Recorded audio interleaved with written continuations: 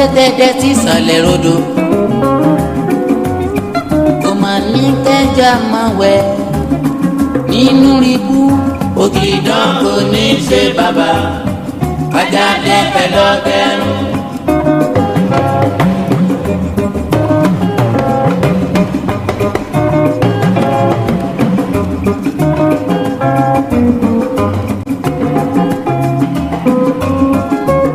bí kọ̀lọ̀kọ̀lọ̀ bá kú sílẹ̀ kì í ṣàdìyẹ ló máa sunkún ògìdán kò ní ṣe bàbá kájáde pẹ̀lọ́gẹ́rùn.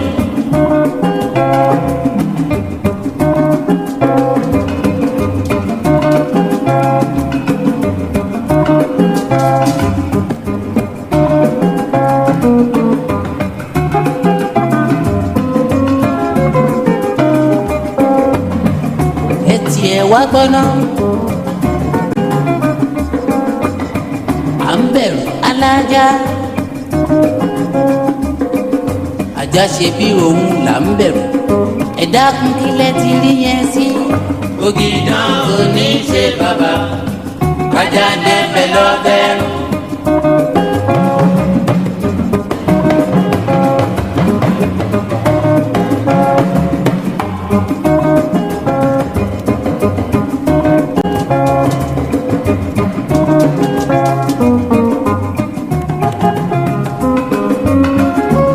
panápaná kan ò sí tó lè para wọ lójú ọ̀run o.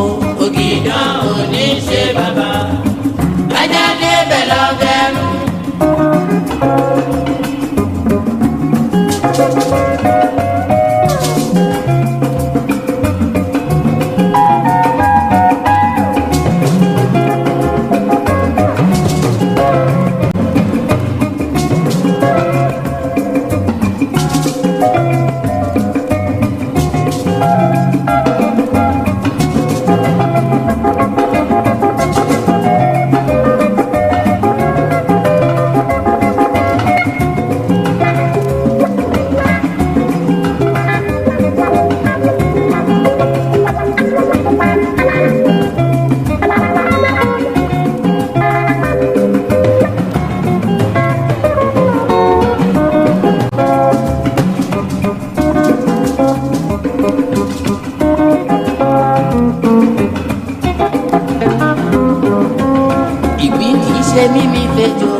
abẹ́rẹ́ kì í ṣe mímí fàdìẹ.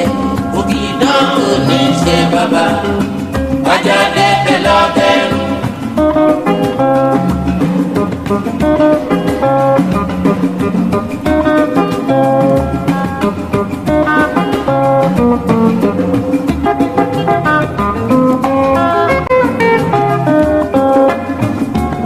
ajá kì í gbó kéyìn ẹ̀fọ́ yọ.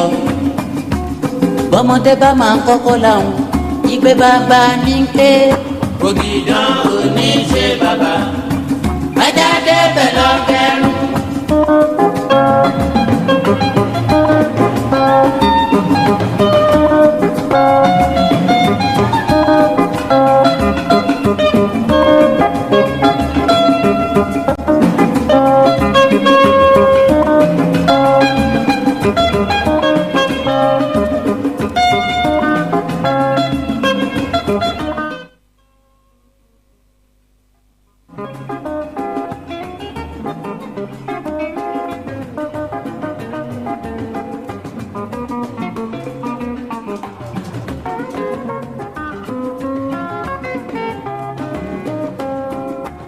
kákúkú pọ̀rẹ́ yẹn ti o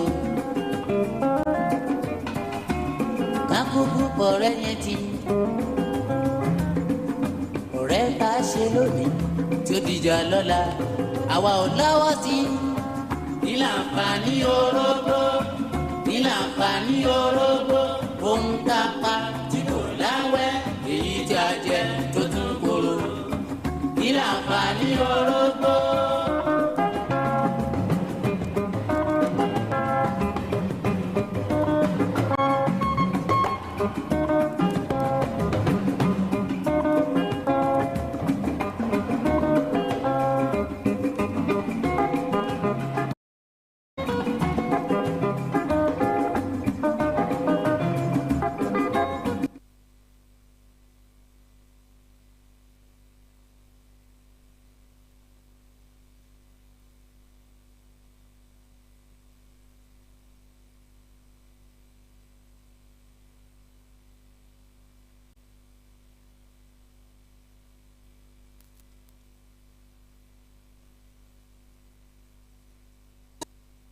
engineer Bami Besoke.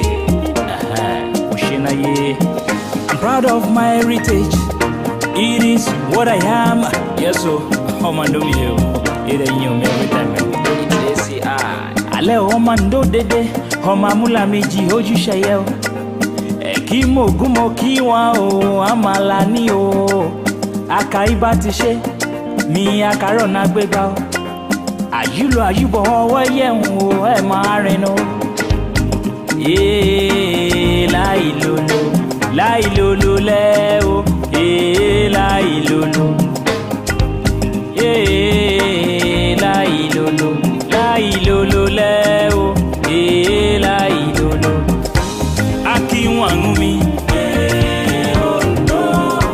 Aki wangumi yo. Hey, see you. Hey, Sonia, no man do. It is a known fact that hey, yo. Hey, Sonuya, no man do. It is a known fact that Ondo guys are doing exploit outside Ondo, in Nigeria and abroad. For this just one reason, that is why I'm calling you. The time to come back home, the time to tap the untapped resources of this kingdom is now. That is why I'm inviting you to the next Ondo Development and Economy Summit that is coming up in September 1st and 2nd, 2022. The idea behind this summit is to harness all available resources. Are we talking about human capital? Are we talking about the arable land that is available? Or are we talking about who we are as Ondo people? What they know us for, a fighter, a warrior.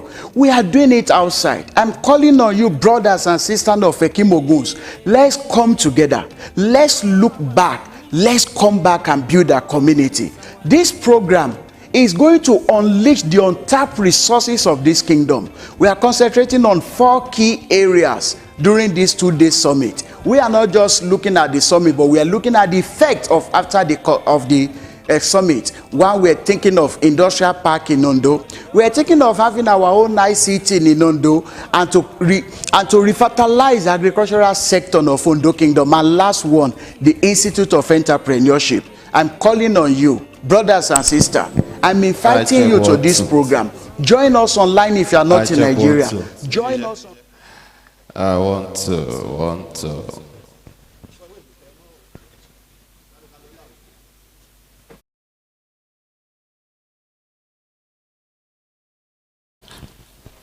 Thank you. Check 1, 2.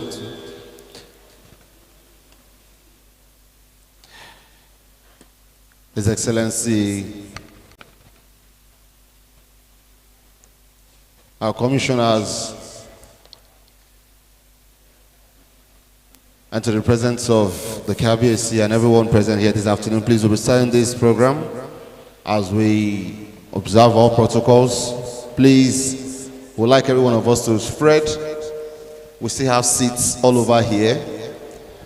And kí gbogbo akabo wí pé akabo sí gbàgede ètò tòní ẹjọ́ ẹ jẹ́ kí a jókòó káàkiri kí a má jókòó sọ́wọ́ ẹ̀yìn fáǹfààní àwa tá wà lápá bí a lè bọ́ sáàrin bíbá ẹ̀ka lè máa wojú gbogbo wa dáadáa ẹ ṣé gan ni ẹ má yẹ ká jókòó sẹ́yìn ẹ̀ kì í ṣe ní ìpamọ́. We'll be starting this program very soon, distinguished ladies and gentlemen. Please, we'd like us to spread. We still have the middle seat. We have seats over here. Please, you can sit down and be comfortable. Thank you very much. We will start this program very soon. Thank you.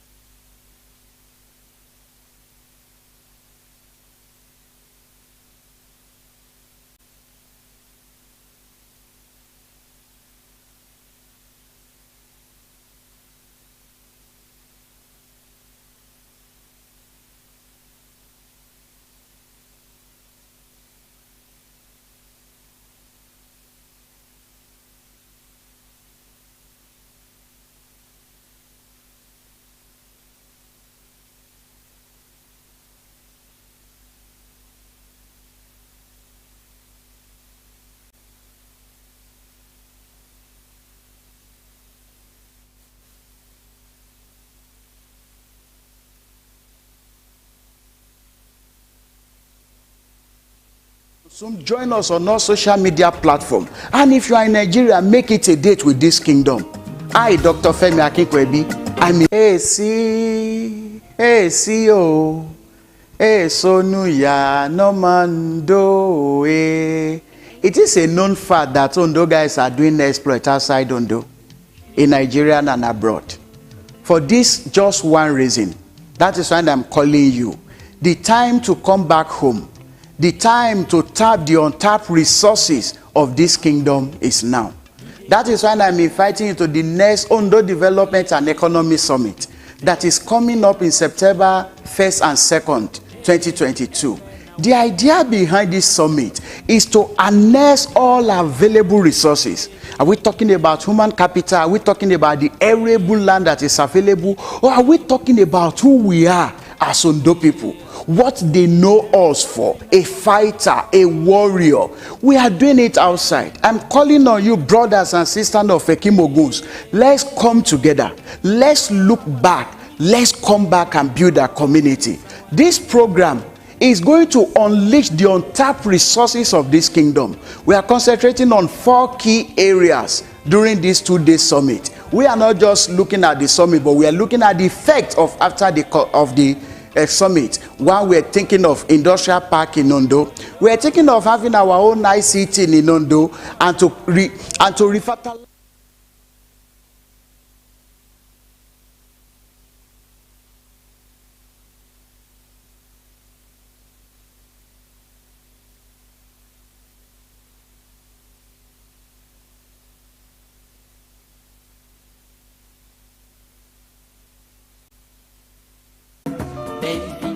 Ebelebe afro bestnet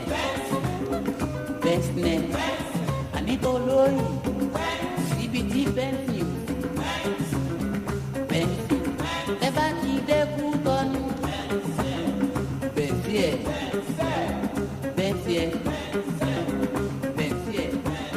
anitoloyi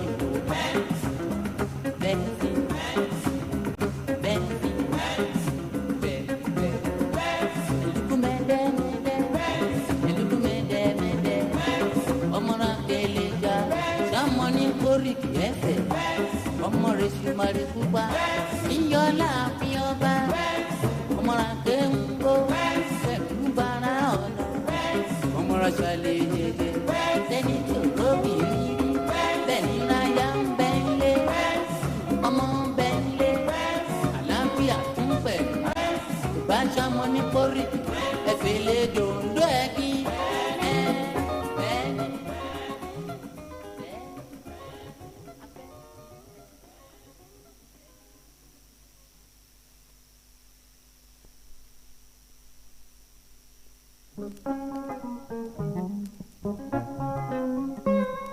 Àríyá ọdún kẹwàá, ẹ wá bá wa jó.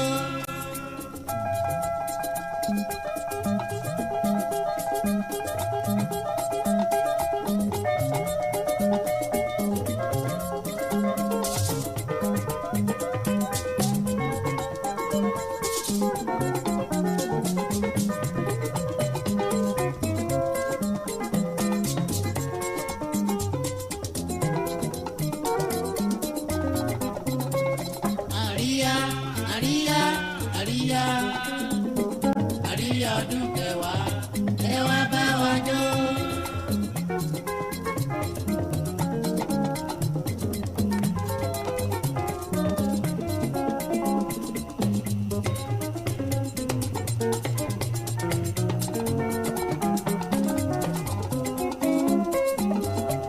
Àríyá ti dé.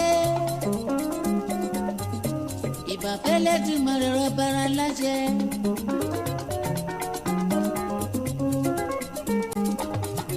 Látijọ́ ta ti bẹ̀rẹ̀ kò séwu fún wa rárá. Ọpẹ́ ní fẹ́lẹ́dùmarè rọ́bà rògo. Àríyá àríyá àríyá àríyá ọdún kẹwàá, ẹ wá bá wa jó.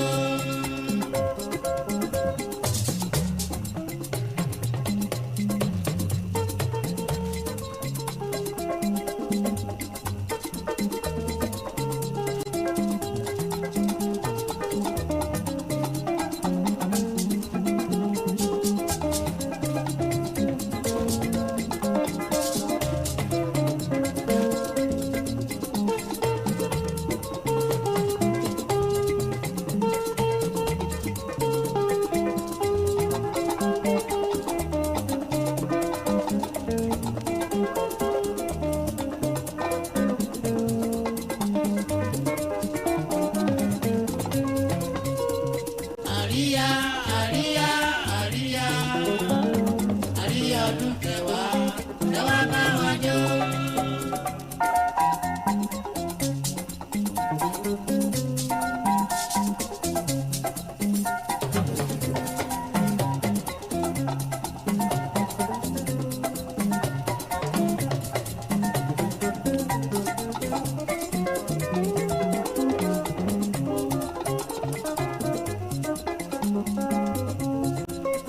Ìrètí dé ẹ jẹ́ ká gbà ká fi mọ́ rí. Ire wọlé wá ẹ jẹ́ ká gbà ká fi mọ́ rí. Ẹ̀yin lè níyàn gbogbo ẹ jọ̀wọ́ ẹ bá wa yọ̀ kẹ́ wá bá wa jó.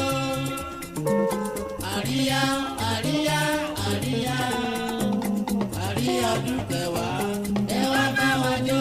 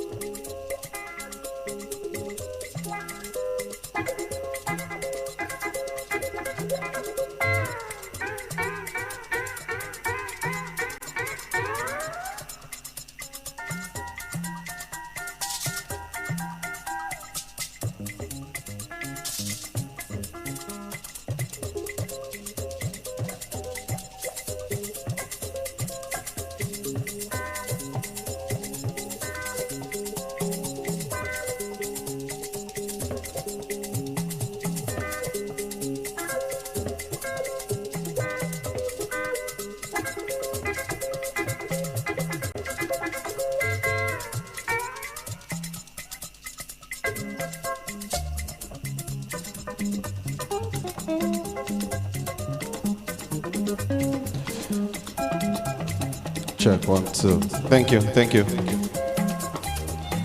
At the arrival of His Excellency, the Executive Governor of Ondo State, distinguished ladies and gentlemen, will kick off this summit here this morning. We'd like to welcome every one of us here. It is my pleasure to announce the arrival of the chief host of this event.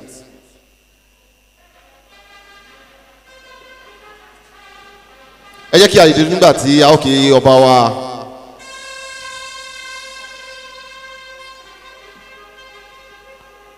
Àwọn ni the chief host, the royal father of the day, and the chief host is Imperial Majesty Oba Dr. Victor Adesimo Kiladejo, CFR of the Jilo III, the Oshemowe and paramount ruler of Ondo Kingdom. Abamishi Abayo.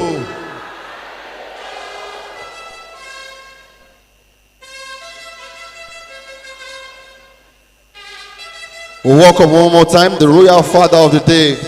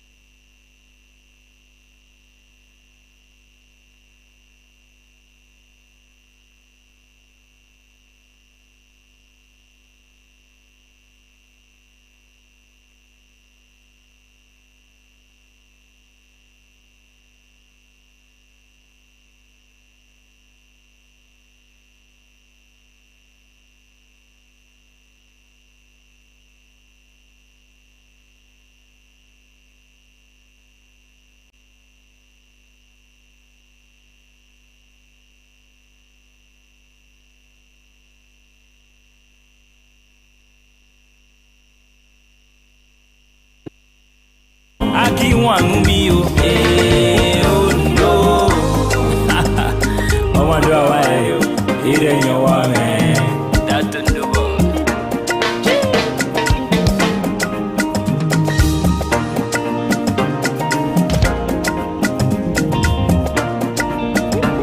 Ondo ekimogun o, motailatu. Ondo ekimogun o, motailatu. Ondo ekimogun o, motailatu se. Ondo ekimogun o, motailatu. Ah, akiwangumi. Ondo. Akiwangumi o. Ondo. Akiwangumi o. Ondo. Akiwangumi o.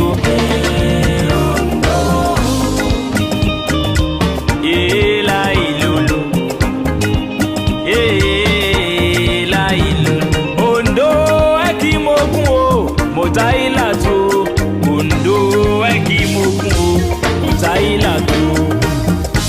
Akiwangumi o, Ondo. Akiwangumi o, Ondo. Akiwangumi o, Ondo. Akiwangumi o. Please, we apologize for that glitch in the power supply. One more time, His Excellency, the Governor of Ondo State, our KBSC would like to start the event right now as we take the national anthem. As we start this event officially, please can we all rise for the Nigerian national anthem? Thank you.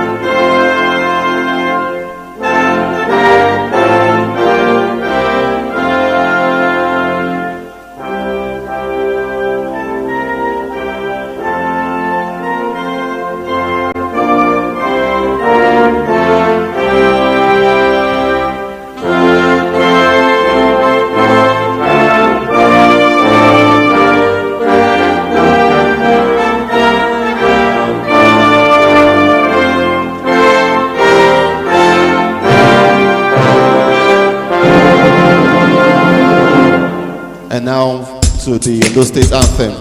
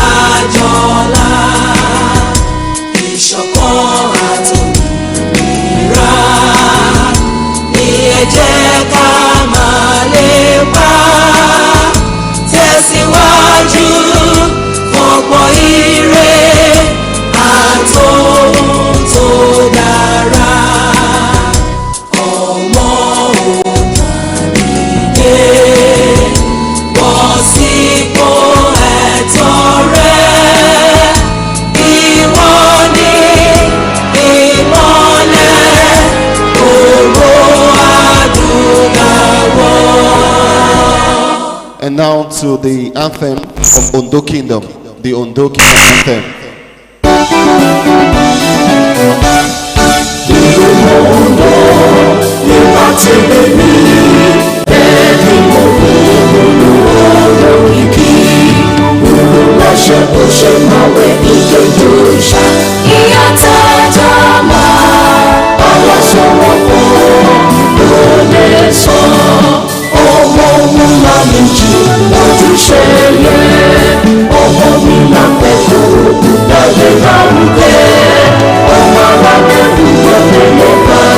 Oh,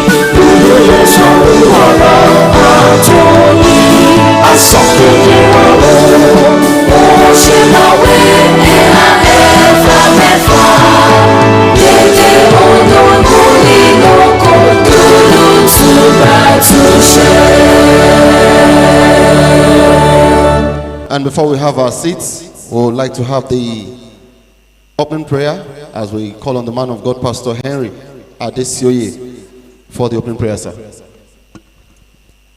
Let's bow our hearts for the open prayer.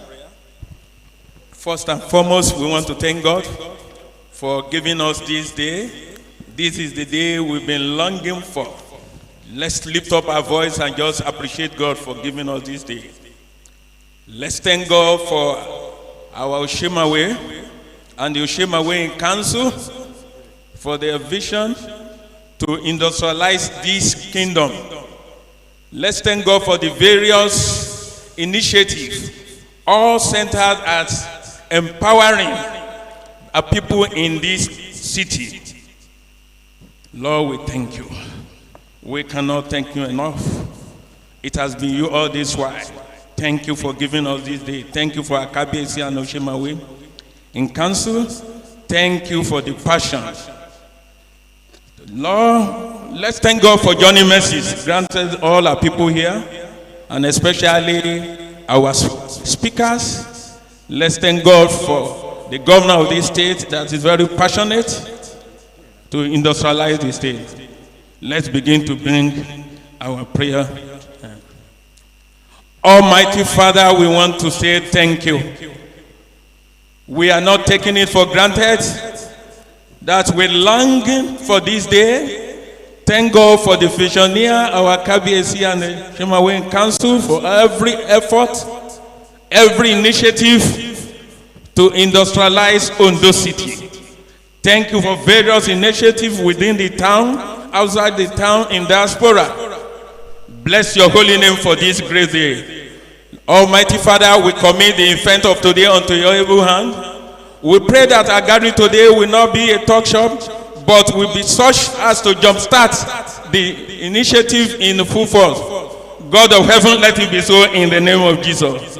This giant stride, let it live long in our heart, and in no so distant a time, let the testimonies be all over that you have come to restore Ondo City to its enviable position among all other cities in Nigeria and beyond, in the name of Jesus. Holy Spirit, take absolute control. At the end of everything, let your name be glorified. In the name of God the Father, the Son, and the Holy Spirit. Amen. Thank you very much, sir. Thank you very Praise much, sir. the Lord. Praise the Lord. Are we not happy to be alive? Today is the first day in the month of September 2022. A very significant day. The day the Lord has made. We shall be glad and we will rejoice in it. Once again, praise the Lord. Ondo dede mokiwa o. Ale ondo dede. Ashe, Mwosan Akaba Ashe. Distinguished guests, ladies and gentlemen, let me welcome us all to the maiden edition of the Ondo Development and Economic Summit, holding here today at the Civic Centre, Ondo City. This program is put together by the government of Ondo State through the Office of PIMO and HESMAC Consulting and Ondo Community through a key investment. Once again, I welcome us all. May I introduce to us this day the Governor of Ondo State, our own Mr. Talk and Do,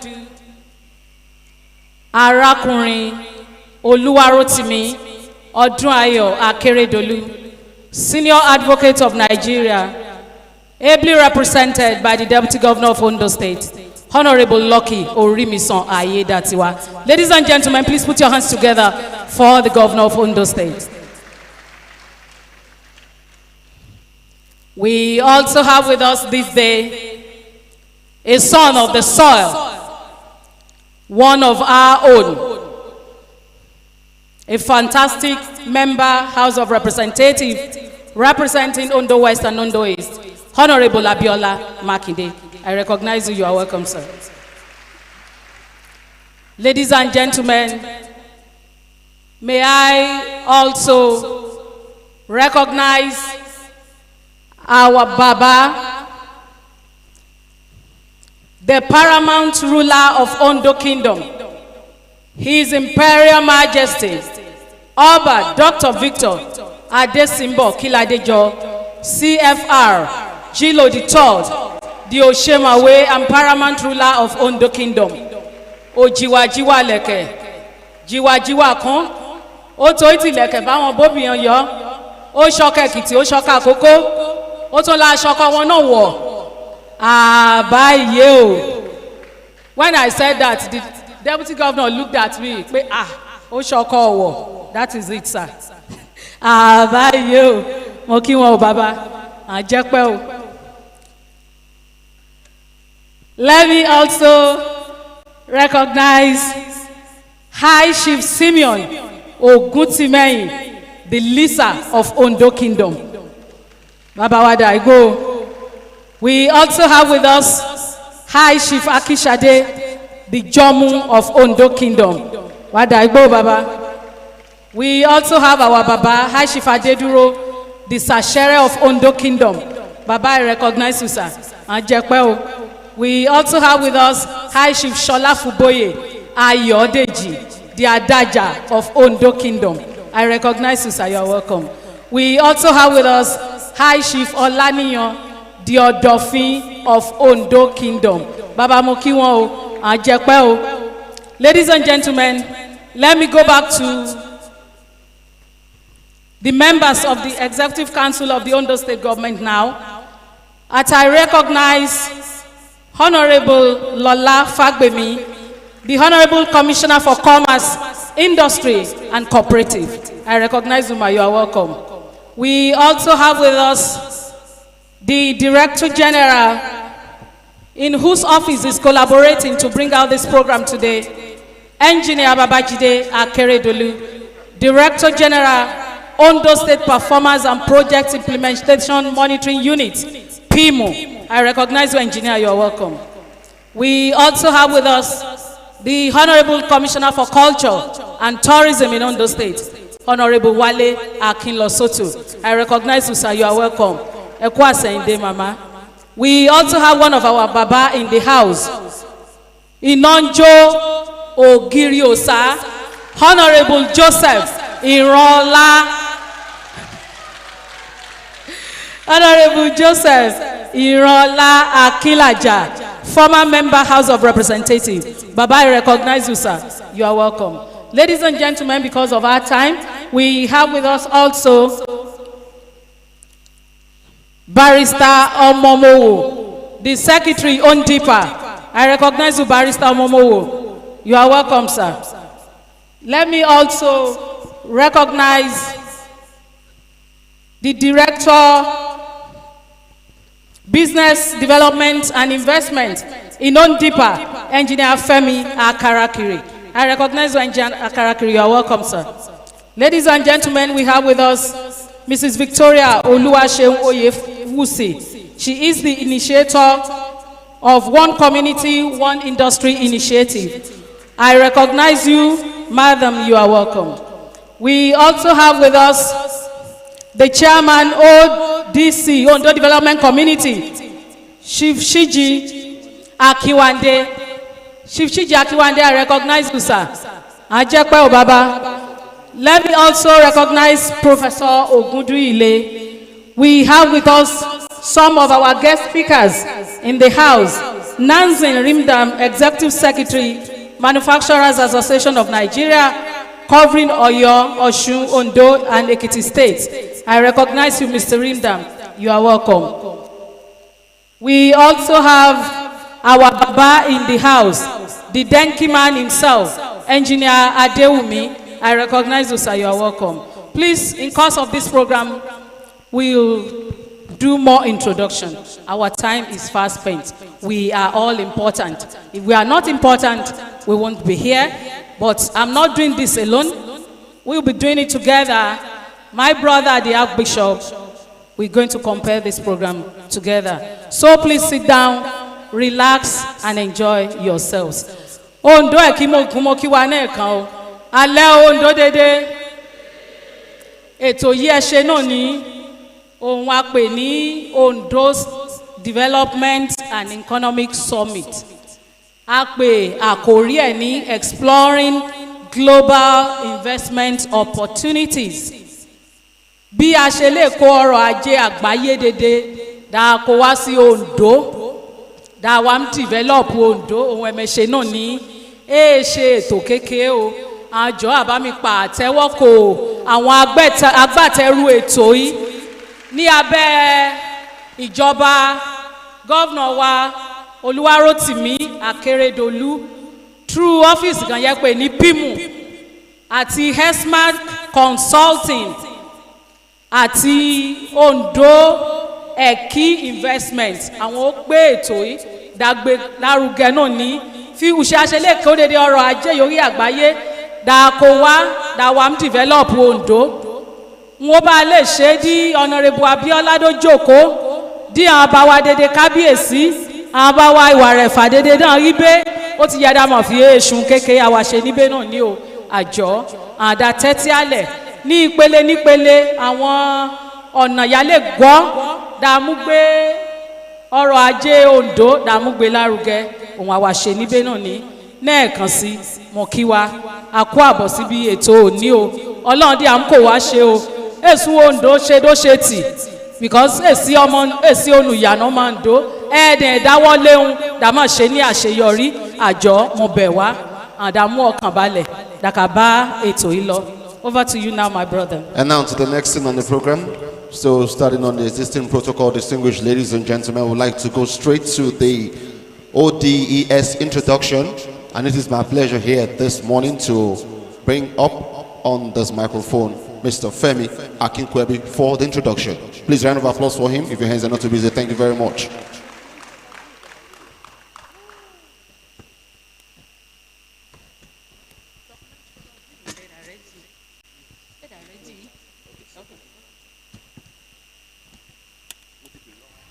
Thank you, Mr. MC and Mrs. MC. Your Excellency, Deputy Governor of Ondo State, Mr. Lucky Orisami Ayedatiwa, you're welcome, sir. My Egbon, Honorable Makinde, you're welcome, sir. His Imperial Majesty, the Oshema Wayne of Ondo Kingdom, Dr. Oba Victor Kiladejo, CFR. Abaye Ibadedewa, you are welcome, sir. Please allow me to stand on the existing protocol that has been already established. It gives me a great honor and delight to welcome you all to this Ondo Development and Economy Summit. This was born out of conscious and intentional effort of patriots, sons, and daughters of this great kingdom.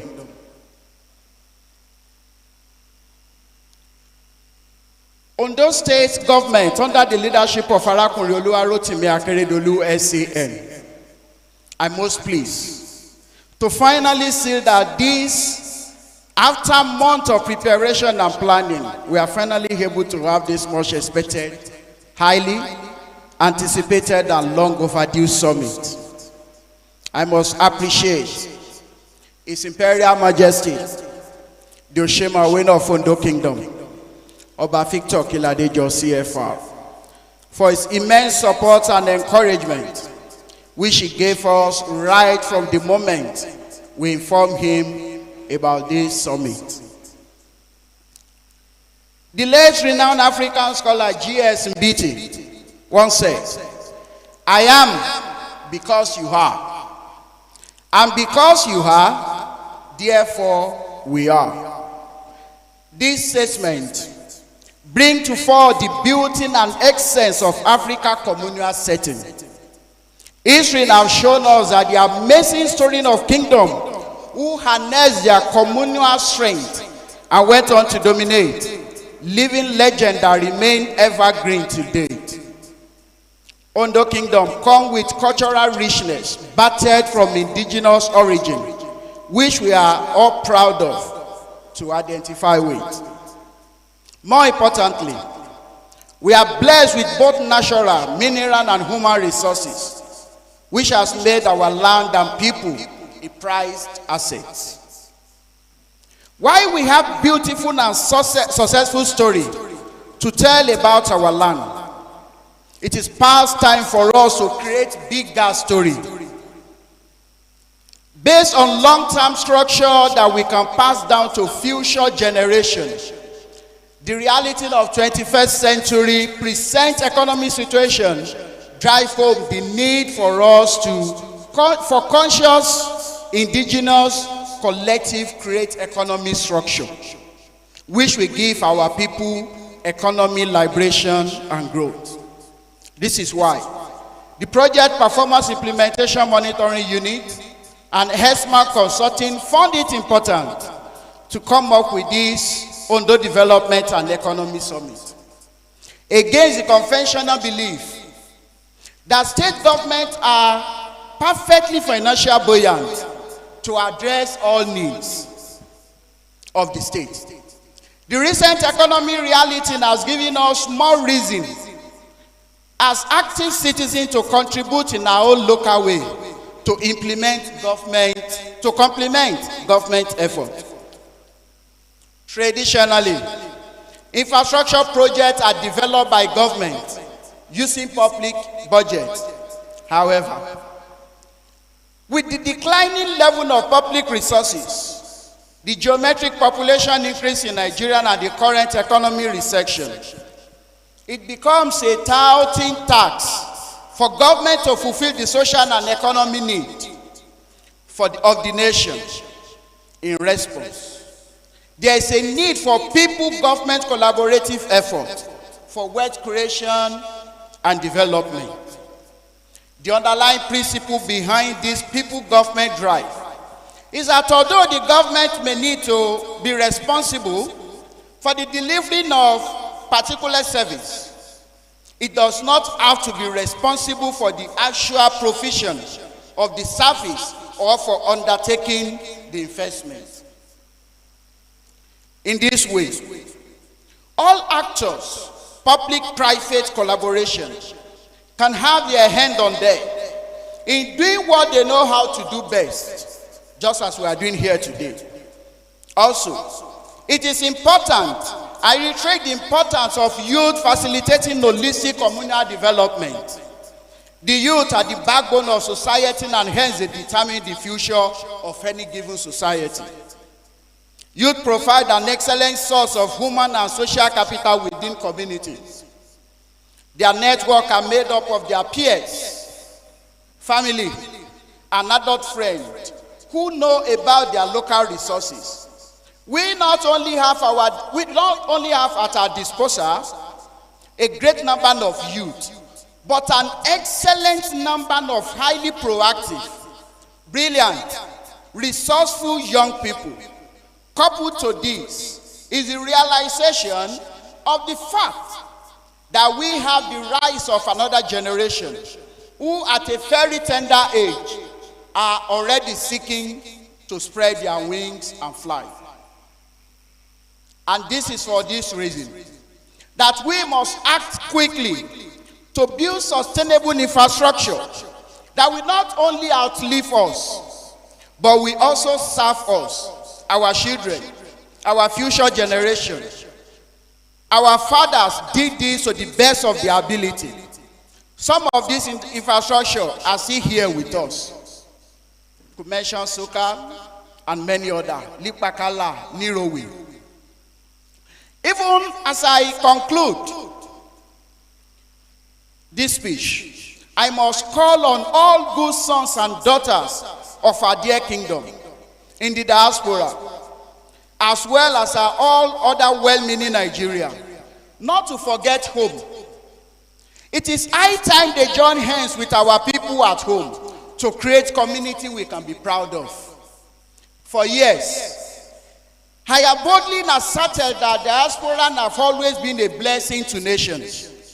There is no nation that has grown without some collaboration or synergy with its witty diaspora.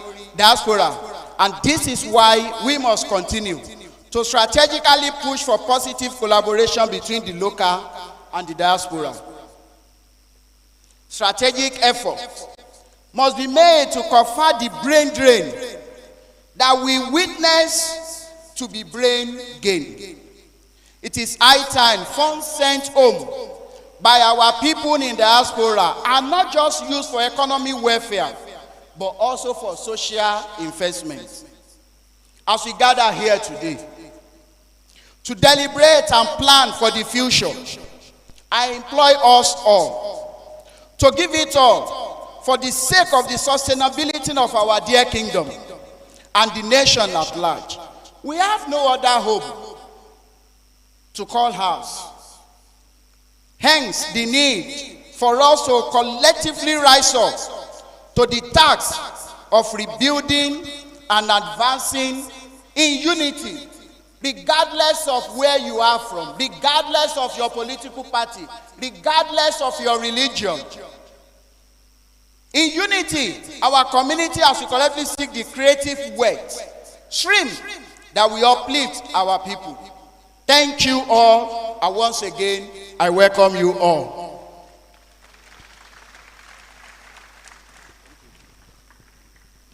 And that was from Mr. Femi Akinkwebe, introduction of the ODS. His Excellency Kabiyesi, our chiefs, our commissioners of protocol duly observed here this morning. Before we move on with this event, we would like us to watch on this screen the Ondo overview, and after that we'll move on with this event. Please, can we have that on the screen? Thank you.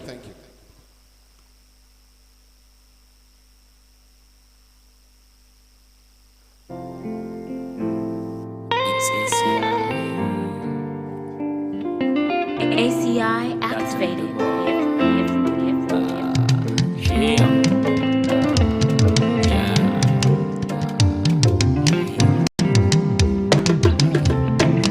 Need a be measure.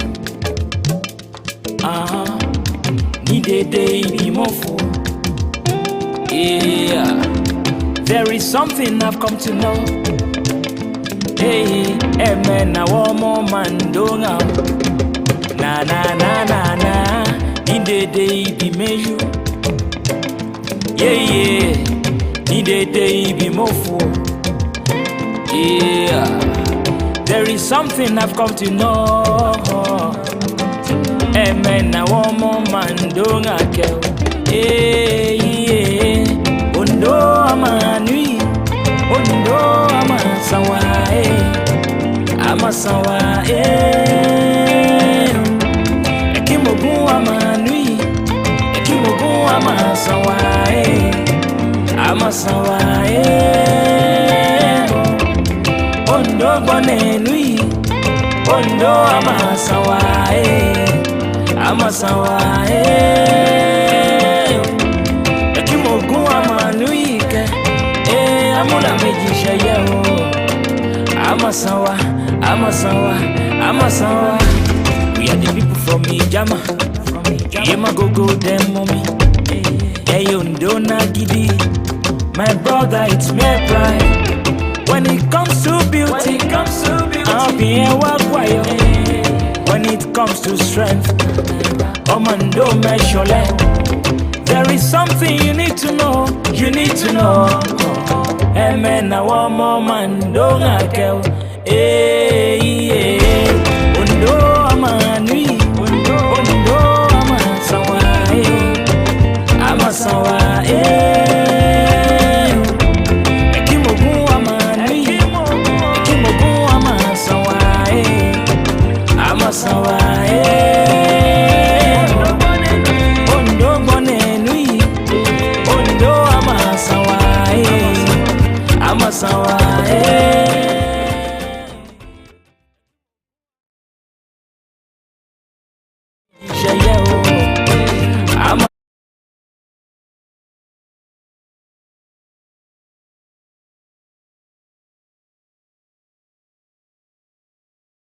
We'd like to move on straight to the next thing on this program without wasting our time. Afekpe Bawa. He is the royal father of today's event and also the chief host. Please join me here this morning to welcome His Imperial Majesty Oba Dr. Victor Adeshimbo Kiladejo, CFR, Jilo III, the Oshemowe and paramount ruler of Ondo Kingdom.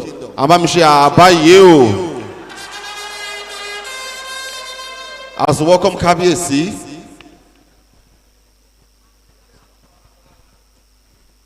for his introduction, sir. You're welcome, sir. Eba mi ṣe àbáyé lẹ́ẹ̀kan sí.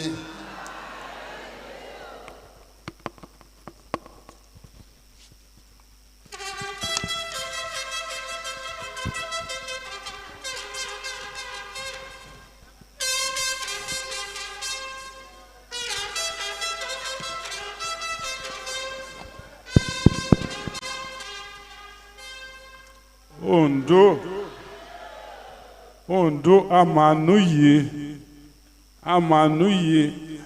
amasanwaye o.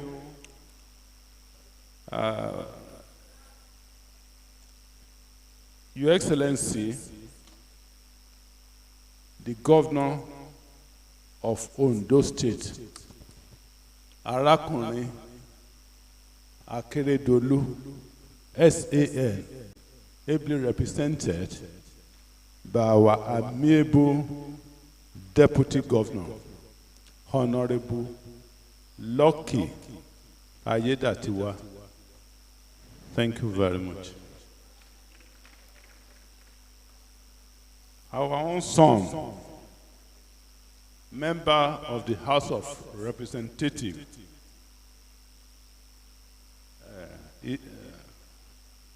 Honorable Makinde,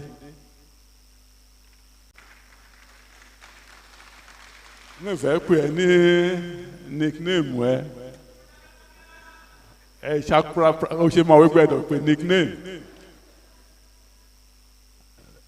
Let me also equally represent our immediate past member of the House of Representatives, Honorable Akinlaja Mokiel.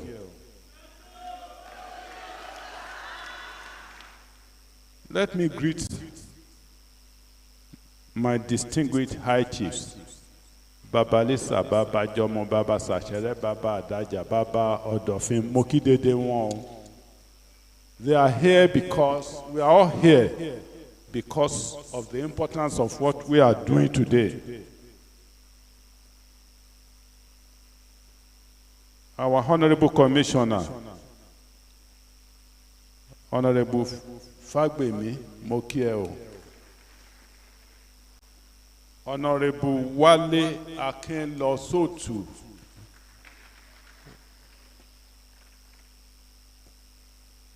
let me quickly recognize the Director General of PPMI, I think. That's Babajide, Engineer Babajide, the son of our governor.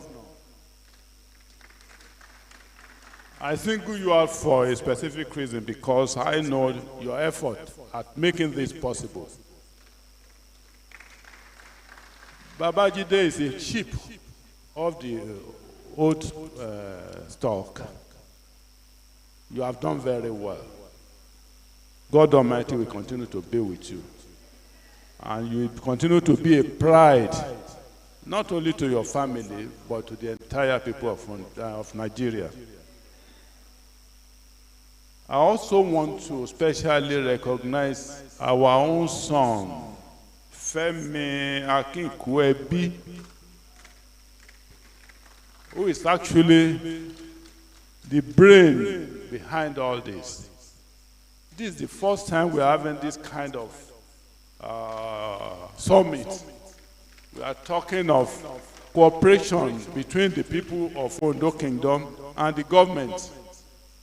I want to especially thank you. He is full of energy and is the kind of person that whatever he wants to do, he puts his body, the soul, the spirit, and everything into it. I want to thank you for what we are doing today. I also want to thank the chairman and members of Ondo Development Committee for obvious reasons. Because the Ondo Development Committee also played very prominent role in making what we are doing today possible.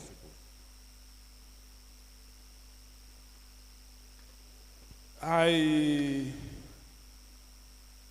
especially want to thank the state government, particularly our own governor, Mr. Talk and Do. He's somebody that is passionate about the development of this state. He's somebody that we have Ondo Kingdom, the people of Ondo Kingdom have a lot of respect for. We want to thank him for all he has been doing, and we also thank him for what he will continue to do. The Almighty God will be with him. No weapon fashioned against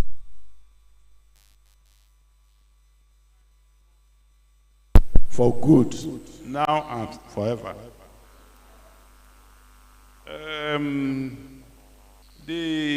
What we are doing today is what our great-grandfathers did before.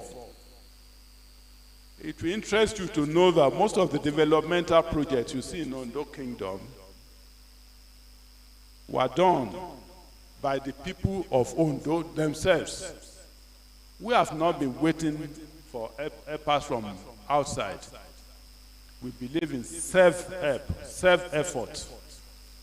We can name so many examples.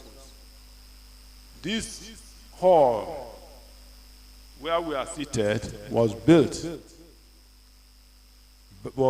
by the people of Ondo Kingdom. I mean, owned by the people of Ondo Kingdom. The development by the physical strength of the people of Ondo Kingdom. I want to seize the opportunity to thank our people. And you can hardly find something like this built by a community itself in this part of Nigeria. There are so many examples.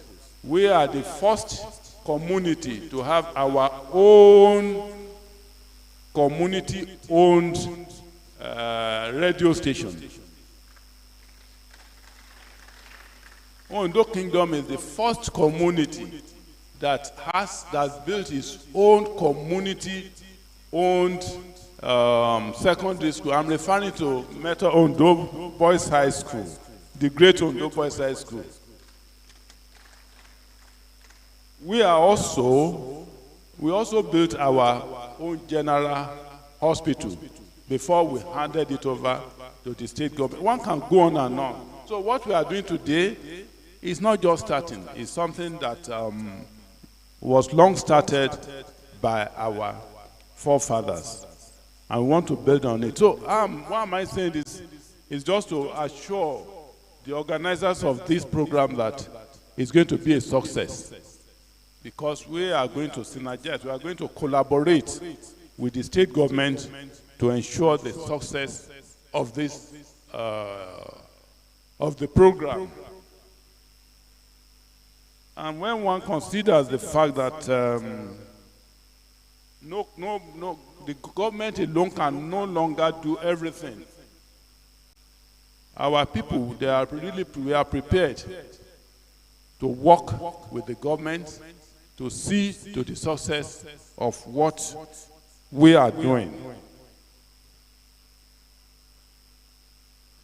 This is important because it's like planting a mustard seed that we know will germinate to a big tree where all of us can be plucking fruit to eat, where we can sit down and enjoy the shade. And I'm sure we are going to achieve what we have set out to achieve. My other concern for what we are doing today is because of our youth. Because we used to, at the time, the theme, our emphasis was, we always say that our youth are our future. ODC, the motto was our youth, our future. Now it's our youth, our present and future. We really need to help the youth. And there's no way you can talk of helping the youth if we don't have economic development. And that's why the idea of Ondo Development and Economic Summit is very, very, very important. And I'm sure the youth will seize the opportunity and ensure that we achieve the desired results.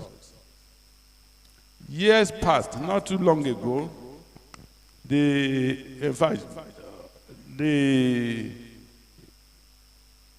Christianity was brought to Ondo Kingdom. We embraced it. With Christianity came civilization.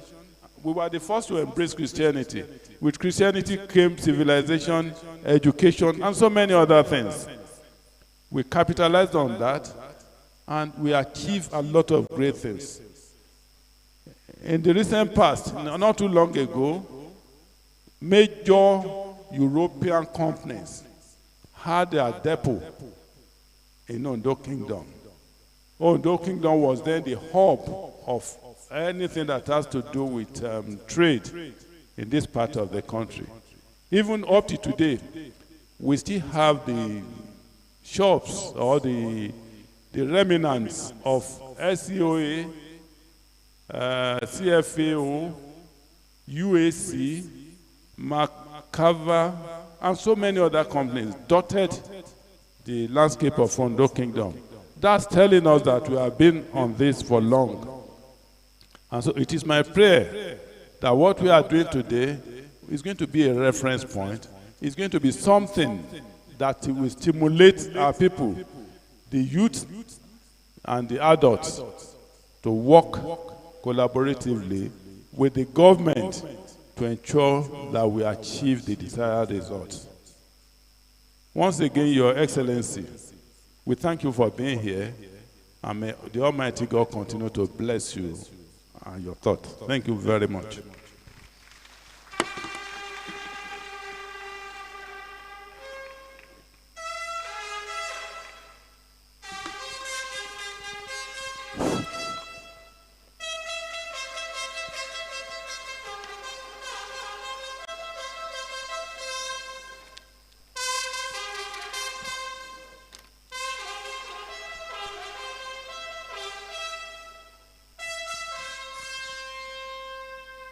àtọ́bá mi fọyà bá iye ò náà kan sí o bàbá wa jẹ́ pẹ́ o.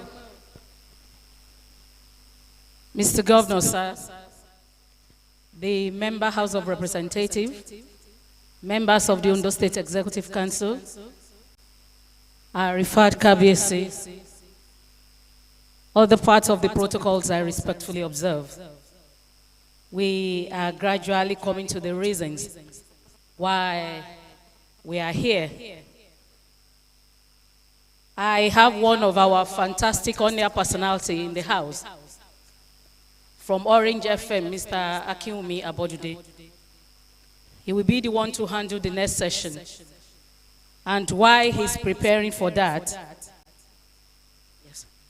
Ladies and gentlemen, please put your hands together as I invite the Governor of Ondo State, our own Mr. Talk and Do, ably represented by the Deputy Governor of Ondo State, Honorable Lucky Orimison Ayedatiwa, as he comes forward to give the Governor's speech. Please, we can do better. Please, please, let's appreciate Mr. Governor. Thank you, everyone.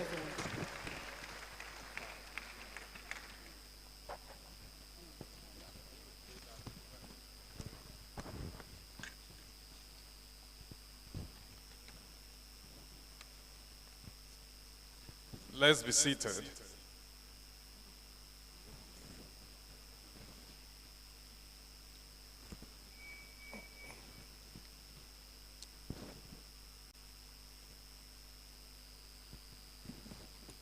the son of the soil, representing Ondo East and West in the Federal House of Representatives, Honorable Abiola Makinde. Osha Prapra, I recognize you. Let me acknowledge the Chief Royal Host, Kabiyesi, His Imperial Majesty, Oba Dr. Victor Adesanbo Kiladejo CFR, the Oshemawe and paramount ruler of Ondo Kingdom. Kabiyesi o, Baba ye o. Let me use that opportunity to acknowledge all our high chiefs that are here with Kabiyesi. Gbogbo àwọn ìlẹ̀kẹ̀ ọrùn pátápátá, gbogbo yín ni mo kí o. The Lisa of Ondo Kingdom, Baba Oguntimehin mo kí yín o. The Jọmú, Ṣàṣẹrẹ, Adájà, Ọ̀dọ̀fin, gbogbo yín pátápátá ni mo kí o. Ní orúkọ gómìnà wa, a kí gbogbo yín. Let me also acknowledge the Honorable Commissioner for Commerce, Industry and Cooperatives, Honorable Mrs. Lola Fagbemi. I recognize you. The son of the soil, the Honorable Commissioner for Culture and Tourism, Honorable Wale Akinlosotu, I also recognize you.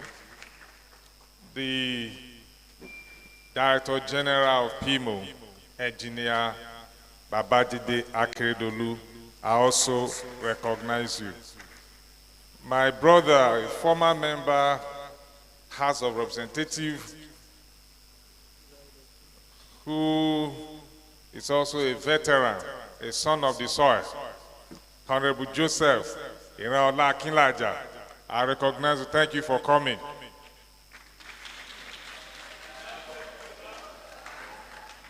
You know, when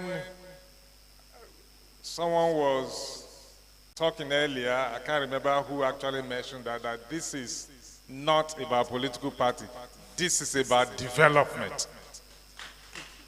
And I'm glad to have you here. Not minding, you know, that this is being put together by this current government through some other private initiative, but you choose to be part of it. That means you believe in development. Thank you for coming. Let me also acknowledge the Secretary of ODIPA, Barrister Femi Omomowo. You are welcome. And also the Director of Business Development and Investment ODIPA, Engineer Femi Akarakiri. You are also welcome. Distinguished ladies and gentlemen, if I have not particularly recognized you, God knows you are here, all of you. All the participants, all invited guests. You know, God has said something about you. He said you are fearfully and wonderfully made. If God speaks of you, that you are fearfully and wonderfully made, even if I cannot mention your name, just know that you are important. Because the report of God is more important than my own report. Or which report will you believe? That of God. So you are all welcome.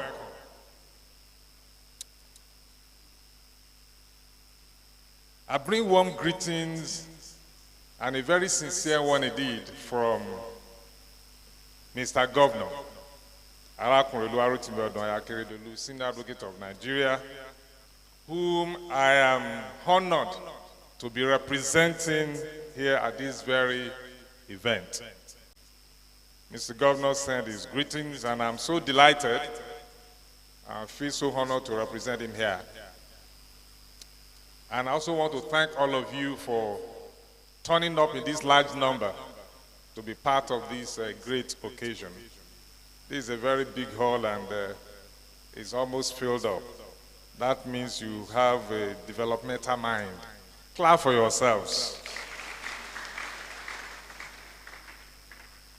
And I can also say that, as we can see from the start of this event, it's truly has become historic, with the people, the caliber of people that are here and the number that are here in attendance. The Ondo Development and Economic Summit, first of its kind. And I want to really thank the initiator of this, Pimu, and my brother, Femi Akinkwebi, that put this together. Thank you very much. Ondo Kingdom is taking a lead in this already. And I believe other communities within Ondo State will follow suit, because we need this.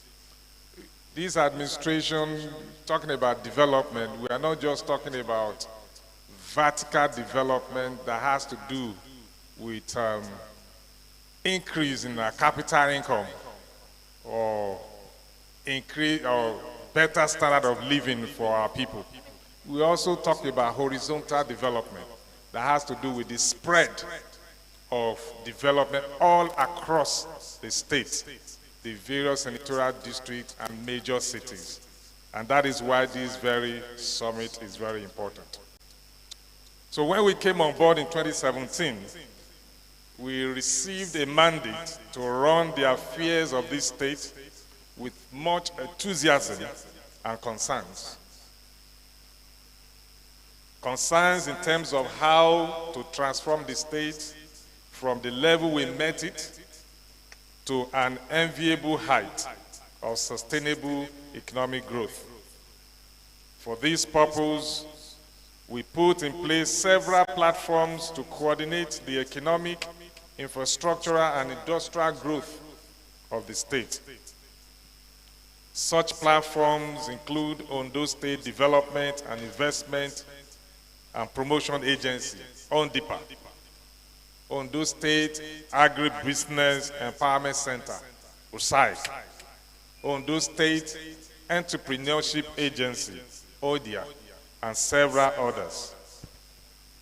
KBC, ladies and gentlemen, the key areas of this summit are no doubt in consonance with the focus of our administration, as encapsulated in our redeemed agenda, which is tailored towards the Sustainable Development Goals, SDGs, for purposeful and impactful deliverables. The strategic plan of our government has been to create an enabling environment for the industrial and infrastructural development through collaboration with credible private sector investors. These efforts culminated in the development of the Ore Industrial Park on 1,000 hectares of eco-friendly economic and industrially zoned land in partnership with Hesmark Industry Limited and other government-facilitated, privately established industrial parks such as Ondo Leyin Industrial Hub, the upcoming Manko Allied Industry Limited Modern Industrial Park, and Ondo Guangdong Free Trade Zone. Within the Ondo Leyin Industrial Hub, several companies have been established and are operational. Today, we have the following industries operating at the Ore Industrial Park: automobile assembly plant, paper mill factory, textile and fabric factory, ethanol production factory, MDF and HDF Marine Factory, Alas Charis LPG, Somos Solar Company, ASB Valiant Company, ATC Global Wide. All of these are in our zone. It is noteworthy to inform you that the state government is vigorously pursuing other projects at different locations within the state. Projects such as deep sea port development in Ilaje local government area, down south, bitumen exploitation in Irele local government, the Southern Senatorial District, road constructions all across the various cities in Ondo State, housing development, sugarcane to ethanol project, free trade zones development, commercial fishing project, transport and logistics hub, ICT development, etc., etc. All of these are to put in different locations all across the state so that we can have a horizontal development all across the state. All these investments are to be midwifed under a well-structured, economically viable private-public partnership arrangement. In the area of agro-processing, we are attracting local and international investors through the marketing of areas of our competitive advantage as a state. Ondo State, highly developed human capital, mineral resources, fertile agricultural land, relative security, and more importantly, the hospitable nature of its citizens and residents have made some private investors to choose the state as destination for their investment. Cabeces, ladies and gentlemen, it also gladdens our heart to inform you that several companies have been brought into the state's Red Gold Initiative program, designed for resurgence in palm oil product development. We are delighted to inform you that over 60,000 hectares of land had been allocated to several oil palm farmers, such as JB Farms Limited, Sudit Oil and Chemicals Limited, Ella Lakes Limited, Bambi Farms Limited, amongst others. The idea behind the Red Gold Initiative project is for the state to set aside land for the development of oil palm plantations to credible and net worth investors having the financial and technical capabilities to cultivate and process oil palm produce in the state, so as to enable the state to take a lead in oil palm plantation development and oil palm products in Nigeria. In all, an investment value of over 65 billion has been attracted to the state in the agricultural sector.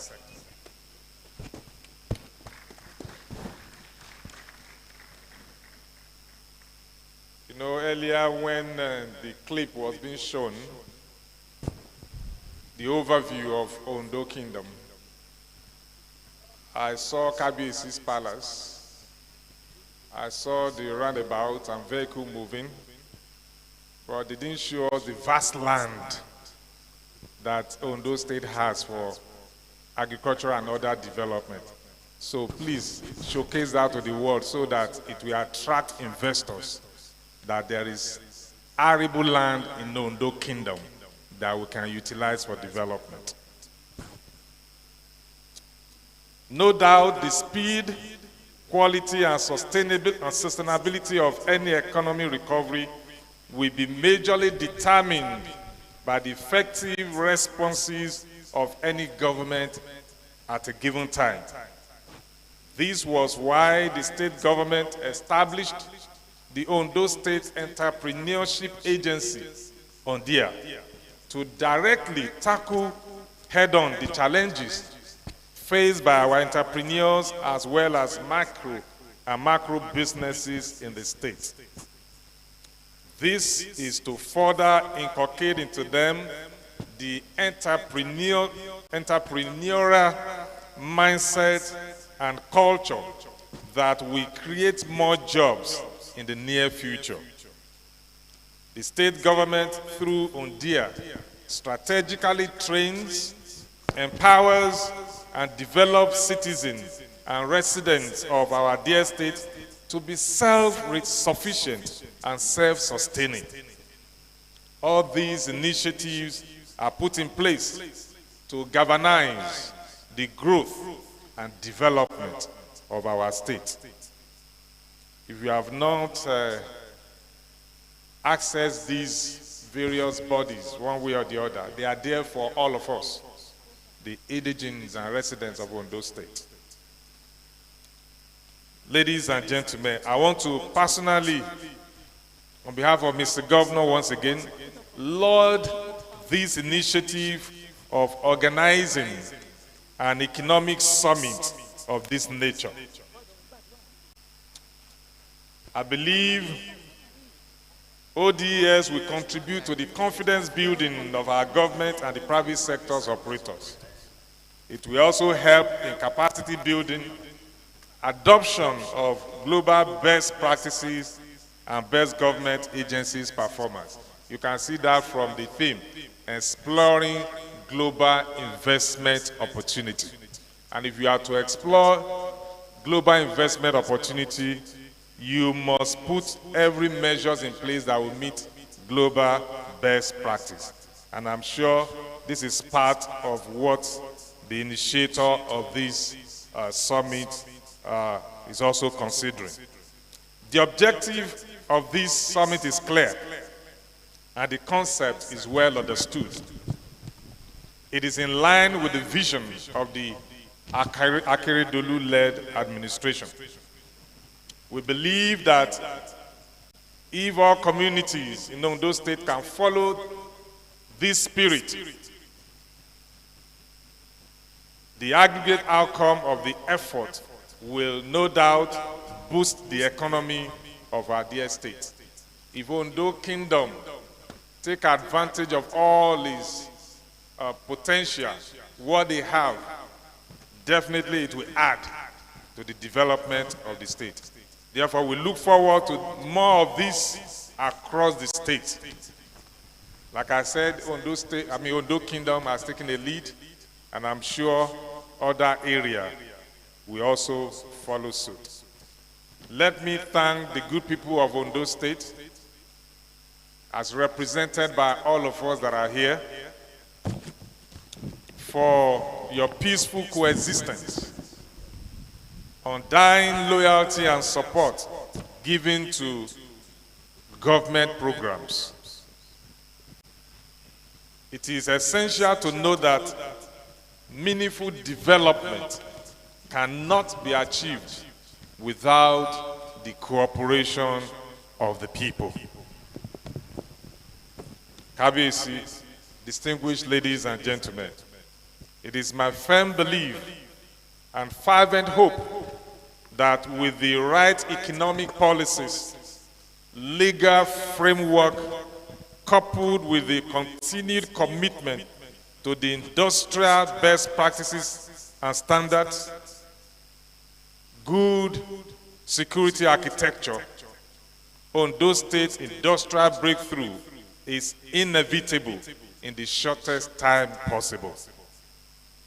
Let me once again commend the organizer of this summit for this wonderful initiative and idea in complementing our top-notch policies and programs geared towards the socio-economic development of Ondo State. I wish you all a productive, fruitful, and enjoyable summit. Thank you for listening, and God bless. Thank you very much, Mr. Governor. Please let's put our hands together very well, ladies and gentlemen, to appreciate the Governor of Ondo State, Arakunrin Oluwarotimi Odunayo Akeredolu, ably represented by the Deputy Governor, Honorable Lucky Orimisan Ayedatiwa. Thank you very much, sir. We are so grateful. Well, in case you are just joining us, we are still on the Ondo Development and Economic Summit 2022 with the theme, Exploring Global Investment Opportunities. Motigiya wa nẹ̀kan, mi bí a ṣe lè kó ọrọ̀ ajé àgbáyé dédé da kó wá sí ìlú Ondo, ohun ẹ̀ṣẹ̀ níbẹ̀ ní òní. Deputy Governor wa dẹ̀ ti mú ẹ̀hún bá àwọn ohun yìí ìjọba Yorùbá ló ti ṣe as far as economy is concerned ní ṣókí. So to wá dẹ̀ ní yàtọ̀ náà Ondo nítorí mo máa fọ ìbọn sàn ibẹ̀ ti bá Ondo dédé nẹ́ẹ̀kan sí mo kí wa for àkú ìjókòó. Mr. Governor, sir, may I quickly recognize Mr. Olumbe Akikugbe, the Executive Chairman, Ondo State Information Technology Agency. I recognize you, sir. You are welcome. We also have with us another son of the soil, Mr. Tolu Adegbie, Executive Chairman, Ondo State Internal Revenue Services, ODIRS. I recognize you, sir. You are welcome. We also have with us Otumba Muyi Olorun Ogunwumiju, APC candidate, Ondo West Constituency 1. I recognize you, my brother. Professor Ogunduile, immediate past VC Osustek. I recognize you, Prof. You are welcome. Princess Fade Jogun Ade Ayola, CEO Eki Chat Show.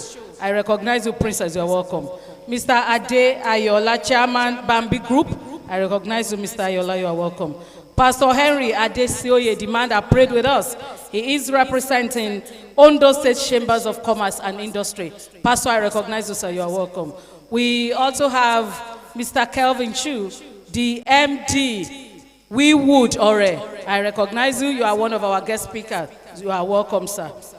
May I also recognize Dr. Tola Awoshika. I recognize you, Dr. Awoshika. You are welcome. Honorable Ade Adeni. I recognize you, sir. You are welcome.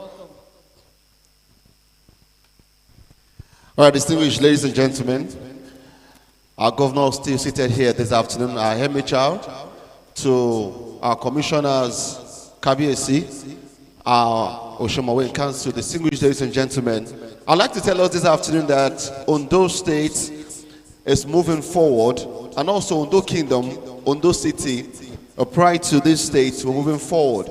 In a bid to move this city forward, we have young men who have strived hard to put us on the map in entertainment.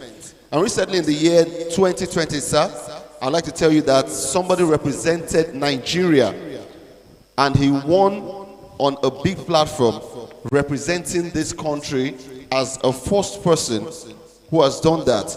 It is my pleasure to tell you that this young man is from nowhere else but from Ondo town.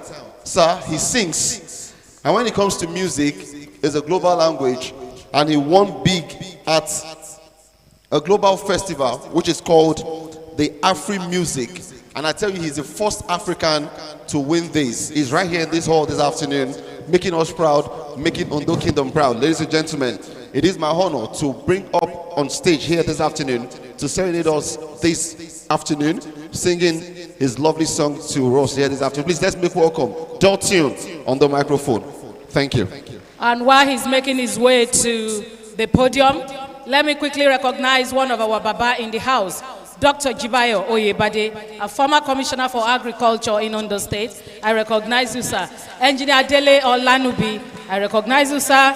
And Chief Sir Ayo Akibule, I recognize you, sirs. You're welcome. And ladies and gentlemen, we present to you Dotune. Thank you. Abayo. Ekimogun Sheyo. Sheyo. Only in your me every time when you call. Omando me, it in your every time.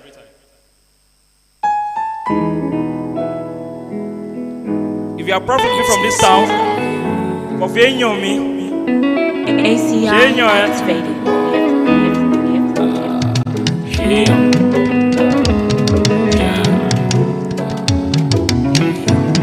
Okay. Need a day be measure. Need a day be more for. Yeah. There is something I've come to know. Hey, hey man, I want more man do now. Na na na na na. Need a day be measure. Yeah yeah. Need a day be more for. Yeah, there is something I've come to know. Hey man, I want more man, don't I care? Hey, Ondo amanui, Ondo amasawa, amasawa, ekimomu amanui, ekimomu amasawa, amasawa, Ondo bonenui, Ondo amasawa, amasawa, ekimogun amanui ke, amuna meji seye o, amasawa, amasawa, amasawa. We are the people from Ijama, Ijama go dem mommy, hey Ondo Nagidi, my brother it's my pride. When it comes to beauty, I'm here quiet. When it comes to strength, Ondo measure. There is something you need to know. You need to know. Hey man, I want more man, don't I care? Hey, Ondo amanui, Ondo amasawa, amasawa, ekimomu amanui, ekimomu amasawa, amasawa, Ondo bonenui, Ondo amasawa, amasawa, ekimomu amanui, amuna meji seye o, amasawa, amasawa, amasawa. Anta ibo adajason, dajason. Eki ba me akidi se la la se bo. Bi mo ise koyane. Oya ba mi me wuro, ba mi me firi dimba lo kili dingbele na lo mi golu. Ba ile de na gbogbo ke o yan jeja. Ondo amanui, Ondo amasawa, amasawa, ekimomu amanui, ekimomu amasawa, amasawa, Ondo bonenui, Ondo amasawa, amasawa, ekimomu amanui, amuna meji seye o, amasawa, amasawa, amasawa, amasawa, amasawa, Ondo, Ondo, amasawa. Cheyo. Thank you very much. Thank you very much. That was from Dotun, that's Ondo Boy. Distinguished ladies and gentlemen.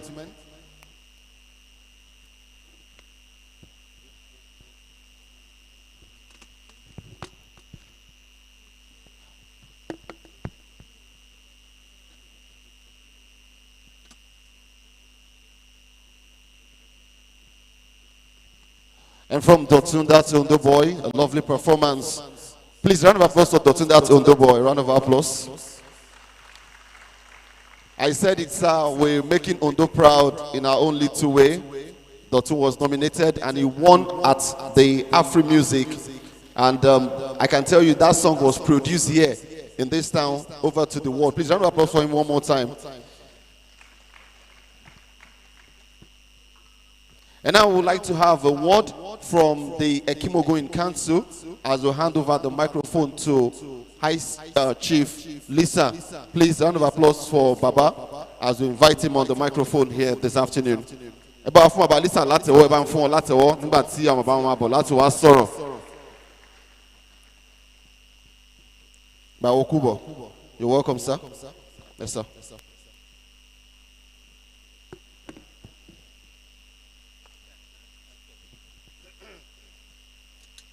Your Excellency, our amiable Governor of Ondo State, Arakunrin Rotimi Akeredolu, ably represented here today by our amiable to Deputy Governor. Ayedatiwa, you are most welcome. Our Kabiyesi, you are most. All other, I think I have to stand on the existing protocol for lack of time. I thank the organizers for giving me the opportunity, because the governor has said a lot, in his speech to us. And I think we should react, or at least say one or two things that readily come to our mind. Our Deputy Governor, our greetings to our governor. We continue to appreciate him. We really know his anxiety for industrialization of this Ondo State. A time there was, you even see mentioned it in his speech today. There are two major projects, apart from all that has been said. This deep sea port. If the deep sea port comes online, I'm sure a lot of economic development will arise from it in Ondo State. Bitumen, we have been talking about bitumen as far back as 1965, when S.L. Akintola was mentioning it. And our governor, I'm sure, is hoping, is proposing to make sure that this bitumen comes to reality.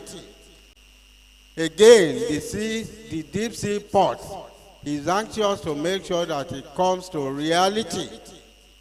And by the grace of God, all this will come into reality in Ondo State. But where I'm heading for, I have raised it with him before, with the governor. All this industrialization, all these companies at everywhere, the main thing that can really help in industrialization is power. If we don't have power, I can't see. Diesel now, I don't know how much it is. So people who are not even keen, to do anything in this place, if we have power, and when I raised it with the governor at one time about this Omotosho, if Omotosho, which is being set up by federal government, cannot fly again, is it possible for Ondo State? Because I think he even told me that we are trying to do our own. So can we look into that possibility, our Deputy Governor, so that if we have power, because without power, all these things we are saying, nobody will have the money for, what do they call it, diesel. It won't fly. So if we have power, then we'll be able to do most of these things. The other thing we want to credit the governor for, or appreciate the governor for, is the security, is the arrowhead, to ensure security of this place. With his Amatekun, is the champion, is the everything. So if we have security and we have power, Ondo State will just be probably the best state in this place. We appreciate him, we thank him for his efforts.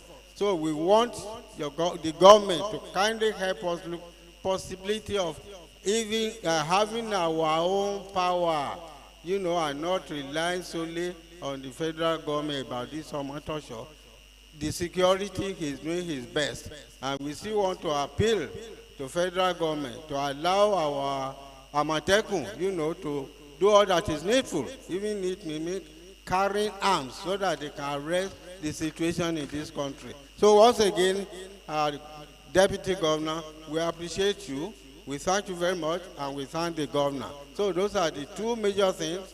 Security is being tackled, but we want more power, for our Amatekun. Power electricity. That's how the industrialization can really materialize and be meaningful. Thank you very much. Thank you very much. From High Chief Simeon Oguntime, the Lisa of Ondo Kingdom. Akibabawa, thank you very much, sir. As I sit down, I would like to recognize the presence of Dr. and let me add barrister to it, Dr. Jibayo Adeyeye, the Special Advisor to the Ondo State Governor on Strategy, Political and Legislative Matters. Sir, you're welcome. Recognize the play Latewo. Sir, this is a man who loves Ondo so much. His Nibanola farm is a place to visit. I tell you, sir, it's a talk for another day. We're building a film industry in Ondo town. Recently, I shot a movie which was nominated for the African Magic Viewers' Choice Award. And in a bid to do more for Ondo town, produced in this town, in a bid to do more, we shot a film recently featuring people like Shola Shobowale and the rest. And Honorable Dr. Jibayo Adeyeye gave us his farm to shoot. We did principal shooting on his farm. Please round of applause for him one more time. Thank you very much for all you do to develop Ondo Kingdom. God bless you, sir. And from there, we'd like to also recognize the presence of Engineer Ayotunde Bali, the CEO of Avo Finance Limited. Mr. Bali, you're welcome. Thank you very much. Thank you very much, Archbishop. Mr. Governor, sir, Member, House of Representatives, members of the Ondo State Executive Council, our referred KBSC, the Oshemawe in Council, distinguished guests, ladies and gentlemen.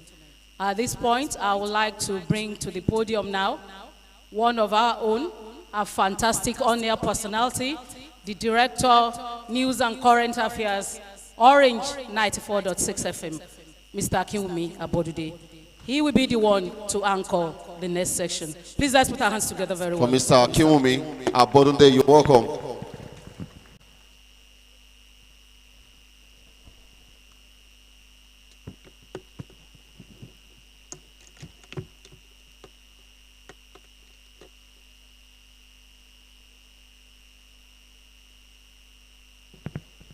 Mr. Governor, represented by his deputy, Kabiesi, the Oshemawe of Ondo Kingdom, of course, Member House of Representatives, members of the State Executive Council, the revered chiefs of Ondo Kingdom, and of course, all sons and daughters of Ondo Kingdom. Ketirio, will you accept me into Ondo Kingdom? Kabezi, I am your son, and you have accepted me. I am a son of Ondo Kingdom. So, distinguished ladies and gentlemen, what we have come here to do today is not just about today, it's about the future of this land, and by extension, the future of our great nation.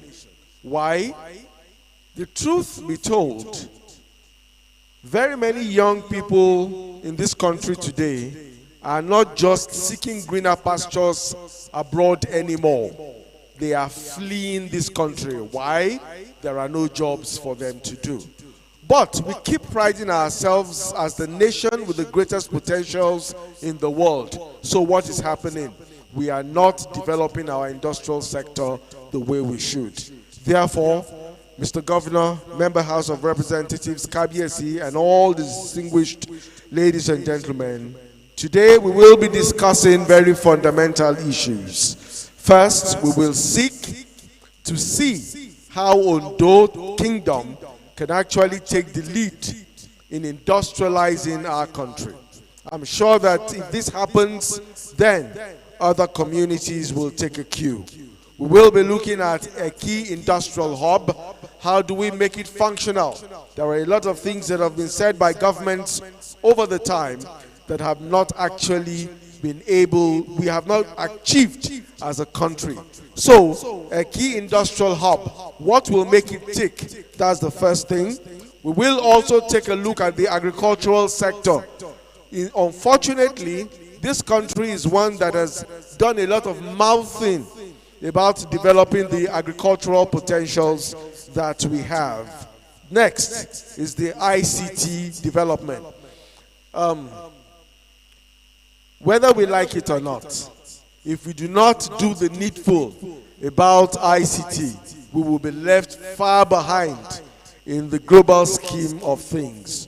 So, distinguished ladies and gentlemen, of course, respectfully, the governor, the KBSC, and other top officials of government, we shall start today by taking a look at how to make the Eki industrial hub tick. And to discuss these issues are five.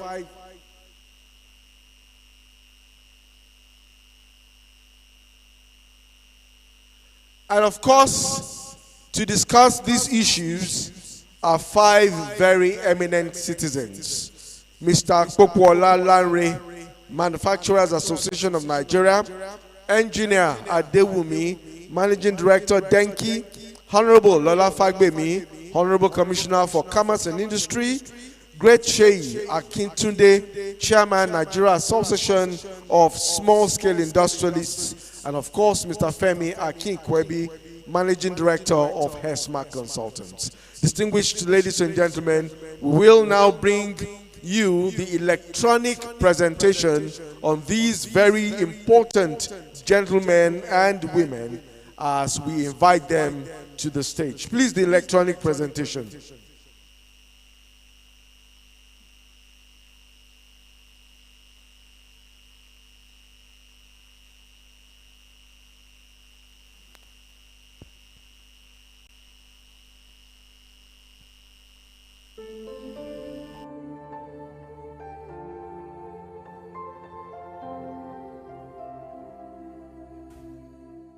Ondo is one of the developing states.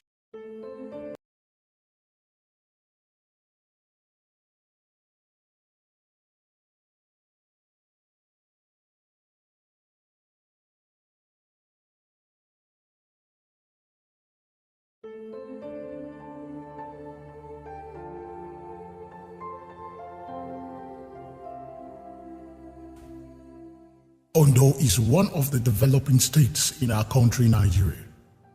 In the early stages of life, we have countless production industries situated here in Ondo. But as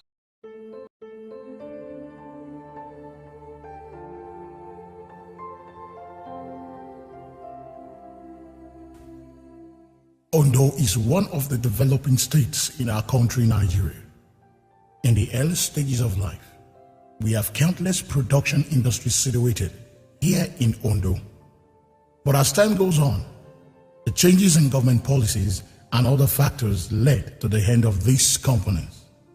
Ondo town as a body has always been in the forefront of development as far as Ondo State and even Ondo Province is concerned. Talking about Ondo Province, we are talking of Ondo that extends to the Benin. We are talking of Ondo that covers Ekiti, Akoko, and even part of Kogi State. When we were growing up in Ondo, we had Nirowi, we had Premier Metal, and these were government facilitated projects. We also had individual industrialists in Ondo Kingdom. We had the likes of Are Igbekoyi, S.N. Agumbiade, S.A. Oladapo, my dad, S.O.K. Adeye Soka, Akin Jagunla, Akin Onu. These were indigenous industrialists that had so many business ventures in town. People were into cocoa. We hear of the Akinolas. We hear of Oladapo Sawmill. We hear of Mana Bakery. We also hear about so many private sectors, people into petroleum businesses, Soka Petrol, Soka Gas, We have so many things like that, and some businesses, some women were good in the textile businesses, in the daily need businesses. We used to hear of Mama John Holt. My own mother, though she's still alive, was a strong member of the John Holt and GB Oliver's major distributorship. And one thing about Ondo, when we have only 5 chambers of commerce in Nigeria, Ondo City was number 3 in 1962. Wow. They have their office at 2 Oge Street. Wow. 1962. After Lagos, Ibadan, there Ondo. Looking at all of this, the industrial level of impact is not positively felt for good on community development. Due to this, Others is aimed at making sure we have a new dawn here again in Ondo. Our synergy and cooperation is really key in making sure we accomplish this mission. Here today in August 2022, speaking on the topic, effects of industry in community development, are Mr. Popola Lanri, person in charge of Manufacturing Association of Nigeria. We have Engineer Adewumi Enki, Honorable Fagbini, Great Sheyi Akitude, and Dr. Femi Akikwebi.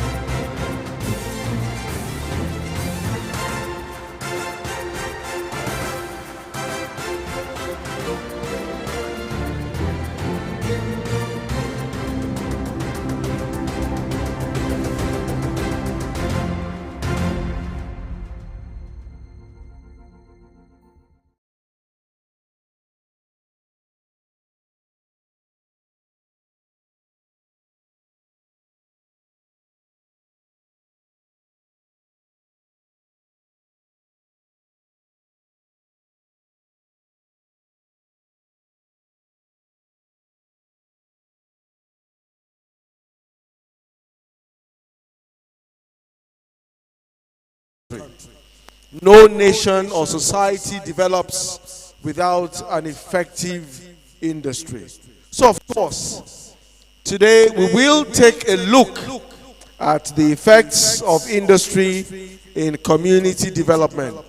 But beyond that, we will also try to examine the issues that have limited us as a society when it comes to industrialization.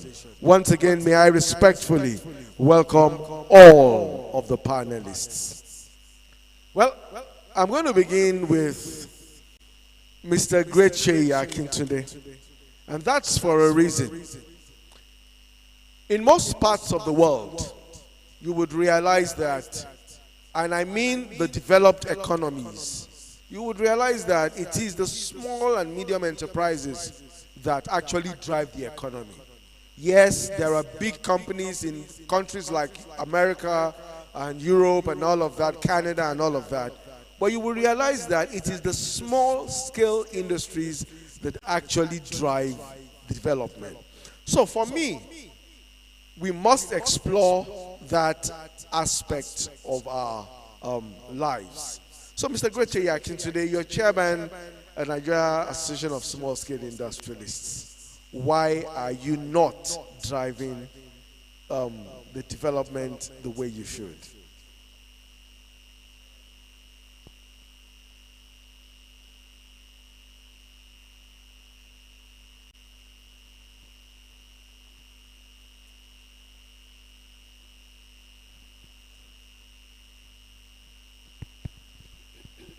Thank you very much, sir.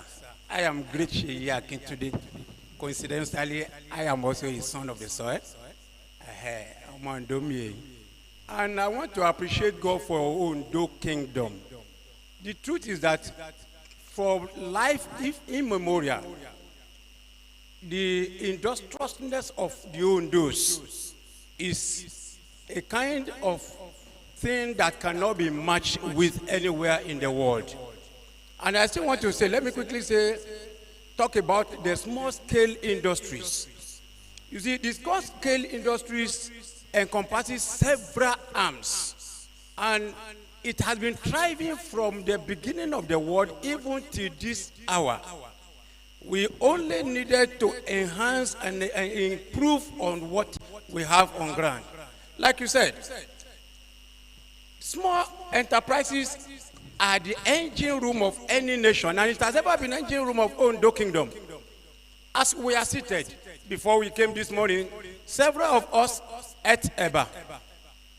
Who produce Gary? It is the small industries. The palm oil, the small industries. The shoes we wear, the small industries. Nearly everything in this hall were produced by the small industries. The blocks and several other things. So we've been working and we are still working. All we are trying to do is to ensure that we have more hands on deck. If you will bear with me, sir, most of the large and bigger industries, why they die, the small-scale industries cannot die. Because if they die, the whole community will be off. And so we are here today to encourage even the youth, even the adults, that there are still more feet to cover. And that's why in the small-scale industrial subsector of the economy of Ondo State and vis-a-vis Ondo Kingdom, we've been enhancing them severally. We know several of the problems which we shall be sharing as we move on. Our father has talked about power is a major issue. Finance is a major issue. Strength and training is a major issue. And those are the areas where we concentrate as at now to see. Just about 2 weeks ago, somebody was asking me that we should look for alternative to NEPA, if we will still call it the old name. You understand that the small-scale industrial subsector of the economy should look for an alternative that we can have power generated within ourselves, though we are looking towards government. So small-scale industries, we are thriving. Thank you very much. Oh, well, Mr. Gracie, of course, I'll come back to you. I appreciate it. Let me come quickly to Engineer Adewumi, Managing Director, because you raised a few issues that he needs to actually talk about as well. Engineer Adewumi, I know that you're the Managing Director of Denki Wire and Cable Industry, and that's one of the thriving industries in this state. But from the issues raised by Mr. Greche Akintunde, would you say that in actual fact, because I know that there are not too many of such industries, even though Mr. Greche has talked about Gary processing factories and all of that, we must take our industrialization to the next level if those industries must actually start employing the people we turn out as graduates. So, Engineer Adewumi, what exactly is your experience? Basically, I want you to share experience with industrialization. Thank you very much. I'm indeed very, very happy to be in the midst of KBSCs, Your Excellencies, and all the good people of Ondo. Something that is very, very unique is that I school in Ondo here. That is why I said at this function I must be here. And I'm particularly happy that it's an Ondo son, Dr. Femi Akikwebi, has been giving me some motivation. When I first came to Ondo State, as you must have been told, I started the production of wire and cable. That is Denki wires. Dr. Femi came to me and said, look here, you can't stay here. Whenever I'm going to Lagos, I see Coleman on the main road. You must come to Ore. And I'm happy to tell the indigenous of Ondo State that, Ondo town, that I'm already in a position in Ore to start cable manufacturing, which will show people going to Lagos, people going to East, that there's a cable industry in Ondo State. That is very, very encouraging. Yes, from what Gracie said, I will say that I am not happy with Ondo State. The way we take our cottage industries, Our forefathers did it, and they succeeded. But we left it. I want to ask from some people here, do you know the economic value of broom? Broom. I gave a lecture of recent to cottage industry. The broom you see there, do you know that you can become a millionaire through broom? They sell broom now 200 naira. If you produce 1,000, how much will that one give you? Where do they get all this? It's from Ondo. I will surprise you, and I'm happy that my deputy governor is here. Where you go from, Your Excellency, you find out from your people, all the brooms they are producing in that place is somebody that comes, collect them, and load them at Oredia. Making fortune from Ondo. Our people are not even doing anything. Cottage industry is very, very important. What Geshe is also say is very, very important. But something that I always disagree with is that people said power, power, power. I don't agree. Indians come here, Chinese come here. How do they survive? Why can't we take the same step?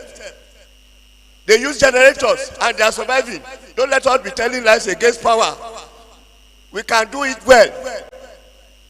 India, they go to Ilupeju, go to all these places. They fire generators, they do everything, and they are surviving. But we keep on sitting down here complaining that it is no power, no power, no power. I don't think I want to agree. You do your small, when the power comes, we now go ahead. Even right now, at Omotosho they are generating power that is being transferred to Ede, that they now supply other people. Very close to that place, they can give you that. How many of us have gone to industrial park to go and establish? Despite the fact that the power is here. And I was told by Dr. Akikwebi that very soon, Ondo State, I've never seen a government that's so industrious like the present administration we are. For the past 20 years I've been in Ondo State.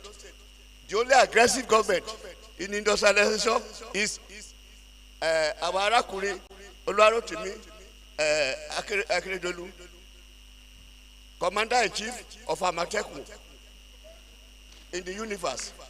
So this type of thing, what else do you want the government to do for us? Please let us rally around the governor and make sure that we make all these industries work. The small scale, the other things.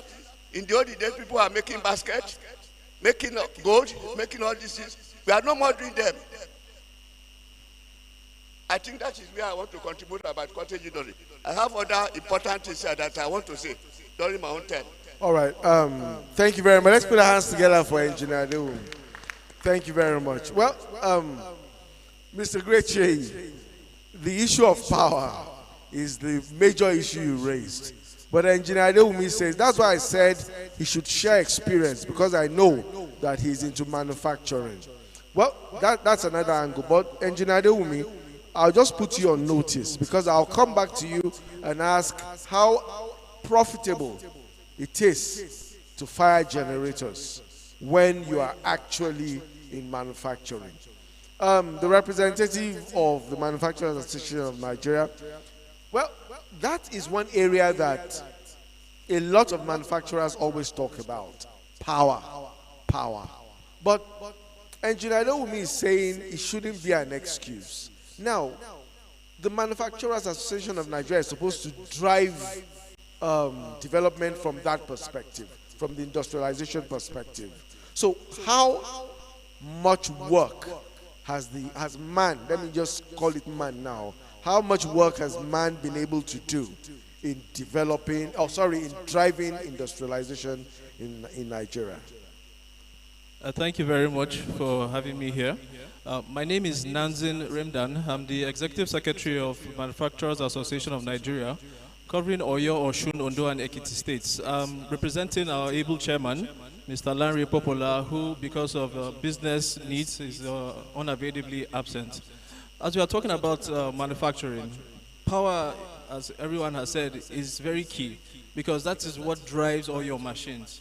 Even when you come to putting up alternative energy, solar, wind, but the force needed to power those machines, it's only gotten by either the national grid or heavy generators, and you're talking about kilowatts and a whole lot bigger gens, not your I pass my neighbor kind of generators. So when engineer says power shouldn't be an issue, it's no, he didn't say power shouldn't be an issue. He said power shouldn't be an excuse. Well, excuse for manufacturers not to produce, but you see, we are still producing, despite the fact that it is expensive. Now, the spiral effect is that cost of production goes up. As man, what we are trying to do all around is to encourage the government to take away so much of these taxes on diesel. Like currently, there's a 7.5 VAT on diesel products, and if you take that away, on the cost of diesel that is 800 naira per liter now, 7.5% is barely 50 naira. So it drops down to 750. Now, how much do you use? How much of it can you power in so much time to produce enough to even store up and supply? Now, it will affect the cost of your production, and then it will affect the sales. Now, if I'm going to just buy imported materials from outside the country who has a better energy source, the cost of that material will be cheaper than the one locally produced. So while we're saying that energy should not be an excuse, but it is still a major contributor to why patronizing Nigerian goods becomes very difficult. Look at the perspective of money in your pocket. So you get your salary at the end of the day. You want to break it down into different departments of your house, and then the cost of buying those essential items is higher than those imported. You might want to buy foreign imported products to the detriment of your Nigerian brand. So it's very essential that power becomes addressed very seriously. Now, we have different options in place, private and even government deliberate actions to make energy more constant and available. There are so many traps in the national grid that are untapped. There are Shell partnering with so many consultants to map out or even produce gas as an alternative to the regular diesel. So all this driving the cost of energy must really be deliberate by everybody, like by the government, because now I think there's a bill that has been passed by the National Assembly to enable states to produce their own energy. So if that becomes fully in effect, I assure you that the cost of production will reduce, and then more of Nigerian brands will make it in the Nigerian market, and we will look forward to an international market, because we want to see all these products made in Nigeria purchased and patronized outside Nigeria. A very typical platform is the African Continental Free Trade Agreement. How ready are we? If the cost of my product in Nigeria is already more expensive than importing, when I now export it to my neighboring country, how can I compete in that market? And if we open up our borders for that kind of business, their own products will be cheaper in Nigeria. And then you see, we'll have to patronize that, because back to the economics, the money or the power of the money in your pocket. Thank you very much, Executive Secretary. Well, I'll now go to the Honorable Commissioner for Commerce and Industry, because we've come to the point, a lot of the people who have spoken have linked the challenges to government somehow. So, what is government? I know that one of the part of the 8-point redeemed agenda is industrialization, creating sustainable industries. How far can government go to solve these problems? One. Secondly, how much innovation is government bringing into industrialization and industrial development? Oh, thank you. Let me express my great pleasure in participating in this very, very historic occasion. And let me congratulate our kingdom, especially our king, for being development conscious and for being focused on development at all times. I remember sometimes in December, 18 December 2015 specifically, this city, this Ondo, was declared as Ondo City. And why were they doing that? They were looking to an Ondo that will be sustainable for generations yet unborn. This is an Ondo that has been taking part in coastal trade 300, 200 years ago with the people of Agbabu, and that was why places like John Holt's, my Kwaifa, and all of them were concentrated in Ondo. This kingdom is a kingdom that has so much interest in commerce, commercial activities. as I'm talking to you, there were, in those days, there were industries like this clothes that I'm wearing is about 100 years old. This one is about 100 years old. And it was made by our people here. So sometimes along the line, something happened. So many things happened. And that's why sustainability is important. And that's why this government is putting up so much in place to be able to see that whatever we are doing now will be sustainable. For now, government is concentrating on, because oil is filtering away. We want to concentrate on non-oil products. And as rightly mentioned by a great Sheyi, we are blessed.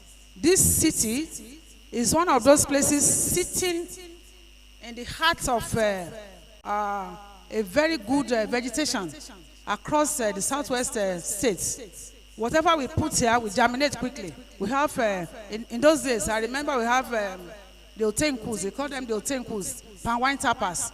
What prevents us from having a palm wine bottling industry in Ondo? With all the parties, the social events that we have every weekend, we can have that. Let's concentrate on that first. And government is providing so many platforms to enable people to establish cottage industries. I specifically brought somebody from Ondo State, and I think she will have ample time to discuss this with us. So many things are happening in Osun. Osun is an agrarian state, just like our own state. So let's concentrate on what we have, what we can produce here. We have coconuts. Can we have coconut revolution? People are talking about bitumen. Bitumen, let me tell you, in the global market now, palm oil is costlier than bitumen. That is the latest. So we are trying to develop all this. Develop your palm oil. Develop your what other things? Coconuts. Develop your cocoa. This place is the largest producer of cocoa in the whole of the southwest region. Sometimes ago, somebody had established a chocolate making industry in Idare. Why are we not having it here? If we have it here, we don't need to mention, we don't need to talk about effects. The effects is so much. It's to open up unlimited opportunities for our children. Honorable Commissioner, I know that you're from Ondo Kingdom. Yeah. But you have spoken eloquently about all the things, all the possibilities that can come from here. But I also know that you're the Commissioner for Commerce and Industry. So what is the Akeredolu administration doing to drive all of these which you are speaking about? Thank you. A lot of windows have been opened, and one of it is where we are. There is no government that can help us establish industry, but we can lead you. We can take the lead in getting partners, in getting development partners across the globe. This is what we have been doing, and that's why you see a person like Dr. Akikwebi here. Let me pay homage to one of our sons, who is now late, Dr. Chief Okpe Bademasi. He was one of the engine rooms of those that led what led to the industrial hub. He played a very prominent role. This is leverage upon what the government has put on ground. Government is doing so much. Look at the area of energy. Before the end of the year, we are going to have a very big summit that we have nicknamed Develop Ondo. Under this, the theme of this conference will be Energy Development in Ondo. Government is working assiduously to ensure that we have our own energy production company here. And we already had, and we are trying to do. That's why the governor appointed somebody as commissioner for energy, who is very serious about energy. Then, globally now, emphasis is now on sustainable energy. And government is working very hard towards this. Above all, security is a major catalyst for any development. If you don't have security, there's nothing we can do. In Ondo Kingdom, our area is so vast. If you want to travel from here to Igbido, it take like 1.5 hours, and take 1.5 hours back. It's so vast. So we are looking at so many things to ensure that every place is peaceful and so on. And when we get it right, crime rate will reduce. Seriously, the youth will have so much on their hands to do. So for now, let's concentrate on what we have here. All the products, the agricultural products we have, let's encourage our people from the diaspora to come home. And those here, partner with development agencies, and bring things here so that this community will experience prosperity again. Thank you very much, Honorable Commissioner.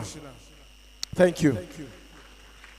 Well, incidentally, everyone here except the Executive Secretary has a relationship with Ondo Kingdom. Engineer Adewumi studied here. Mama Fagbemi is from here. Great Cheyi is from here. And Dr. Akin Kwebi is from here. So, well, I think Ondo really has it when it comes to industrialization. But Dr. Akin Kwebi, I'll come to you now. Before I then take the round on how all of this can actually have impact on Ondo Kingdom. You are the MD of HESMAC. You're the one running the show at the Ore Industrial Park. Let's look at the location of the park itself, the possibilities that can come from there, the reasons for the choice of that location, and how, of course, that industrial hub can actually fast-track industrial development in Ondo State. Thank you, sir. Let me say this. We have no choice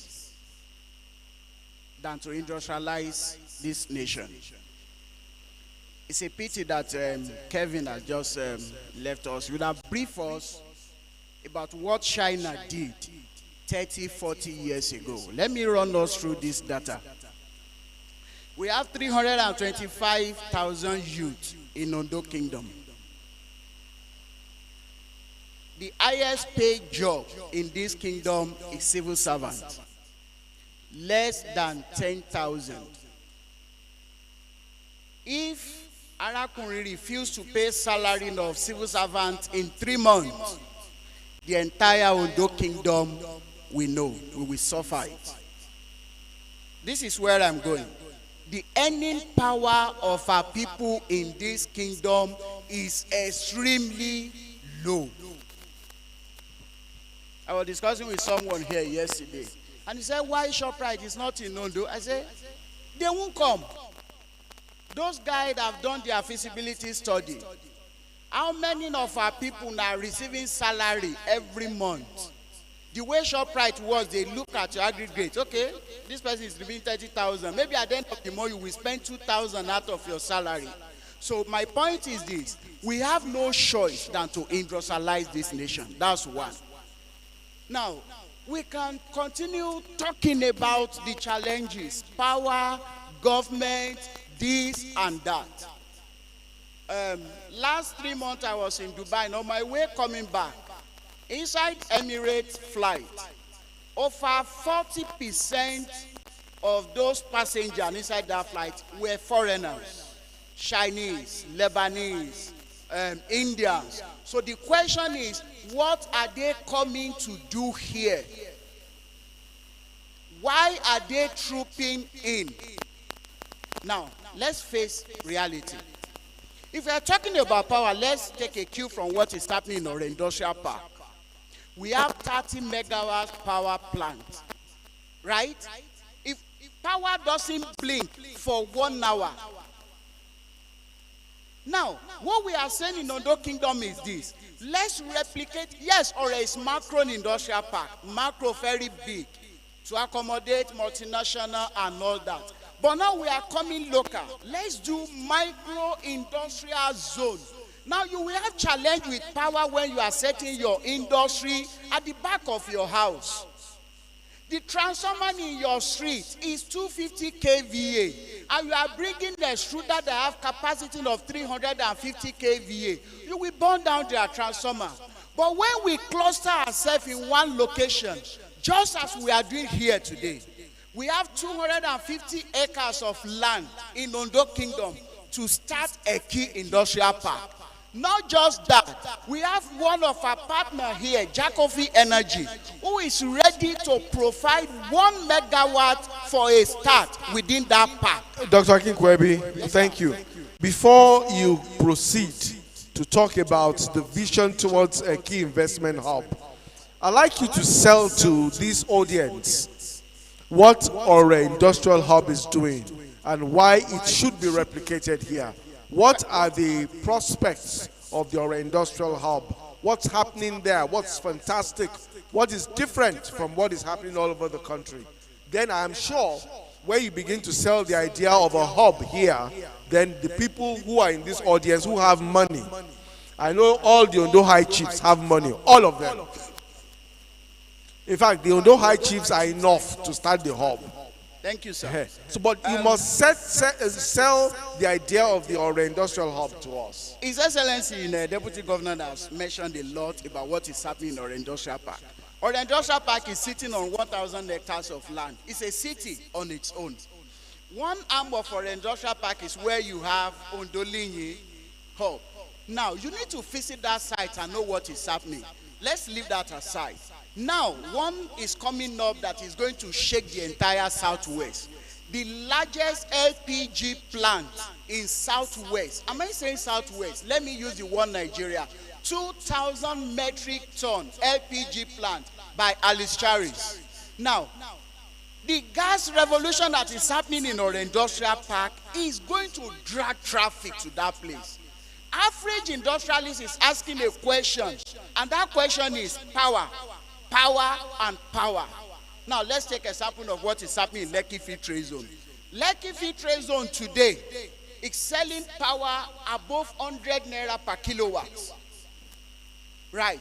Within our industrial park, we are not competing against that. We are selling lower than that. So this is what I'm telling you.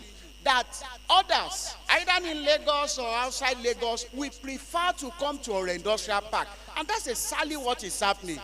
SME, big player, medium player, they are trooping in. Now we agree that it's not everybody that has such capacity to take 20,000 square meters of land to set up factory. So we think of micro industrial park. We call it cluster and arrangement. That's exactly what we did in Ore. We have cluster and arrangement where you have people that do shoe wares, leather work. We cluster in one area. People that do iron fabrication, we cluster in one area. So everything that they need could be easily sourced within themselves. The same thing we are replicating here, even though at micro level. Thank you very much. I think he deserves a round of applause for that, because he has actually set the tone.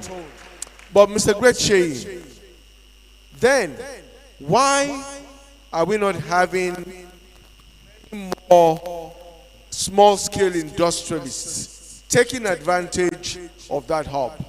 Yes, thank you very much. Immediately the Ore Industrial Hub was created, if I will use it. Thank God he actually linked up with me. We went straight to that place to have a sight scene of what exactly is happening there. Several acres of land there were earmarked for small-scale industrial sector, aside the major industries. And on several occasions, I've been on television, on radio, telling our people that there are great opportunities at the Ore Industrial Park. Are they accepting or are they buying into that? No, many people have started buying into it. What I want us to do today is this. I am calling on the Ondo indigenes that the proximity of Ore to Ondo is the greatest advantage we can ever have. We will not compare somebody that is in Okeagbe wanting to come to Ore to somebody who is in Ondo town going to Ore.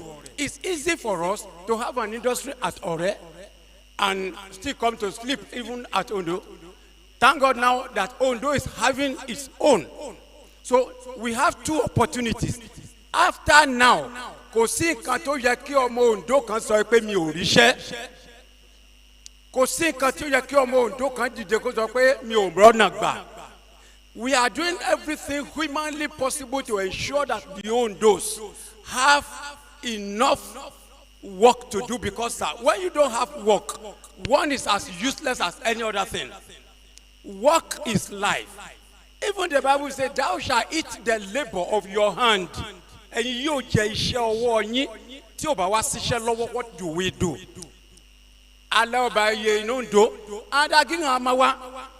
fi ushega alega opportunity as in no government. Majority of us are not exploring government activities. One of the things I learned when I came from Kaduna after graduation to Ondo was that I discovered that the government house, the secretariat, Oda bi go Lodumare, Oda bi go Aiwo, Kuoma Ondo. How many of you Ondos we wake up in the morning? Come 1,000 sako, mbolo lo ni mo fe the secretariat. On several occasions I just that. And I make sure that I go to governor's office looking for, okay, what do they do here? What do they do here? I go to ministries. So that is one of the key things that is not making us to move into alongside with government. We see government offices, government secretariat as a place of taboo that we cannot people should start to do it. Link up with Akikwebi, link up with myself. I take you to anywhere to access government facilities and programs. Several programs we will be bringing to Ondo. Ondo again should be able to desist from one character. No,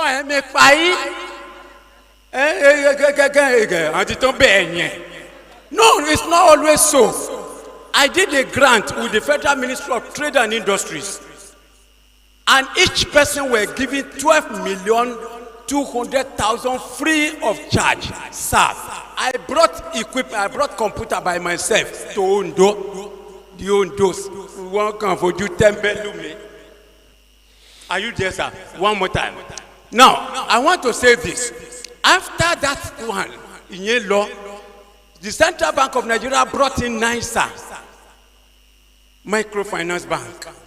Coincidentally, in the whole of Nigeria, Ondo State is the only state that have 3 NISA offices. Every other one state, one NISA at the local, at the post office. Even Lagos had 2, but Ondo was privileged. They brought the first one to post office in Akure. Fortunately, the Southwest Zonal Manager, Omai Kareni, he stylishly lobbied one in Ikare. One of the key officers of NISA in Abuja, Omo Ondoni, he lobbied one at Ondo post office. Many of our people cannot access post office near Oja. Okay, I'll come to you on I want to close this. I'm sorry with this. Presently, there is the NG care that is going on in Nigeria. Nigeria COVID-19 Action Economic Recovery Stimulus. Coincidentally, Ondo State have what they call Ondo Cares. Ondo Cares, the same acronym. You understand? And $20 million is available as of today. The Honorable Commissioner to testify to this. Coincidentally, she is under her this money lies. So we will link up with the Ministry of Commerce and Industry to make sure that we assess Ondo Care. Lala is a chunk of its own. I will talk later. All right, Honorable Commissioner. Thank you. Thank you. Honorable Commissioner, while that mini documentary was playing, Dr. Jibayo Adesanoye said something about the Ondos, the Ondos of old, his father and so many other very prominent citizens, sons and daughters of this kingdom who established industries. So, and of course, you also alluded to that fact while you were making your first contribution. The question then is, what happened? What happened in the sense that it looks like from what Mr. Greche Yakiture has said, the Ondo sons and daughters are no longer as passionate as their fathers and grandfathers were about industrialization. What happened? Of course, I ask you this question as an Ondo daughter. Then, as Commissioner for Commerce and Industry, the issues raised by Mr. Greche Yakin today, why are we having such challenges? All the opportunities, nobody's harnessing them. Thank you. Let me reiterate again that the Ondos have been a proud practitioner in commerce, even as far as the west coast of Nigeria. And that's why in our folklore, you hear something like, Molu Molu Eseyoja. Those are, if I continue with that now, so we have a long history of successful commercial activities in this place. And when the Ondos, when they have so many of their songs, they say, Eroja Leyoro, Aka Onabao. These are reminiscences of what our forefathers have been doing. Now, we need a new orientation. So many things have gone wrong, not only from us, emanating from our society, but from the Nigerian society itself.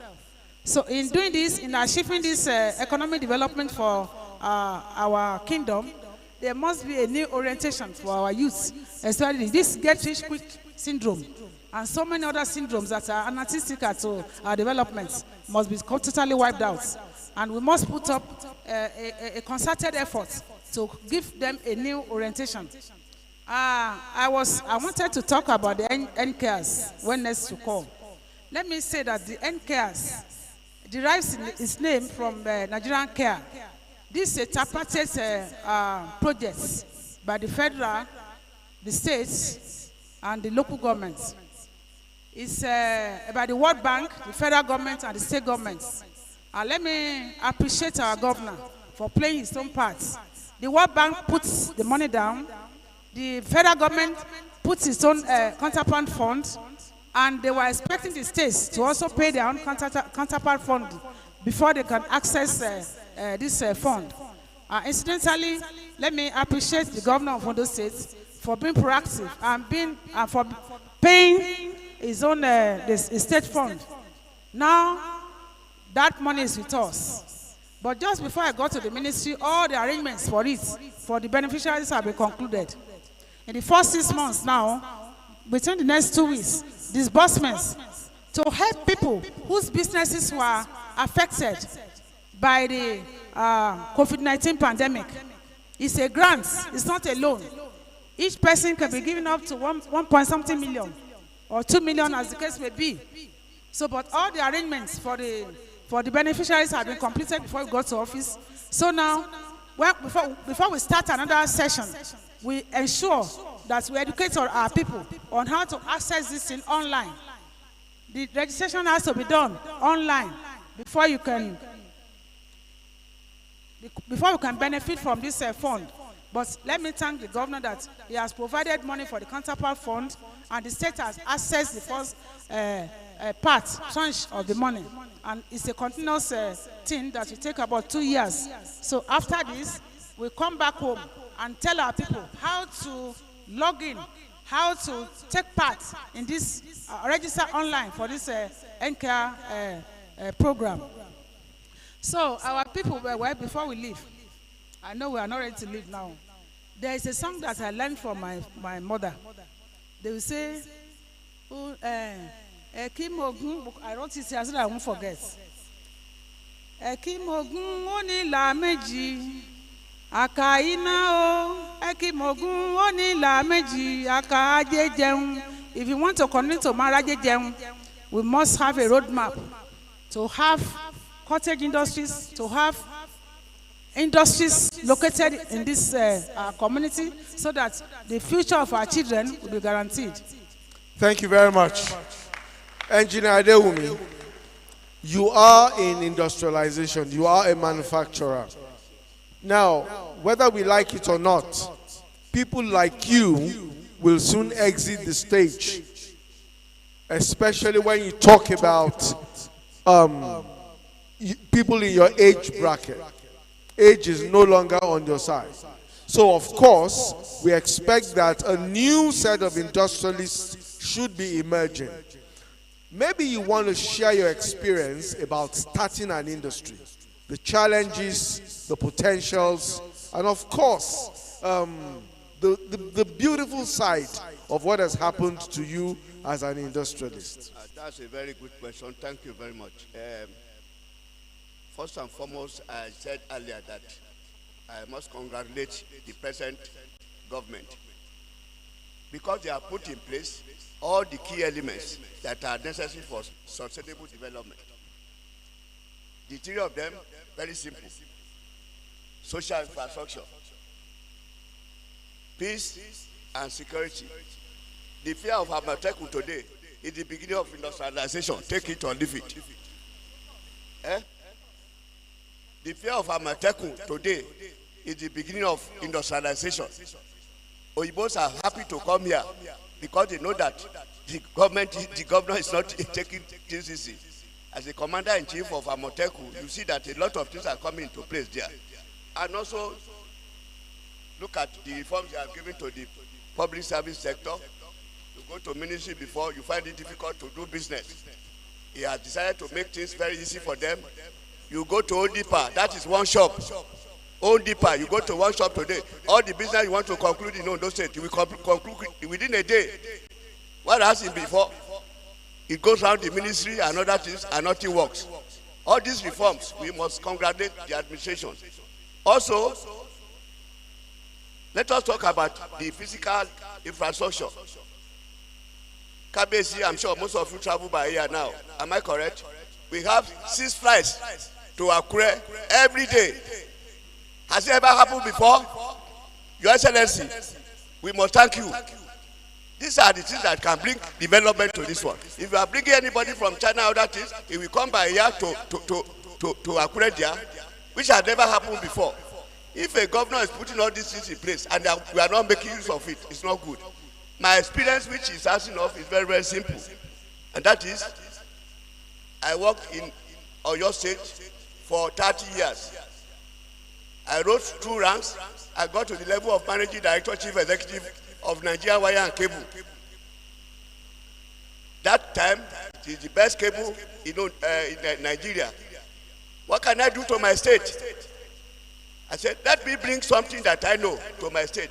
I came to Akure to come and put up Denki because all my background had been from Japan. I studied in Japan. I learned the cable technology from Japan. How many of us can have this courage that I want to go? There are so many people in diaspora that can come with this boldness, with this temerity, and say, yes, I must do something for my state. I now came to Akure. It shall be through thick and thin. Even some government will come, they will not even come and they don't know what we are even doing there. But some of the policy we are getting from this administration is affecting us gradually, and we are benefiting. Now, when you do that one, again, I'm not from Ondo Kingdom, Kabiyesi, but I am going to invest in Ore. Because the advantages there, they are numerous. I'm from Akoko. Even though within our world they are putting something like that there, but I know why my product should be at that place. These are the things you must think, and it takes both steps. You said something that is very good, that I am getting old. Yes. Very soon, Denki Wire and Cable is going to go to private placement. If you have money, come and invest in Denki Wire and Cable. If possible, you can come and become managing director. I'll be very happy. I don't want that company to die. Today, you hear of Dangote. Dangote is not the only owner of that Dangote. There are so many people that have shares in Dangote. And these are the things we must be able to do. If we can invest, bring people on board, and that company start to grow, we are developing something. Remember very well that our Baba, our forefather, they planted cocoa. Some people have become billionaire, trillionaire on cocoa. Am I correct? Our father, they are no more alive. Okay, Engineer Adewumi, thank you very much. Thank you. Well, finally, I'll come to you, Dr. Akin-Kwebi. Dr. Akin-Kwebi, you talked about creating microzones, which, of course, is the whole essence of this gathering. I had to take the panelists through all of those things because we needed to situate the real issues about industrialization. Now, is Ondo Kingdom really a good potential hub for industrialization? And the answer is capital yes. We have all it takes. Location, people, resources. Now, let me say something about that resources. We're talking about diaspora here. I don't know, I may be wrong, but average family in Ondo, right? We have somebody in diaspora. Average family in Ondo. So this is what we are saying. Government has done its part. I believe so. With the available resources at their disposal. Now the question is, what are we doing? How much is government allocation monthly? So how are we going to share that money that we get to me and we get to you if we are not innovative about it? So we are setting up a key industrial park. Maybe government involved will be, sir, please give us road. Or please let 33 kVA line pass through this place. But government will not come and set up factory for us. Government is not into business. They are into policy making. They are into regulation. So we are calling on average Ondo indigene wherever you are. The time to invest in Ondo Kingdom is now. No better time than now. Don't forget that you are coming back home. If we're talking about security, there's this Yoruba adage that says, we are complaining about security. What about our people that are roaming about the city that didn't have anything to do? One cottage industry of 50 million naira will employ nothing less than 100 people. One cottage industry. So here is the analogy. You invest your money, you develop your community, you employ your people, and at the same time you make good money. So what is stopping us from doing it? Now, I was discussing with Kevin before he left here. Now, guys in China and in India, this is what they do. They pull themselves together. That's what they call crowdfunding. That's exactly what we are doing here today. We have a King First here, which is the holding company that will be pulling these funds together. Indians, Chinese, they pull funds together and they pick 5 or 6 of them. They give him that money. You go to Africa. You go to South Africa. You go to India. And these guys are doing well. So the question is, why are we not doing it? But the challenge is, we have a solution. And that's exactly what we are doing here today. So I call on you, daughters and sons of Ondo Kingdom. The best time to invest in Ondo Kingdom is now. Thank you.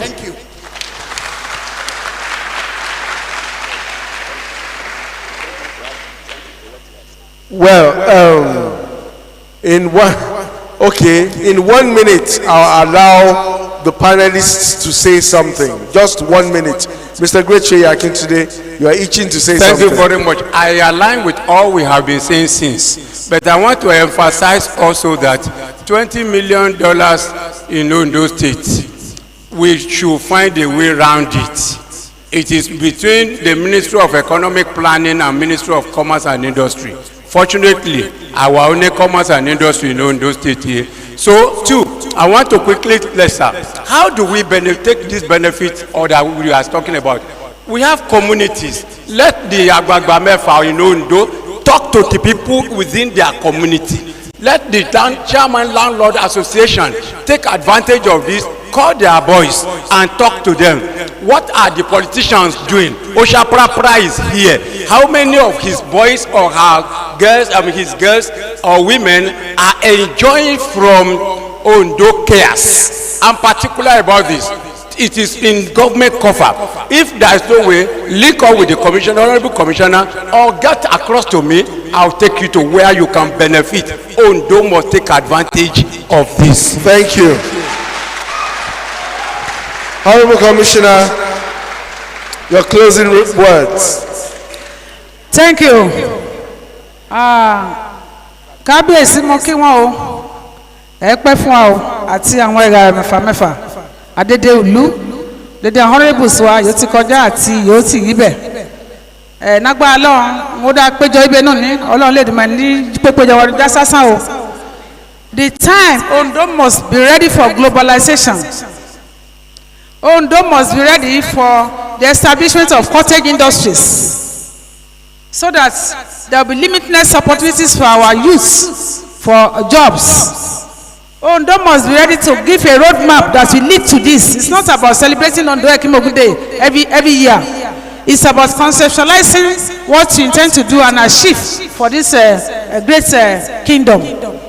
And just like the UNO said, community development is a process. It's a process where the conditions of the social and the economic progress of a people will be determined by them through their own initiative. So we must have initiatives that will be able to actualize all these things that we are saying. As for care, Sheyi, what is there is that what bank, they don't just do their things anyhow. There is a process. In fact, it's a result-oriented program. If we don't get it right with them, they will cancel it. So you must follow their guidelines. So when these monies were to be given, they've given their guidelines that this thing, you must register online, you must meet certain conditions. As I'm talking to you now, I have people from Ondo Kingdom here that I'm trying to look at how we are going to put their names, but it's not possible because they've been registered already. And the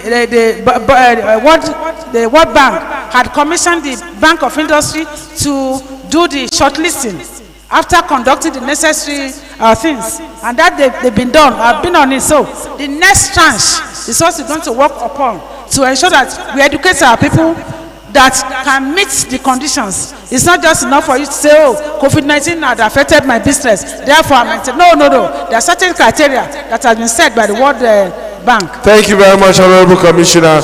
Executive Secretary of the Manufacturers Association, in just 1 sentence, 1 minute, I think you can encourage the people to actually buy into industrialization and manufacturing, of course. Thank you very much. I was born in Plateau State. My mom is from Benin, so I'm also from Benin State, from Edo State. I have been adopted by Baba Denki, so I'm also from Ondo State. I have spent most of my time traveling around, visiting the companies in the zone where I cover. And I realized one thing, that even though investors come from outside, home is always home.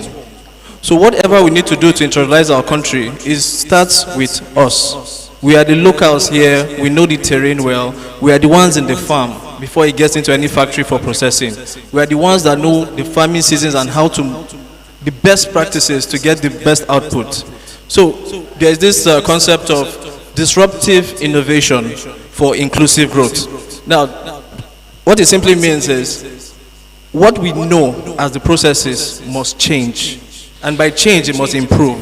And then the second part of it, inclusive growth, is that whatever change that we embark on must be inclusive for everybody.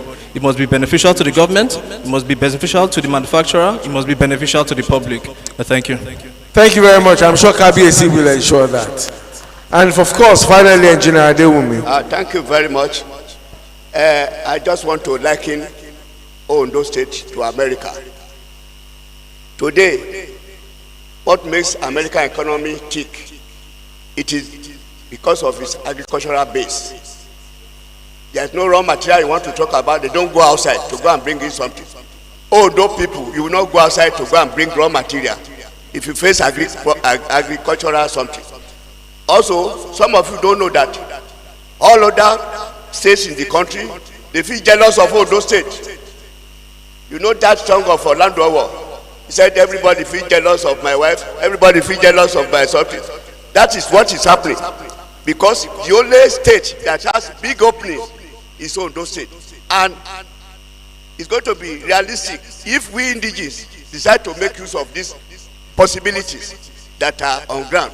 If we don't do that, people will ridicule us. If you allow, sorry to say, people will say I am talking something. If you allow the Ogu people to come to Oredia and take over the place, you will be amazed.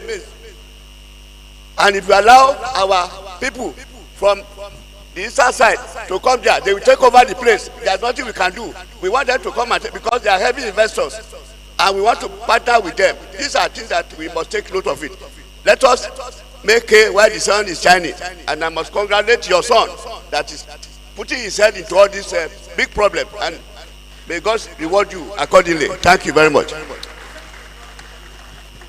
Mr. Governor, Member House of Representatives, Kabiyesi, Your Royal Majesty, of course, members of the State Executive Council, it's been a very great time talking to the panelists. Dr. Femi Akinkwebe, thank you.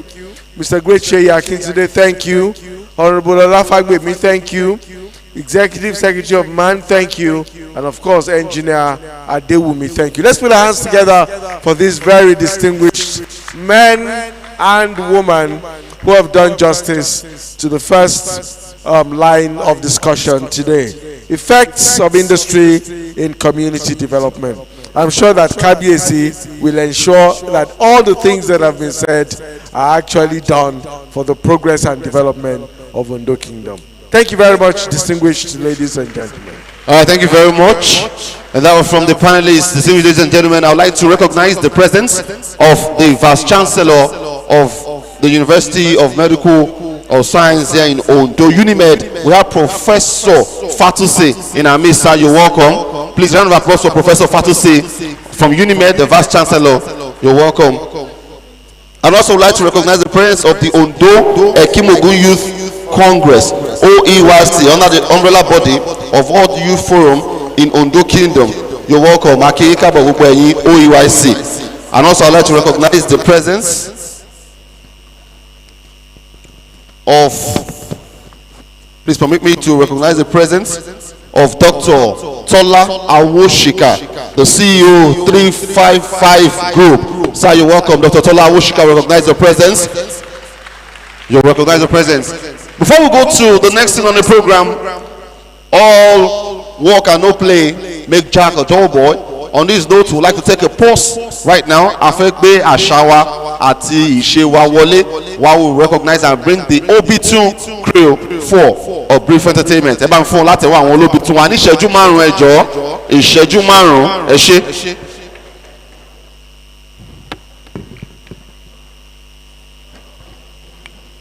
Check.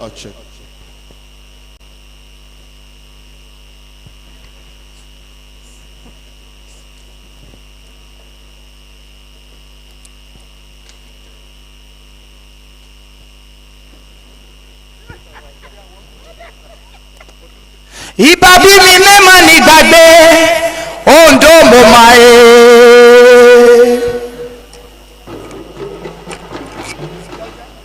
Àbáyé òkú aláṣà ọgbà yégbọ̀n mọ́la òjìwàjíwá ilẹ̀kẹ̀. Òjìwàjíwá akọ́ òṣọ̀kan Èkìtì yé ṣọ̀kan àkókò tún ṣọ̀kan wọn náà wọ̀.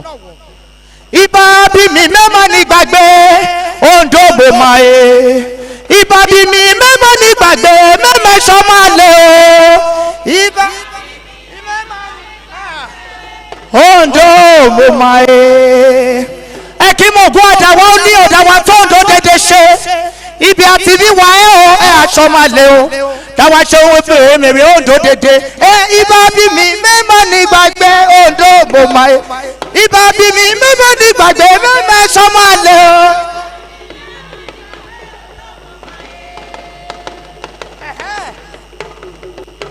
Àbá ìjọ náà lọ fẹ́ ukú aláṣẹ ògbà yégbọ̀n mọ́là òjìwàjíwá ilẹ̀kẹ̀ òjìwàjíwá kan. Ìbá bí mi mẹ́mà ní gbàgbé Ondo mo máa yé. Ìbá bí mi mẹ́mà ní gbàgbé mẹ́mẹ́ sọ́mà lé o. Ondo Udoko ẹ̀kímọ̀gún dédé àlànà.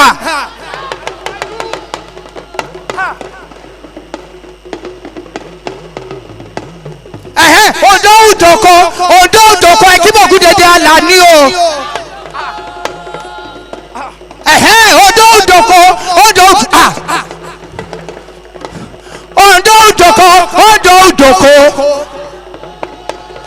Balógun aṣọ ọ̀tẹ̀ ọ̀rẹ́wù ọmọ rẹ̀wù ẹ̀wù Balógun jọmọ ọyàn lúdà o òṣòwò bàbá múdà Balógun tàṣẹ ológun odùrú òpótò bàtà Balógun awa àti tìlókè dìbò Balógun ọ̀dọ̀fin ògbó apẹ́nẹ̀yìn máa ṣèmẹ́lẹ́ tẹ̀nà ìjọba ọmọ wọ̀ bá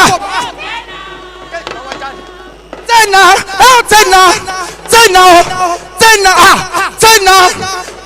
ìjọba wọ̀ bá wòjú. Tẹ̀nà.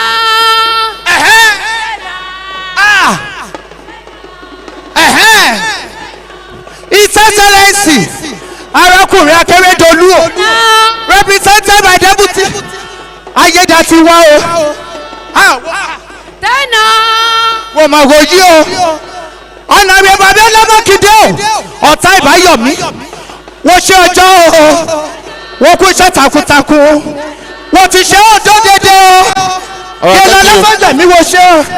Thank you. wọ́n máa rojí ṣẹ̀dẹ̀ ta ní pé ṣẹ̀dẹ̀ níbẹ̀ ni. All right, thank you. Thank you so much. Thank you. wọ́n ṣe ọjọ́ ò ṣẹ́jẹ́ àbí ọlọ́mọkìdé ṣẹ̀dẹ̀ ta ní pé ṣe.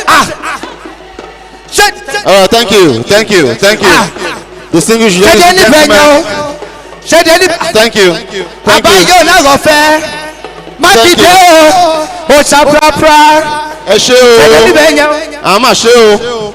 Thank you. Thank you. ṣẹ̀dẹ̀ níbẹ̀ yẹn o. Thank you. Thank you. All right.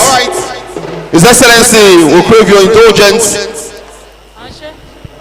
Our own eminent child, Honorable Abiola Makinde, thank you very much for being here this afternoon. To all our commissioners, to our own Kabiyesi, we say thank you very much for being a part here today.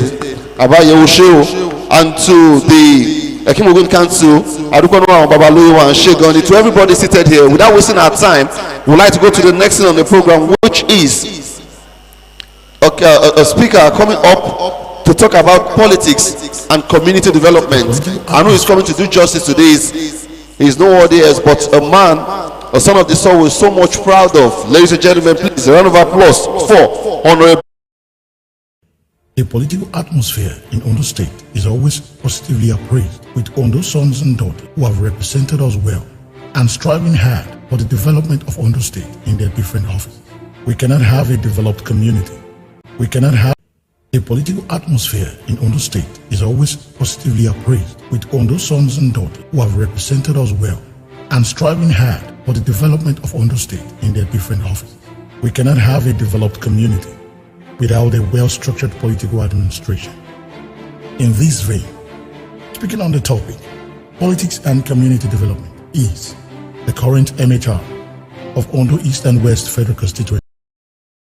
Thank you very much. Permit me also to appreciate our Royal Father, His Imperial Majesty,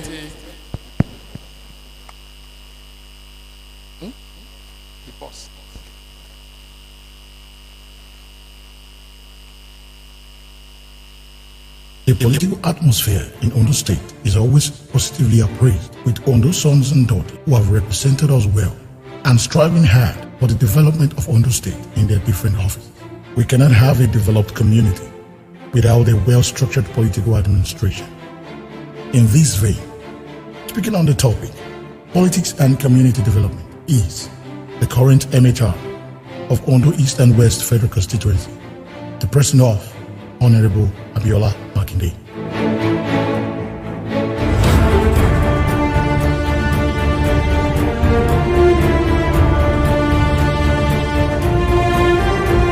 Thank you for this. The whole constituency for Ondo East and West, we appreciate you as well. Executive members of the cabinet that are present, Honorable Commissioner Dickness Lola Fagbemi, Honorable Wale Akilosotu, and other government officials that are present, ODC chairman, all Ondo sons and daughters that are present, all heads of other agencies that are present, gentlemen of the press, ladies and gentlemen. I was given this mandate to give a speech at this summit titled "The Importance of Politics in Community Development." The reality of the 21st century is one which leaves each and every one of us the task of forming a progressive synergies that will strategically put forth the holistic development of our communities. It is one that also leaves us with one basic truth and obligation, and that is to ensure that we use every factor and means at our disposal to gainfully maximize our democratic gains and dividends. The wake of our independence and democratic realities brought to us the benefit of having power for ourselves, the luxury of determining who wills and wields our political structures. However, these years have seen us benefit less with nothing much to show for our democratic experience and gains. For far too long, we have had to live with the reality or an orientation that defines politics as a means or process to acquire power, ruling out its ultimate objectives, which are geared towards communal growth and development. However, we live in a reality which has ushered in a dispensation of highly conscious progressives and citizens who have become more conscious of our political structures, as well as how these structures lead to a good governance system. And this development has pushed the place of politics to the forefront of our community's development. Politics is normatively defined as the set of activities that are associated with making decisions in groups or other forms of power relations among individuals, such as the distribution of resources or status. However, politics, as earlier mentioned, has grown over the past few months and few years to transcend this, as its importance holds a significance to community building, which is the bane of nation building. When members of the electorate elect credible individuals to hold elective positions, they elect individuals who can man our political structures to make quality decisions, which is what politics is all about. We will inevitably record positive results if we elect the right people in the right position.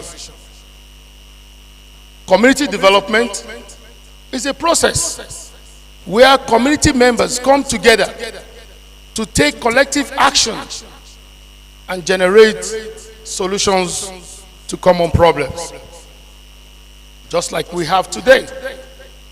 Hence, we cannot overlook the importance of politics in community development, which is the bane of my speech today. Before I proceed, I'll find it quite imperative to reiterate the significance of politics in our contemporary world. It is the art of societal decision making and the distribution of power in a society, permeating throughout all aspects of life. No one is exempt from political process. Permit me to identify 5 critical roles of politics in community development. 1. Politics in community development brings to us a sense of belonging. It's called identity. Secondly, a tool for communal development. 3, it gives us, the people, a voice and a platform. 4, preservation of our democratic institutions. And the last one, it prevents marginalization. So number 1, a sense of belonging as the identity. Politics affect every part of person's life. So people are likely to care more about some political issues than others. By giving people a platform to participate in political activities of their communities, this creates a stronger sense of civic responsibilities and engagement, which in turn helps groups that are not always heard to be heard. This sense of identity also helps people form groups where they can share their thoughts and ideas about what government should do to better serve their citizens. And this gives birth to what I usually do every year, and that is the town hall meetings. I use this opportunity to talk to my people and to get a feedback from them. Secondly, it's a tool for communal development. There is this usual saying that politics is grassroots. A politician, because I know we have many of us here who are aspiring to be in one position or the other, or who are already in a position at the moment. Let me remind you that a politician who neglects the grassroots put himself at the risk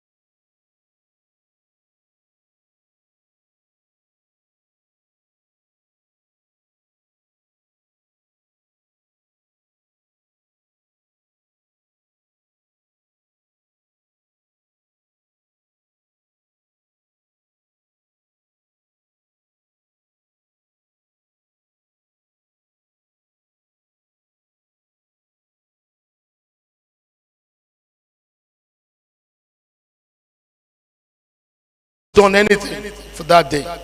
And this place also will be equipped with the best textbooks. So perhaps we have some of our children that does not have the ability, the wherewithal to buy textbooks. A smart child can become a hooligan if we don't have the best provisions for them. Number 3, it gives people a voice and a platform. Community politics gives people a direct platform to express their societal concerns and priorities. While some citizens may be content with the political order of a society, some may feel marginalized and disadvantaged in a society and may begin to protest for greater and radical change. This ability to be able to freely voice opinions is a crucial aspect of politics and highlights the power of politics in mobilizing people to create meaningful change.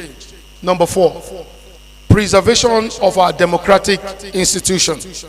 If democracy and politics have anything in common, it is the people. And if I must be precise, not just the people, the common people, people who actively involve in the political activities of their communities, especially at the grassroots level, are better placed to defend their communal interests and in the process take their stand against autocratic leadership and tendencies in their midst. The last one, politics in community development prevents marginalization. One of the challenges that many communities have had to face and which has denied them many dividends of democracy is marginalization. Many communities have been neglected and overlooked in the course of wealth distribution.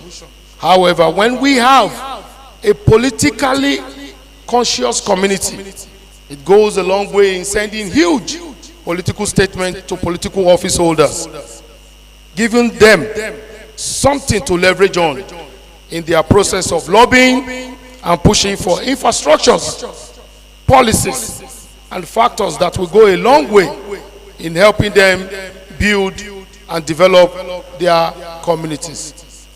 The deputy governor asked me a question while a session was going on, and he said, look, how come we have industries? They came to Ondo and now they left. I said, what happened? So if we are politicians, please let us make this Ondo a good and enabling environment for all businesses to strive, regardless of where they come from. Maybe Igbo, maybe Hausa, maybe whatever. Let us give them room for them to make this our kingdom better. We shouldn't say, oh, because they don't speak Ondo, therefore we must not give them land. No, let us move from that level to a higher level. Many communities have been neglected and overlooked in the course of this wealth distribution. However, we have a politically conscious community, and it goes a long way in sending huge political statements to political office holders. I'll give you an example. Is the Adeyemi becoming a university? It prevents marginalization. That's the point at this time. An example is Adeyemi becoming a university. It was the political consciousness of our communities, community leaders, the political consciousness of our royal father, the Iwarefas, and many sons and daughters of Ondo that said, look, we must make Adeyemi a university. It was a politically conscious community. And we thank our royal fathers, our father, and all the Iwarefas for their effort in making this possible for people like us to present that bill on the floor. And we thank God the bill has been assented to and it will be implemented very soon. As I conclude, it is imperative for me to point out that government is closest to the grassroots, but the quality of the development we get lies in the level of our political participation. And this brings us to the need to actively participate in the political activities of our communities so that the right people, it doesn't have to be me. It doesn't have to be me. But the right people can be elected regardless of our political differences. It is all about developing Ondo City. There's a lot to benefit from politics. Governance has so much to offer our communities across the various levels of government. However, we cannot get these largesse in a vacuum. There is a vital need for our people to rise to the occasion and to do the needful.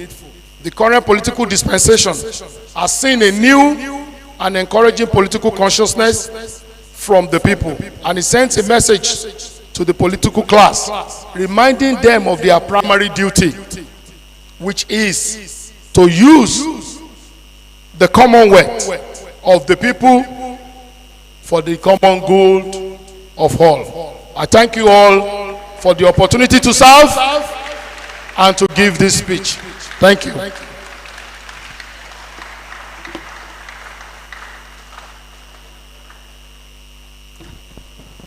To our own Honorable Abiola Makinda was setting a better round of applause.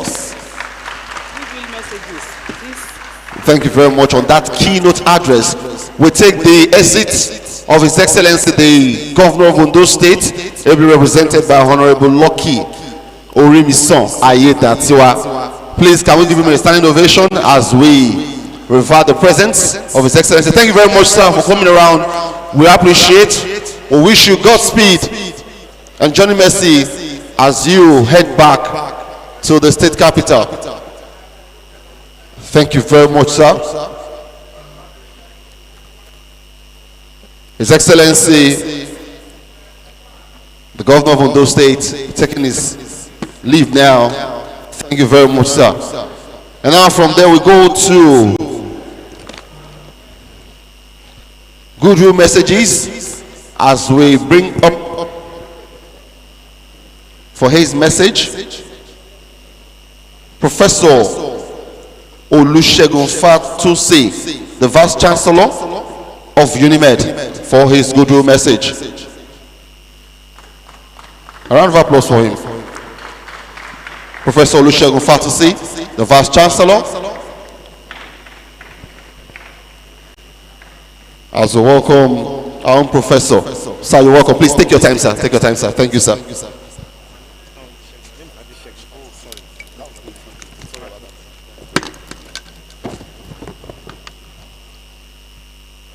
The governor of the state, ably represented by the deputy governor, who has just taken his leave. Our royal father,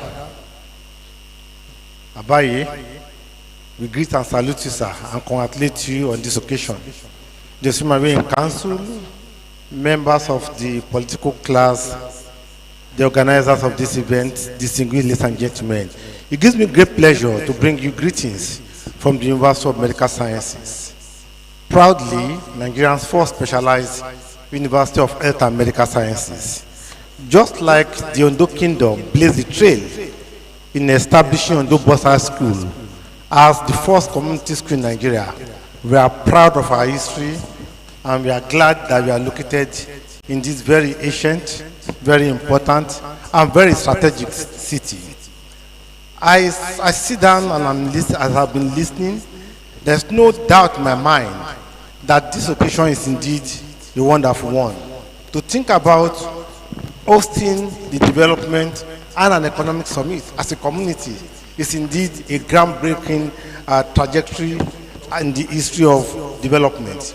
I wish to say that as we think about development, there's no doubt that, as many speakers have said today, we must lead the way in investing in our own community, and particularly harnessing the opportunities we have in the large number of Ondo children outside the country who are doing extremely well. I think that attracting them and working with them will be totally necessary to move forward strategically. I remember talking with the core organizers, and as I said to them, I said, look, when you think about development, it's about people. And I said to them, one of the places I think that can be very strategic in investing is investing in the university. Not necessarily because I'm a vice chancellor. In our university, we have over 2,000 students. If somebody starts producing a good that 2,000 people are buying every day, that business will grow. Because you have a university like this in this community, it means that people can invest in real estate. Because you can invest not just for students, but you can invest even for lecturers to begin to get business. And there are so many opportunities to partner with. So for us in the University of Medical Sciences, we want to congratulate the KBSC, we want to congratulate the leadership of the town and the organizer. And to say that in Unimed you have a strong partner, and we always, our doors are wide open, and we always look forward to the opportunity to collaborate, to partner towards seeing Ondo City grow to a greater level. Congratulations again. Thank you very much. Thank you very much, sir. From the Vice Chancellor, University of Medical Science, Professor Adesanoye Fatusi. Please round of applause for him. And also, would like to take the goodwill message.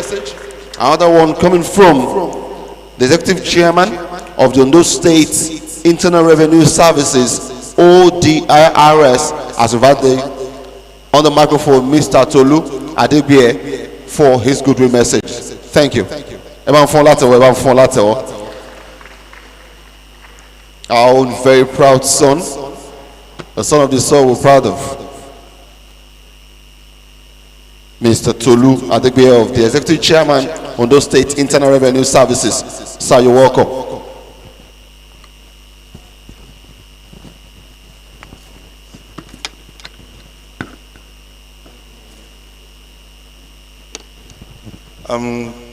Good afternoon,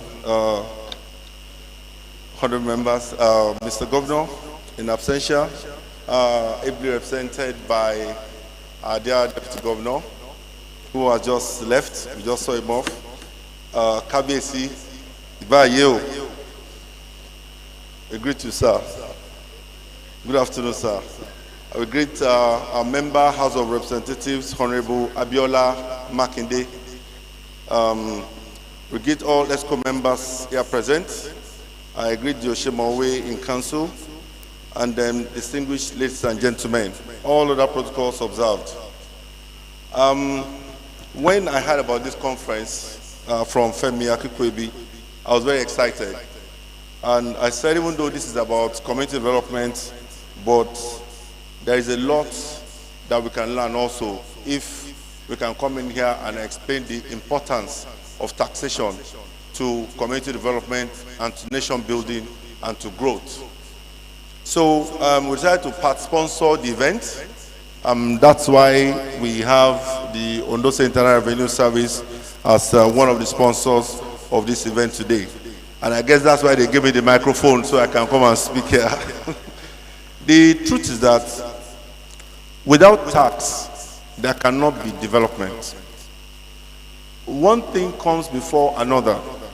Mr. Femi Akikwebi, in his presentation at the earlier session, he said something. He said what government needs to do is to provide enabling environment for industries to strive. But government itself will not set up industries for us. It's individuals that will set up the industries. Honorable High Chief Lisa, he also mentioned the issue of power. But the fact of the matter is that it is also government, maybe at the federal level, at the state level, that we also do that. Now, where does government get all the money to fund these things that we want from government? Two major sources. One from exports, oil, solid minerals, etc. And that one we go with our collective monies. We go to Abuja and get. But at state level, it's only from taxes. So taxes is very, very important at the state level. And that's why I'm here today, to let us know what the government of Arakuri Odunayo Oluwarotimi Akeredolu has been doing in terms of making tax payments convenient for the people of Ondo State. One of the first things that Mr. Governor did when he came in was to streamline the way we run business at Ondo State Internal Revenue Service. They passed the Ondo State Revenue Administration Law to make sure, and then that law has what we call codification in it. It makes sure that all rates and levies that you need to pay is embedded in that law, and that law was put online. So no one can come to you and tell you your tax is 1 million naira when the law says you should pay 20,000 naira. Everything is in the law. We brought it, we made it open. Mr. Governor also decided to build a new revenue house for Ondo State Revenue Service, which we did in Akure. So we made it easy to pay taxes. Today in Ondo State, you can get all your assessments online. If you phone us, you can pay your taxes online without leaving your house. It's that easy. Now, Mr. Governor went further and said, how do we even do a form of direct intervention in the areas for some people that pay their taxes, especially land use charge? And because of that, we introduced what we called community impact projects. And I'm happy to tell you that we in Ondo Town, Ondo Kingdom, on a yearly basis, the Ondo State Internal Revenue Service will do intervention in terms of grading of roads.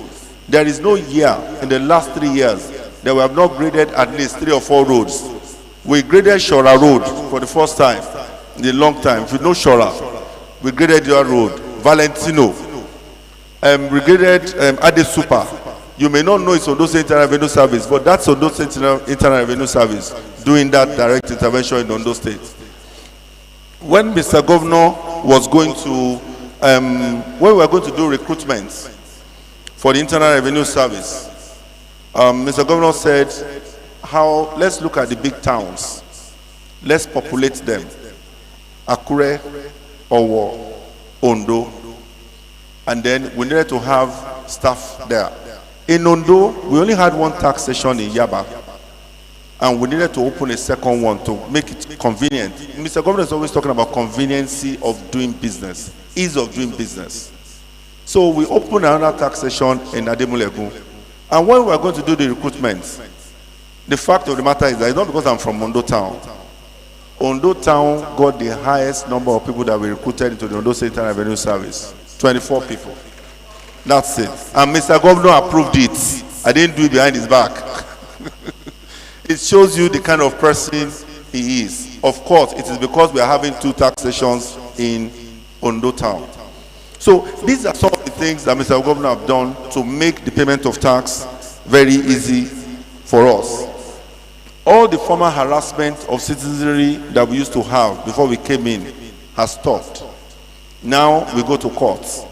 And once we go to court, people come to us. Everything is done in a formal manner. We discuss and we agree on what to pay, and it is done like it's done in civilized countries.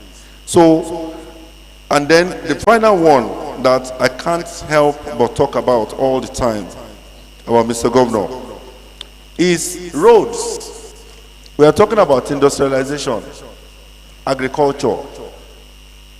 The truth is that if you don't have good roads to bring all your produce from the markets into the city where it will be sold, there will be issues. Most of our agricultural products are perishable items. I'm sure you all agree with me. So we need good roads. So when people say Mr. Governor is Mr. Roads and he has concentrated a lot of attention on putting roads infrastructure in place, there is a reason for it. It's to promote industrialization. It's to encourage movement of people. It's to encourage industry. And he has backed that up by going all over the country, all over the world, to bring industries to Ondo State. So on that note, I'd like to say, in Ondo State Internal Revenue Service, if you have any issue at all with your tax, assessments, misbehavior of our officers, any issue at all, we have a contact center You can get our phone numbers outside. Just call the contact center. That contact center is on my floor in head office. Whatever complaint you have, I will hear about it within 1 hour after your phone call, and I will do something about it. So on that note, I'll close with our final product, which Mr. Governor just introduced. And that product is Ondo State Home Ownership Charter. Get your CFO in 60 days. In Ondo State right now, you can get your CFO in 60 days. All you need to do is go to any of our tax stations, pick up the form for 6,000 naira, fill the form, submit all your documentation to the same place, and pay 150,000 naira for a property. One single property is 150,000 naira. You get a flyer. In fact, the flyers are outside. All the rates for different type of properties are there, and then you pay it. Once you pay it, in 60 days they will call you. If they don't call you, call us. Our phone number is there. In 21 days, call us. What is the status of my application? In 30 days, call. What is that? We will tell you. It is tracked electronically. All these are what Mr. Governor has brought to Ondo State. Thank you very much, and I wish all of us a fruitful meeting. Thank you. Thank you so much, sir. And the message from ODRS is pay your tax to develop Ondo State. Thank you very much, the Executive Chairman, Ondo State Revenue Services, Mr. Tolu Adegbiye. Thank you very much. God bless you. And ladies and gentlemen, without wasting our time right now, we'd like to go straight to the next keynote address. Please, I'd like his the video to be ready, as we invite a man who has represented Ondo not once but twice as a member House of Representatives, a good father, a son of the soil. Distinguished ladies and gentlemen, please let's make welcome Honorable Inola Joseph Akinlaja Inonjo Giriosa for his keynote address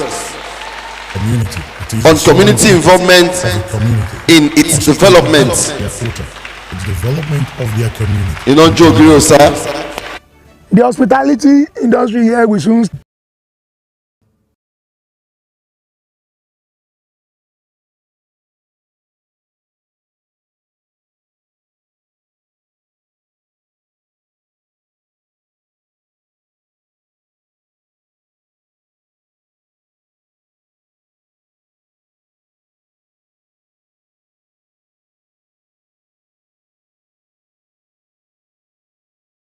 Thank you very much.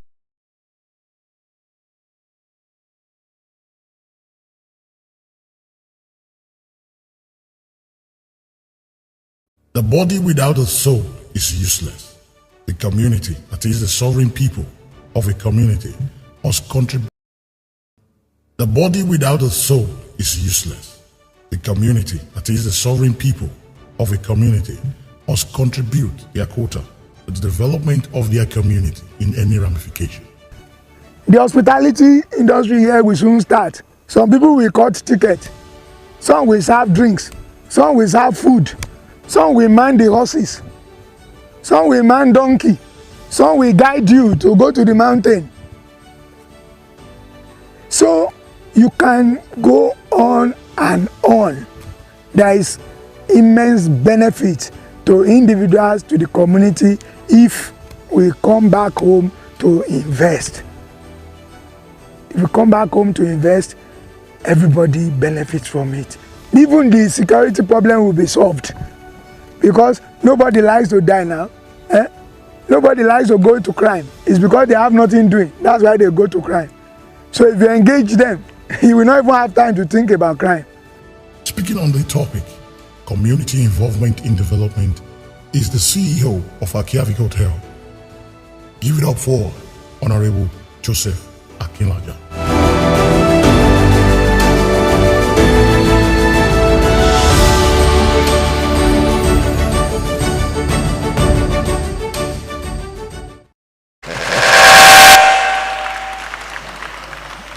Hello. I'm particularly pleased to be here today to talk to the subject of community development in Ondo Kingdom. As a kingdom man myself, I accepted the invitation from the convener of this very important event. From my experience, it is always difficult to be the last speaker in an event. It's either you are talking to half of the hall, or you are talking to people who are already tired and fatigued. But then, your responsibility at that stage is to make sure that you speak in a way that will keep the people alive on their seats. Therefore, I'm also consoled that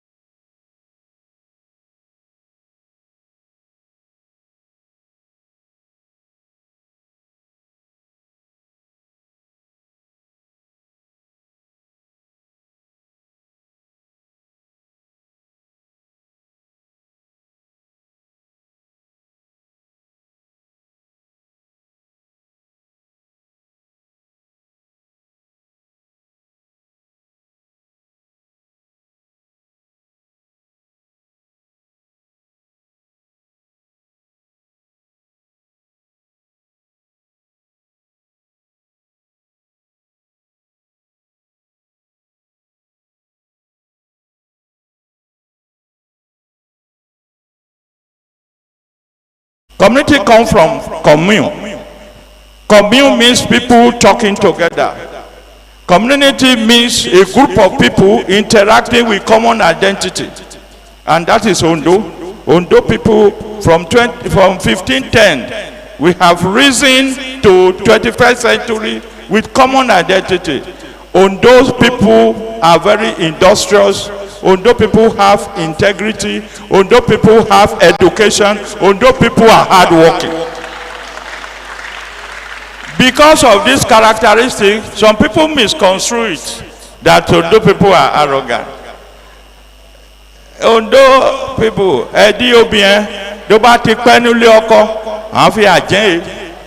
because he know all the nuances of the husband house, so nobody can cheat in that place. So because Ondo people have this characteristic that I have enumerated, they say we are proud. We are not proud. That our boy Dotun explained who Ondo is, what Ondo stands for, and the whole world accepted it as that we are good people and industrial people. By the year 2021, Ondo Kingdom population was put at 445,000 inhabitants and geographical area of 4,060 square kilometers. The kingdom is inhabited by highly populated, educated people with integrity, hard-working, peasant farmers, philanthropists, well-cultured people, and those with interest in community development. To further develop Ondo Kingdom, there is the need for the establishment of small, medium, and big industries. This is doable, taking into consideration the characteristics of the inhabitants of the kingdom as I have stated above. To establish industry, the following are necessary: labor, land, and capital, plus entrepreneur. Let me talk about labor to encourage our would-be entrepreneurs in this place and in diaspora. Labor, with a population of about 500 people, there is abundant skilled and unskilled labor that can work in the SMEs and the big industry to be established in the community.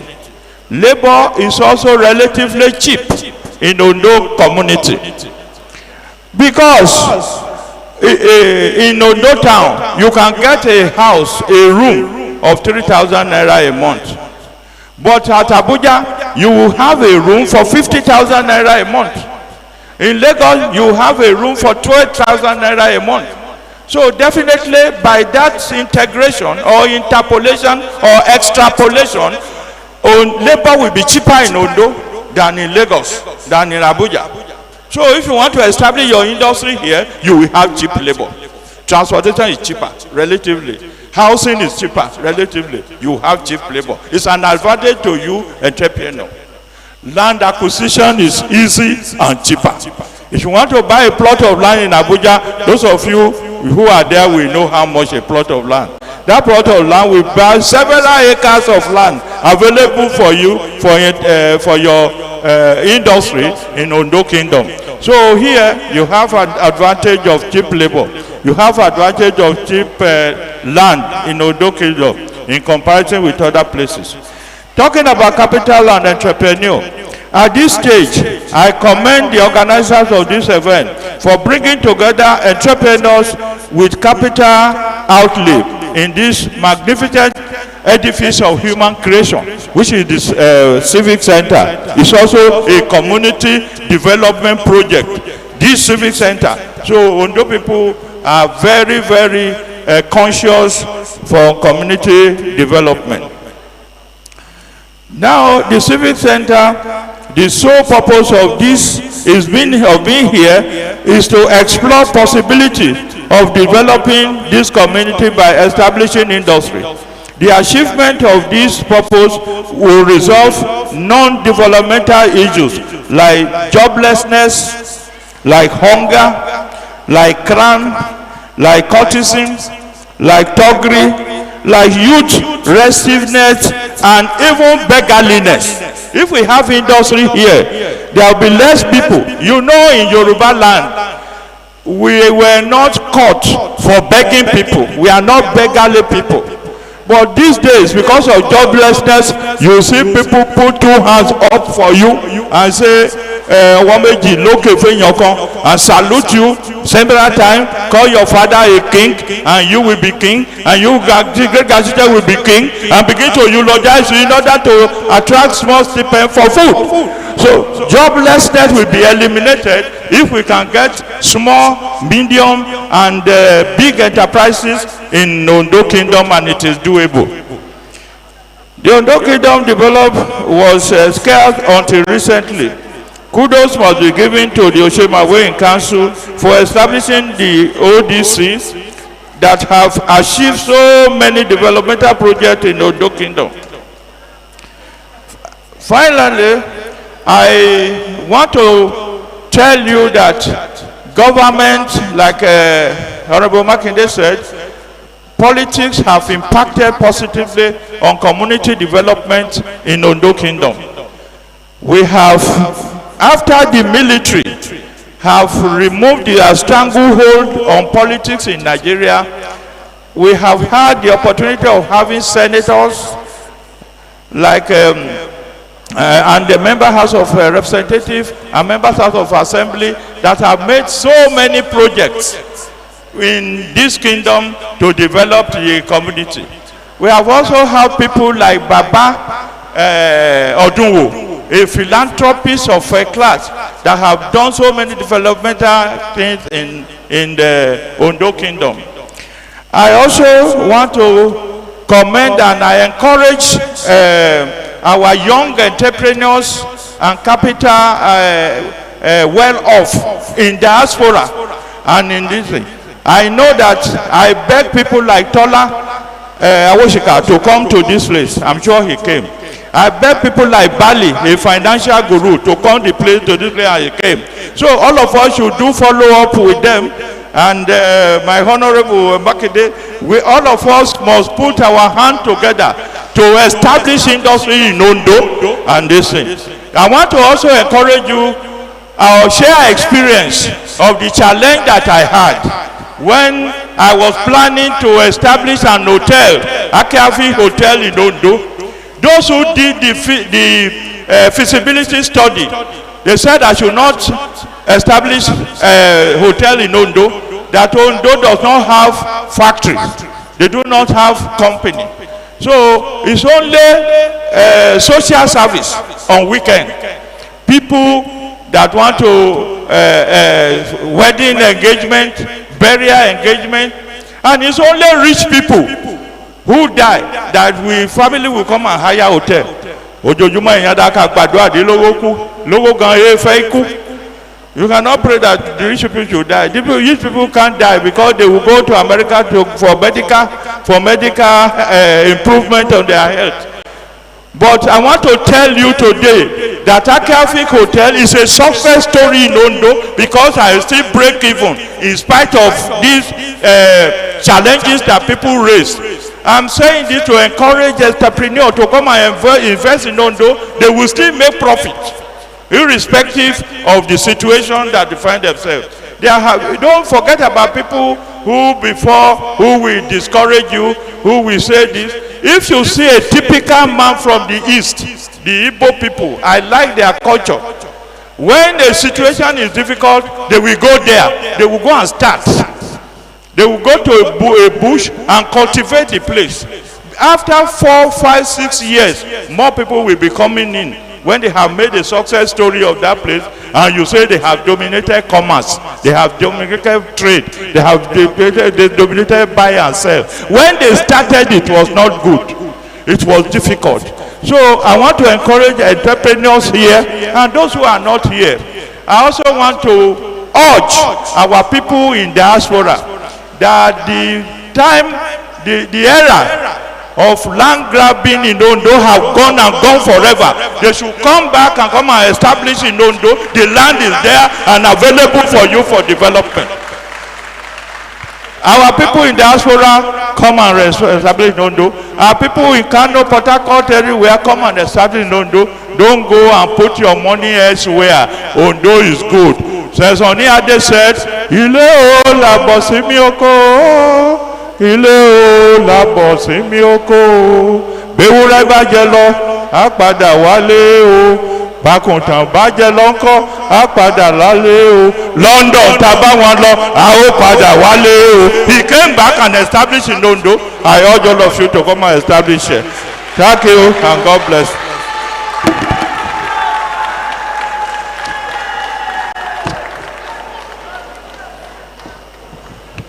Thank you very much, Honorable Joseph Inola Akinlaja. Thank you very much for that keynote.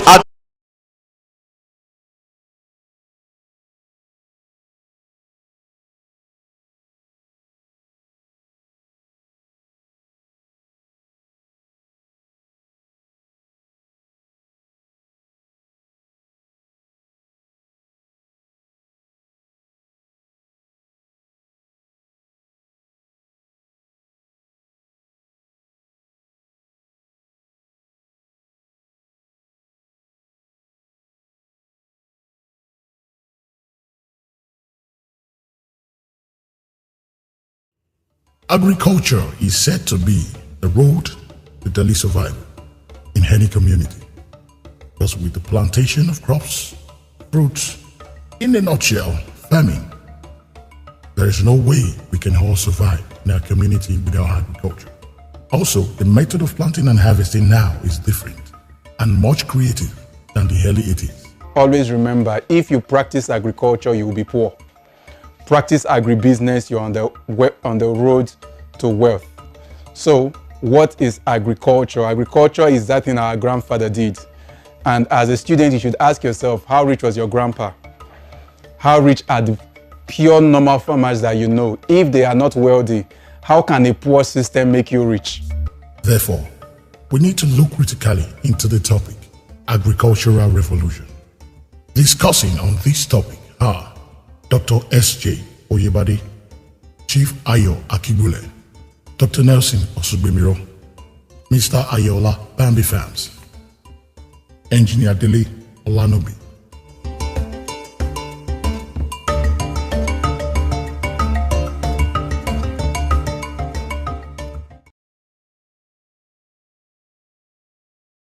Do briefly.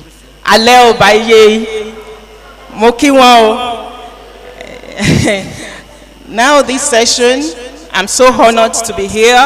I am from the UK, but what God is doing in Ondo is exciting. So I'm so grateful to be able to be the moderator of this particular session. I would like to welcome all my panelists. Thank you.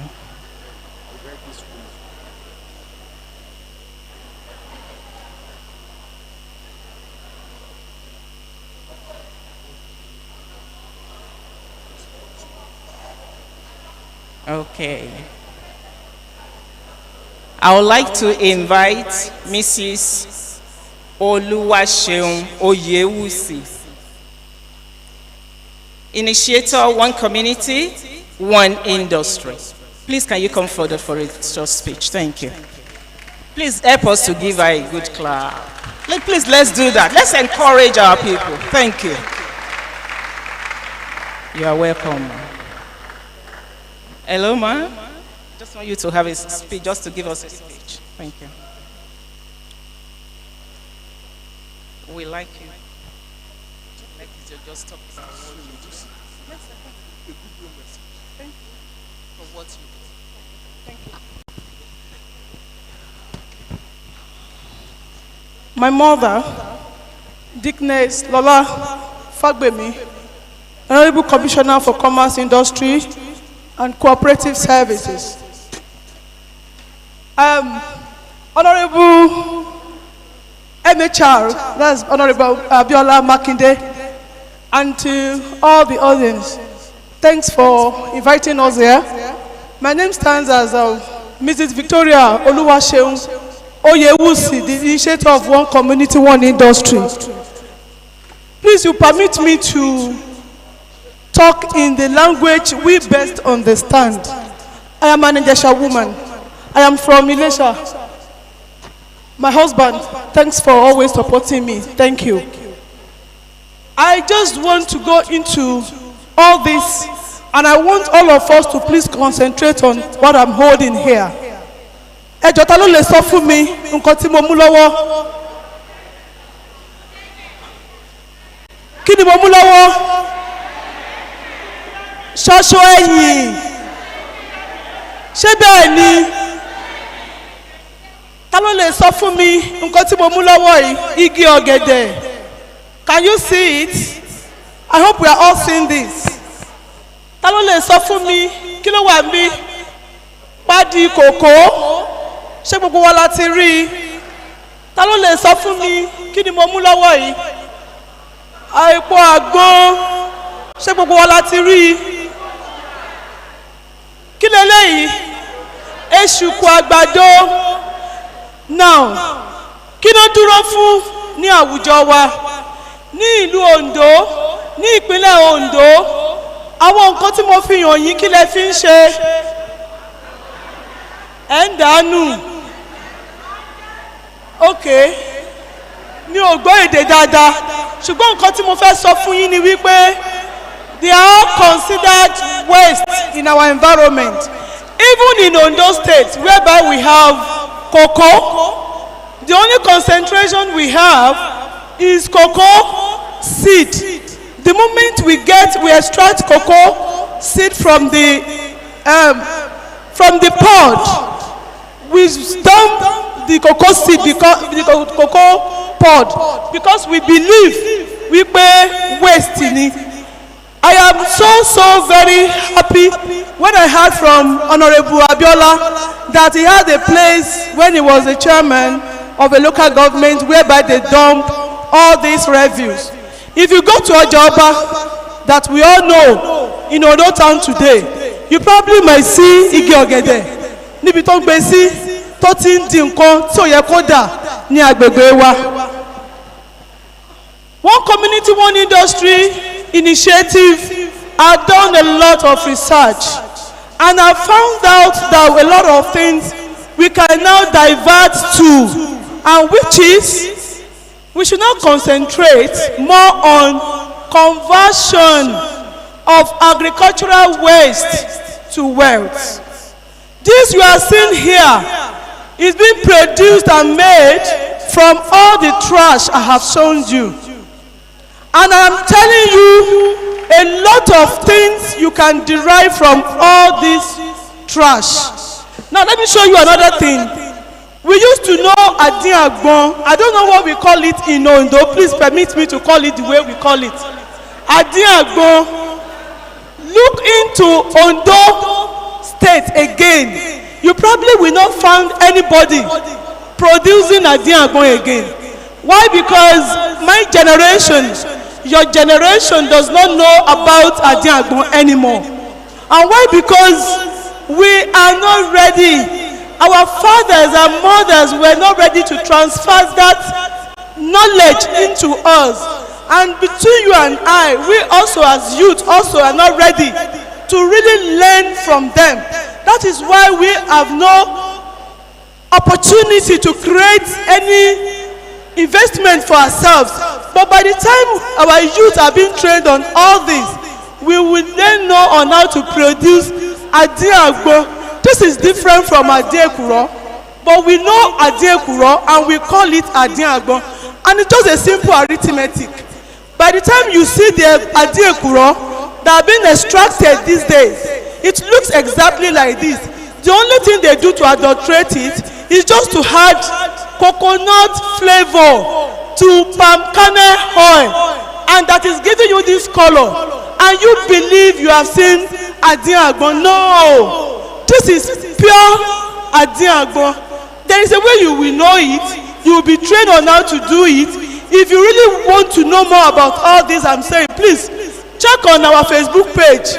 One community, one industry initiative, a lot of things you will see there. Let me also talk about Igi Iyere Teni ní Ondo State. I just told you I'm from Osun State. You have Igi Iyere. There was a time, I think about 4 or 5 years ago, I was opportune to meet with Mr. Governor. And right there, I was introduced to him. The people that brought me to Ondo State took me to area Ikoja Owo, Akoko site. And I realized you have Igi Kotonpe ni Igi Igba. Igi Igba, you know you have area to jẹ́ pé àwọn màálù máa ń dà ní Ondo State dáadáa. So gbogbo ibi tí màálù bá ti dàdé ló máa ń yàgbẹ́ sí. Tó bá ti yàgbẹ́ síbẹ̀, wọ́n á ya igi ìgbá síbẹ̀. Igi ìgbá dìde. Ṣùgbọ́n nígbà tí ìgbà yìí bá parí tán, a máa ń mu èso ẹ̀. Ṣùgbọ́n a máa ń da èso kó wà nínú igi ìgbá tá a mu, a máa ń dànù. And that is Iyere. What do we do with Iyere? We do a lot of things with Iyere to produce Iru. And the Iru we are talking about these days is more than just Iruworo, Irupete. This has gone so globally to the point that we are now exporting Iru Oju, Iru Amobedu in about 30 ways to make Iru. I think I have a whole lot to say to you. I would prefer maybe when next I'm invited, I'll be able to say so very much. Thank you so very much. Please let's put our hands together for Mrs. Oyewusi. One community, one industry. Distinguished ladies and gentlemen, to anchor the second session of today's event is Mrs. Ade Ayola. Let's put our hands together for her as she steps to her seat to anchor this session. Thank you, sir. Hello. Good day, my panelists. It's nice to see you all. I would like to appreciate Honorable Abiola Makinde and Honorable Fagbemi. Thank you very much, everyone in the house. It's nice to see you all. You are welcome to this session. Once again, my name is Fadi Jugun Ade Ayola. I know this is the agriculture section. We have a lot to say about agriculture because I can see that a lot of people are so passionate about it in Ondo town, most especially. And I will be having questions from the guys abroad because that's where most of my questions will be coming from, where I will be asking you. My first question at this moment, definitely, we'll be going to. Just give me 1 minute.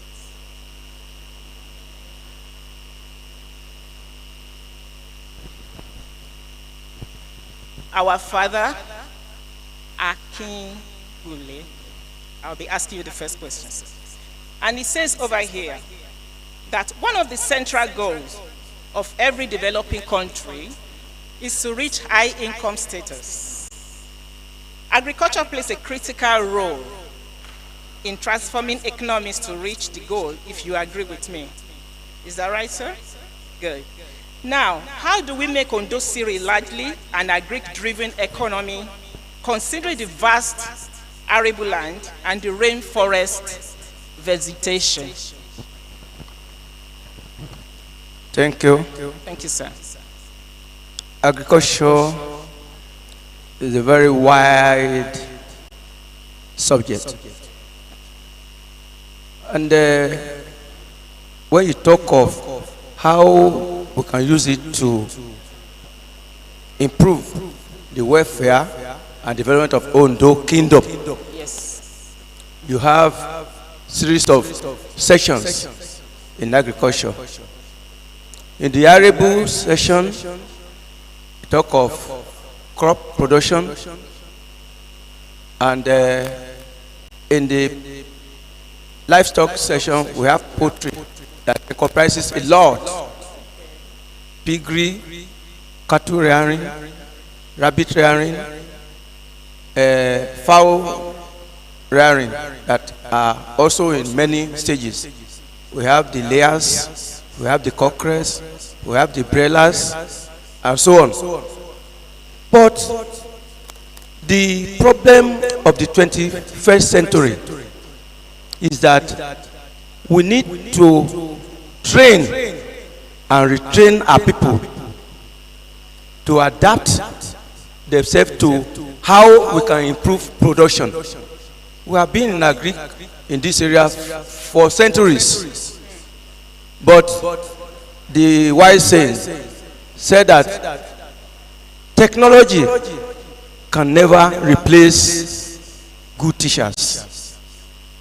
But technologies in the hands of good teachers will lead to transformation. What we need presently is how we can train our youth to be able to be useful for the transformation we require in agriculture. Presently, we are number 17 in livestock production. That is poultry and the poultry group of livestock. But in 1982, Ondo State was the leading producer of livestock products in Nigeria. Because of that, U.S. American Grain Fair, a world trade fair, was brought to Ondo. It was hosted in Akure between August 9 and 31st of August. But because of the problem we have, transportation, finance, management, it now reduced us to 17 in Nigeria, 17 position in Nigeria. At that time, we supply everywhere up to Kano, Port Harcourt, eggs from Ondo here. Lipa Ala Farm was employing almost 3,000 people. But the major problem that confronted all of us at that time was the cost of transportation. You see, flour mill that supply all the livestock to all poultries in Nigeria, they deliver free of charge to 70-kilometer radius. So if you are bringing a trailer of wheat over to Shagamu, you won't pay a penny. But when you are bringing it down to Ondo here, you pay about 110,000. Now it's about 450,000. And we are in the same environment. What we require now that will help us to really go into real agriculture, both the same thing happened to Arebu and other things, the retraining of our people. Then we give them reorientation to let them know that this is the best area. Once you can create your market, you won't have any problem. God bless you. Thank you very much, sir. I will be going to our father Dele Olanobi. Chief Akigule just mentioned something about transportation. What can be the solution to that in our agriculture? Transportation. Yes. Thank you. Thank you very much. My name is Engineer Dele Olanobi. I'm the CEO of Green Agricultural Development Company, Nigeria Limited. First of all, I want to tell all our youth here that agriculture is the bedrock of investment. Agriculture is also where you can get your capital for investment. Agriculture is also a fixed asset on your investment. This is something you can turn in yearly and you can look forward to your harvest. So, as earlier said, we should shy away from civil service work and move into agriculture en masse through this particular program that we are here for today. As to the question of transportation in agriculture, produce from agric farm to market definitely will need good roads. There are also other avenues that are available to farmers. Your goal is to have a bountiful harvest. Buyers will come into your company and pick up your products. Supply of agricultural commodities are very essential to the development of industry. Therefore, the industrial companies are constantly looking for reliable, good supply companies to take products from. For example, the cassava to ethanol industry in Ore, they will go as far as Auchi and other parts of the country to get cassava to their factory. So we should not be limited by the handicap of transportation. There are also government programs that is providing enabling environment for the movement of agri products into the market. Good roads, grading of roads, all these are factors that will make it very, very possible for us to reach the market at a good time and get the best price for the product. Thank you. Thank you, sir. My next question is going to go to Mr. Ayola. This question is from, no, sorry. This question is from the UK, and it says over here, given the laudable intervention of Ondo State government in allocating 60 hectares. My own company, as an example, we have a factory that has capacity to utilize 60 tons of palm kernel per day. The capacity could not even do half of that because of shortage of supplies. And I'm particularly interested in addressing our diaspora folks who have money, as well as those who are friends of Ondo Kingdom, who come to enjoy Paris and Asun at weekends. We are calling on you to invest in commercial palm produce.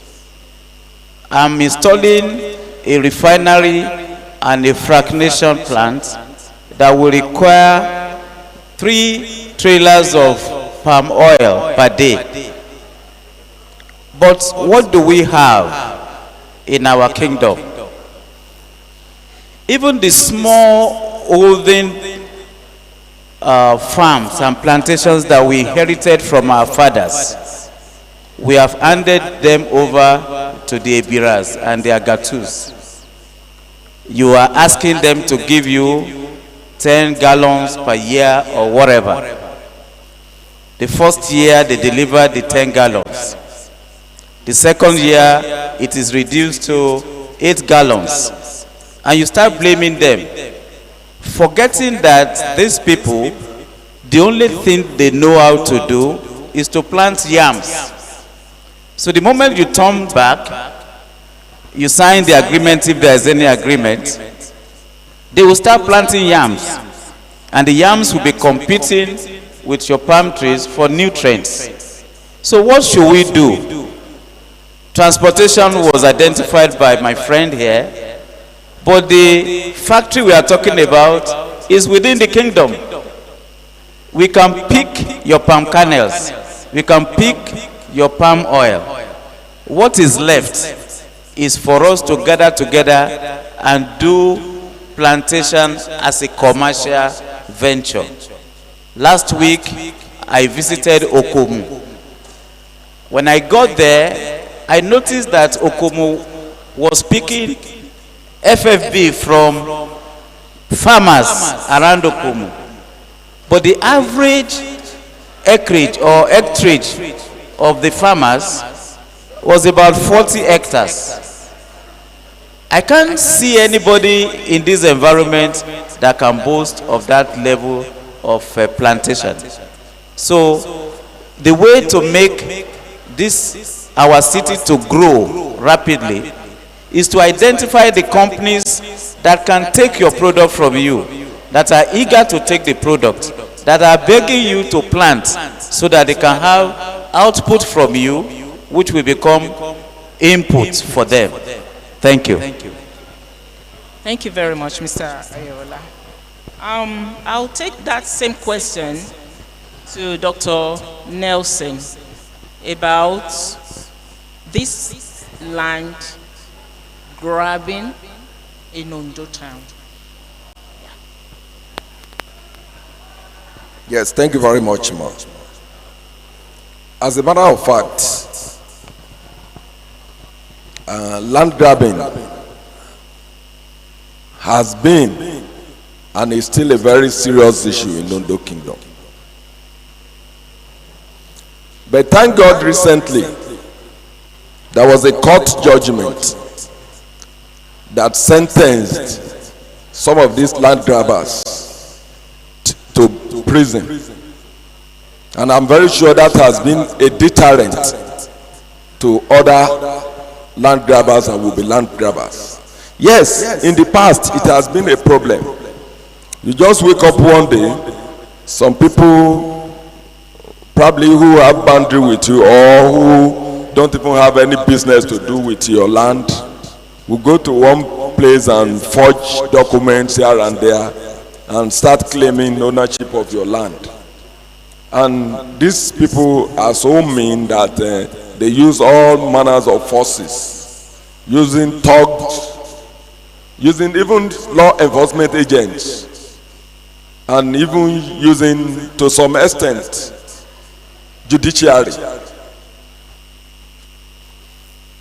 The kingdom, that is Oshemawe in council, have made all frantic efforts to stop this, and it has been yielding results. But just like I said, thank God recently too, there was also a court judgment that sentenced some of this, and during that period it involved a lot of people. Some judiciary officers were also sentenced who colluded with some of these land grabbers.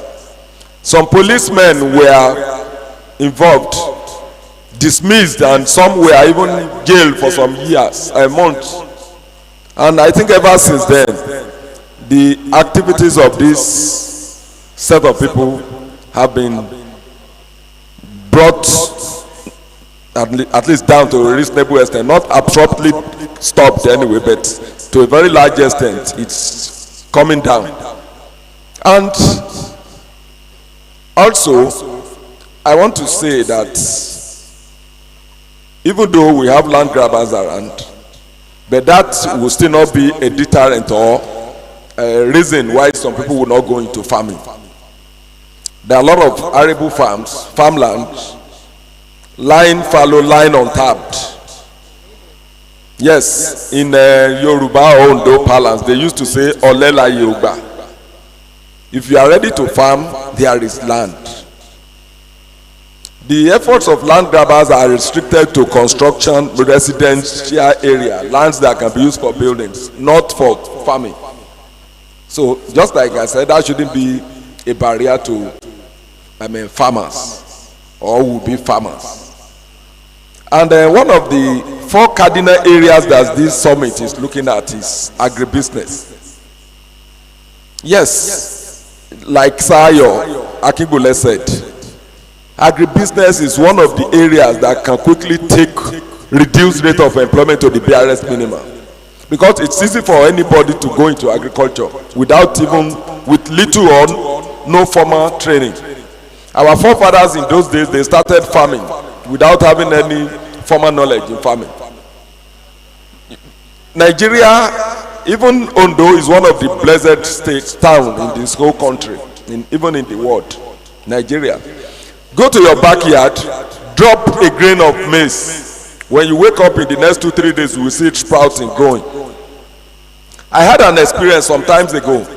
There was a party I did in my house. The caterer, they finished what they were doing, and when they left, about 5 days later, where they poured the water they used to wash tomatoes and pepper and stuff like that, when I got to that place, I saw a lot of seedlings of tomatoes. I quickly called my wife, look at this thing, and we started transplanting them, creating space for them. Lo and behold, for a period of almost 3-4 months, we were not buying tomatoes and pepper in my house, including okra. That is just at that level. How about trying to do that to commercial level? And that also gave me the idea and the courage to think of having a tomato plantation. Right in Ondo here, I have a tomato plantation. And what does it involve? Just have your land, prepare it, get good seedling. We have hybrid tomatoes all over the places. We have Platinum F1, and we have a lot of others too that are doing very well. Gone are those days when we restrict tomato and pepper plantation to them in the north. We can do it here. We put people to work, and at the end of the day, it has been a success story. Now we've been distributing tomatoes around the town, around the places. We have trucks that are supplying. We have all the eateries. In fact, as I'm talking to you now, we are short of, we don't have enough to supply because the demand is just too high. I wonder why it's taking us a lot of time not to think of doing things like that. Thank you very much. Thank you, sir. Thank you very much. I'll be going to our Dr. S.J. Oyebade, sir. I would like to ask a question. For what Dr. Nelson said, Dr. Nelson was talking about tomato plantation in Ondo here, that it can be done. I want to know about the local laborers to do the work. What can we do, sir, for the success of it? I'm asking this question because I have the honor to interview Honorable Jibayo Adeyeye Nibanola Farms just about a few days ago. And all his workers, he told me that less than 30% are from Ondo town. Others are from outside. Because of the plantation, the tomato plantation that Dr. Nelson is talking about, sir, what could be the challenges? I'm quite sure you could have had the experience as well about the local workers that he could have, and what could be the solutions that we could have of it. Thank you, sir. Thank you, madam. Let me say, labor or workers move stems out of what the area is coming from. Ondo Kingdom came out of cocoa that was introduced 1910 by Archbishop, I will remember his name, brought it to Cathedral, and there development started, and Awolowo took over Cocoa Development Unit. Bringing another sector requires a special approach. The particular sector you mentioned requires land. Spend time in agriculture, but it pays on and on and on for years. Fantastic. Thank you. Thank you. Please, can you give it back to our father, Oyebade? So please. I'm not hearing you properly. Within the gestation period, sir, of cash crop, which is cocoa, palm oil, we know that it takes about 3 to 5 years for everything to mature. What do you do in between that period? And does the government give you full support at that time? Thank you. Just 2 minutes, sir. Gestation period is already very close with hybrids. The cocoa you mentioned has the best seed garden in Ondo State with 2 years maturation. Unlike 7 years Babama Arodu of those days. The same thing goes to oil palm. So when we're talking about gestation period, what are the qualities of the hybrids that are in the market? You talk about Malaysia. They took something from here. They developed their breeds. So gestation period, right. Look for the best available hybrid first. Then you know that rather than waiting for 7 years, I can start to harvest cocoa. I have 5 hectares in Adekule Ajashin where I just left. The one that the former VC planted started fruiting 19th month. So gestation period depends on hybrid, soil quality of those days, and the maintenance culture, good agricultural practices. Thank you, sir. Okay, please, can you give it to our Akibule, please? Thank you. It's the same question. Agric, just for 2 minutes. Yeah, agric is a very costly venture. If we are to be truthful to ourselves, and we are talking of bringing youths along and some middlemen into agric, definitely government must intervene. One, land. Then you create training for them. After training, capital. But the government have been doing it in the past. Our people have not been cooperating. But I think we have to appeal to the government now Because during my days, in 1979, the government distributed tractor that costs about 80 million now, free of charge to people. I refused to take because I was the secretary of Poultry Association by then. 2000, year 2000, here in Akure, Oshimbajo gave 4 million naira to poultry farmers across the state, but Ondo town was not included because they refused to register quickly. Year in, year out, the government assisted, but people are not cooperating. If we want to really get it right, we should give our people reorientation and also plead to the government, Mimiko government, through the CBN and Bank of Industry, distributed 2 billion during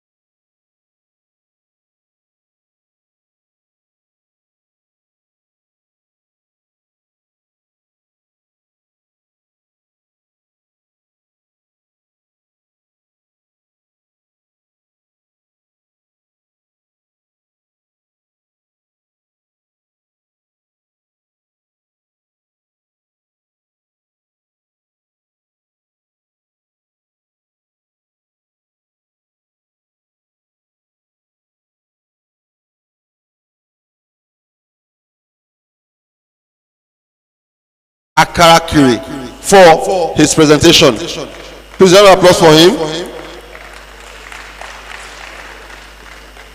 Sir, you're welcome. Please, let's have our seat. Thank you. The program is still on. Thank you. Thank you. Thank you very much. Let me stand on the existing protocol. It's the last presentation for the day, but sometimes God keeps the best for the last. So maybe after what you're going to see in our presentation this evening, you'll be able to tell the people who have left you missed. Before the representative of Mr. Governor, that's the person of the Deputy Governor, left, I got his permission to use the next 2 hours to make my presentation. So we'll be here till 7 o'clock, if you don't mind. My name is Femi Akarakiri. Can you have the Ondipa slides on, please?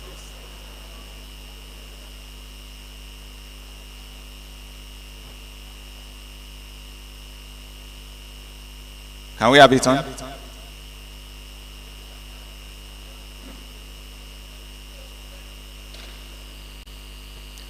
I'm the Director of Business Development and Investment Management for Ondipa, and I've got my colleague here as well, Barrister Emmanuel Omomowo, who is the Secretary to Ondipa. Ondipa was created by Mr. Governor in 2017 with the focus of industrializing Ondo State and also looking at the key infrastructures that will enable investors to have Ondo State as a place of their choice for their investment. All right. If you step back. Can we go back, please?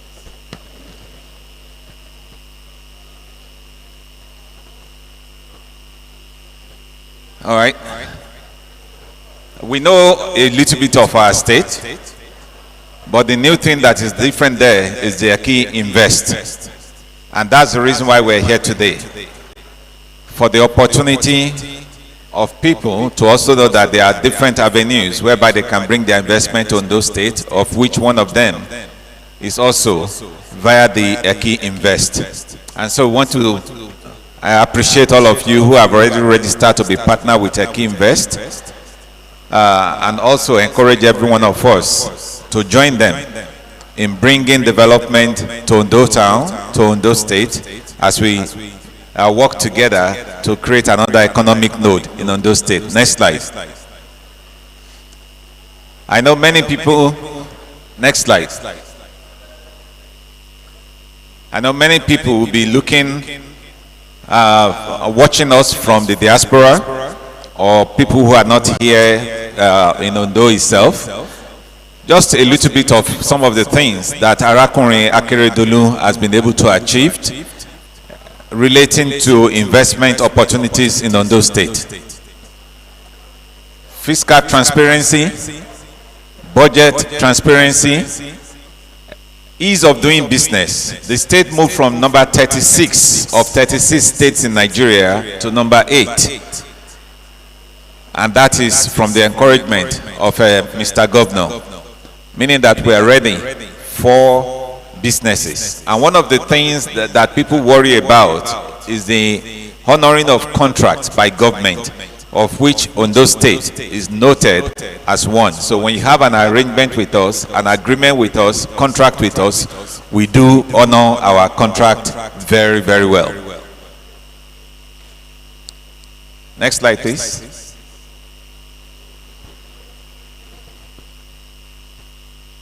Mr. Governor himself, the previous one. Go back one more slide. Thank you. Mr. Governor himself is highly involved in the development effort.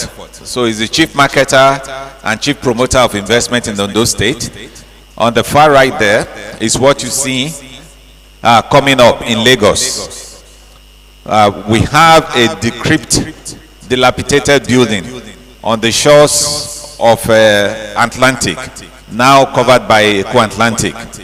Mr. Governor has given approval, and very soon a 7-story commercial building is coming up there that will return investment to Ondo State.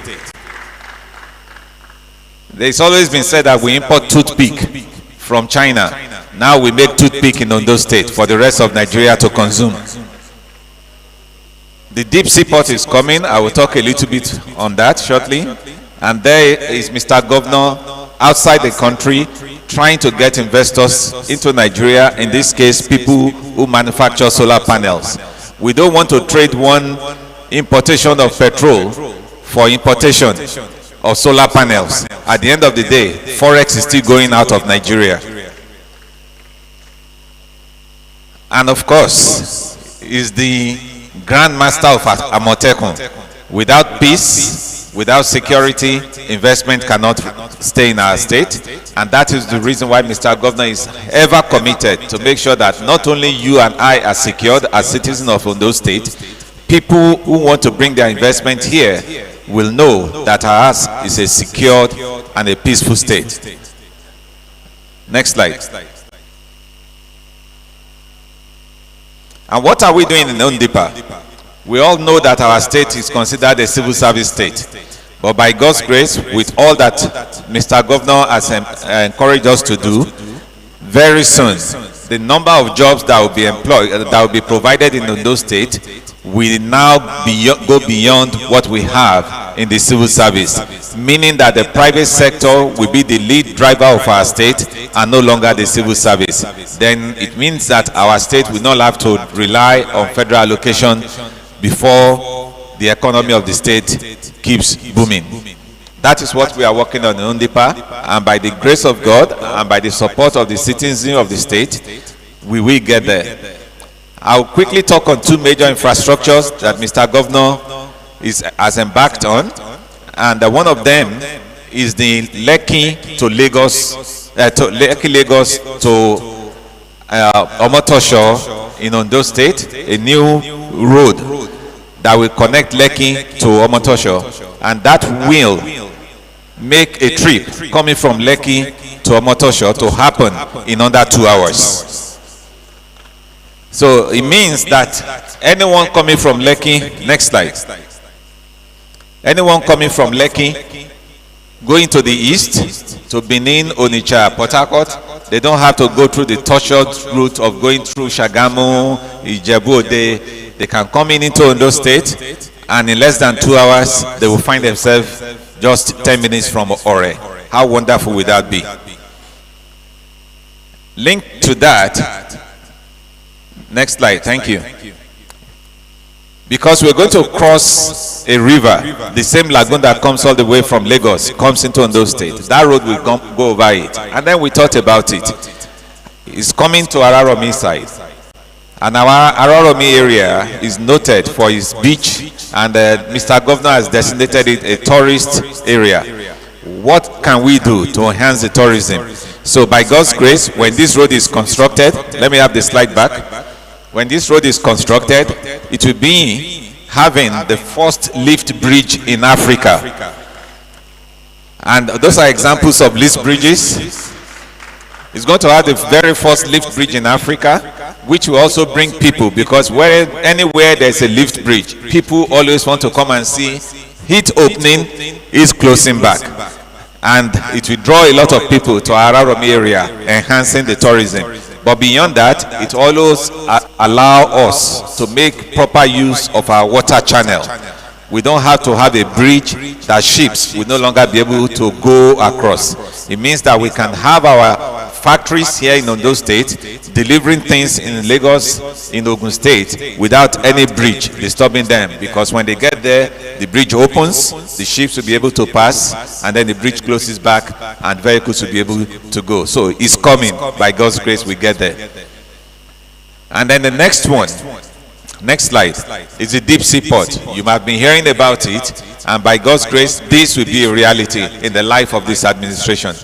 Everything Ondo State needs to do has been done. It's been submitted to Nigeria Port Authority. We are waiting for Federal Executive Council approval, and we believe that in the course of the remaining period of this administration or in the early period of the next administration, come 2023, the port of Ondo will be declared, and that will massively change the economic status of this state.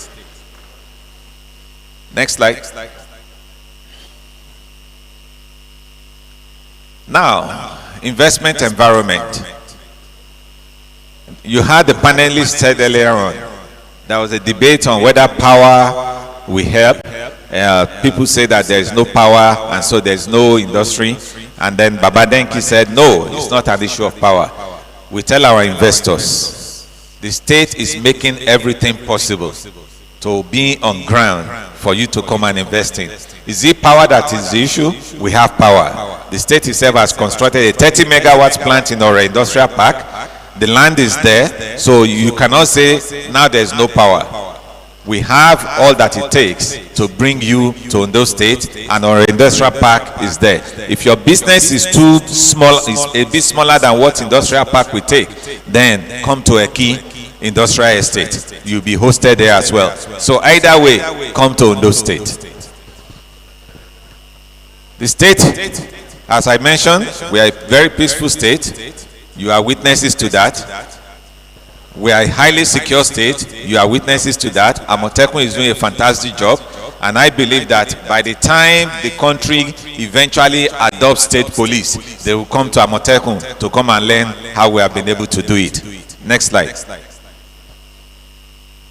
At the upper part, the realities that we face today as a nation. The lower parts are some of the initiatives that we need to carry out as a people, as government, in order to be able to overcome those realities.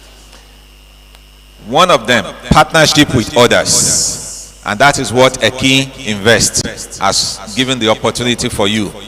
Come and partner with them so that development can take place. You cannot do certain things alone because you may not have the financial muscles to do them. But when you find other partners, then together those things can be done. The more lights, the more candles are lit in the room, the brighter the room is. So you may not have the fund to start that mega factory, but when you bind with others, when you come together with other people, ideas on how to fund it, ideas on how to run it, ideas on how to start it, they will always come up. And together you can make that your dream to become a reality. So we look beyond the realities. We look at those initiatives. And I believe with many of these initiatives that we listed here, we can achieve the dream of industrializing our state. ODSG land for equity. We know land can be an issue for many investors. We provide the land for you.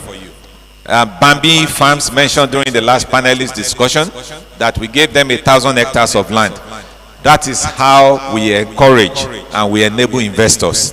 So instead of you looking around for land, you can approach us, we look at your need, we get you the best place that fit that need, and you can worry about how to continue your business as against looking for land to buy. The investment that you will have committed into buying land, the state will take it up for you. Next slide, please. Now, we have spoken a lot today on investment and investment and investment. What exactly can you go into? Those are the things that we now look at. What exactly does Ondo have for you that you can go into? The first thing that we can say we are very proud of is we have a very fertile land. The combination of rain and sunshine, no wonder they call us Sunshine State, it makes agriculture to thrive very well in our state. People fly in and they see green canopy. It means that the land is very good for vegetation purpose.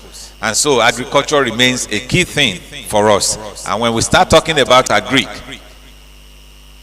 there are many aspects that we can go into. If we can have the slide back. There are many areas of agriculture that we can go into. Cocoa, our prime product. So chocolate, butter, cake, powder, even there is cocoa wine, by the way. Some of the things that we trash from cocoa are still useful for other things as well. You can make fertilizers. from the husk and from the things that we normally dispose of. Cassava, in Ore, we have cassava to ethanol plantation. We can still do more. Sugarcane, I read that we imported 495 billion naira worth of sugarcane last year into this country. That's nearly over $1 billion worth of sugarcane in order to make sugar. We can grow those things in our state and help to reduce the cost of importation. Oil palm, that has been well discussed. That's like gold now. In fact, we call it our new found red gold. Next slide. Plantain. We see them on the street, we buy them, but it goes just beyond what we eat. Even the stem that we cut off when we are harvesting, those stems can be turned to fabrics. But today we just leave them to rot. So someone can decide that, look, I'm going to go into a plantain farm. After you have harvested, please, all the stems that are left, I will buy them from you. And I will turn them to fabrics. So they make clothes from the rest of the stems that we just discard normally. That's on plantain. Spices, from ginger to turmeric, onions, we can grow them. And not only grow them, we can export these things. They are huge products that are required in the diaspora, not only by Nigerians who are living there, but even by the citizens of those countries. But we have left these things to people from the Caribbean to be the key producers for the rest of the world. We should be able to tap into that spice market. It's over $3 billion globally. If we take $200 million as Nigerian portion of it, 200 million from spices will make a big difference in our country today. We talk about fresh leaves, ugu for instance. A lot of people are into wellness. Spinach, bay leaf, we don't usually worry about them. But I can tell you, you grow your spinach here, you harvest it, take it to Akure airport, it lands in Lagos the same day. By the following morning, it's in Netherlands, ready for the European markets. So we need to start looking at the global market beyond what we ourselves just consume locally. We can earn forex from doing all these things. Your product leaves your farm today and it will be in Europe tomorrow morning. Those are the kind of thoughts that we need to start coming up now. Essential oil, the same thing. Moringa, Zobo, we just drink them. But abroad now, a lot of people are promoting wellness, healthy living. Let's bottle them and export. They will bring income for us. They will create jobs locally. They will enhance the income that we have need of. And we will not all be shouting naira to dollar exchange every day. Next slide.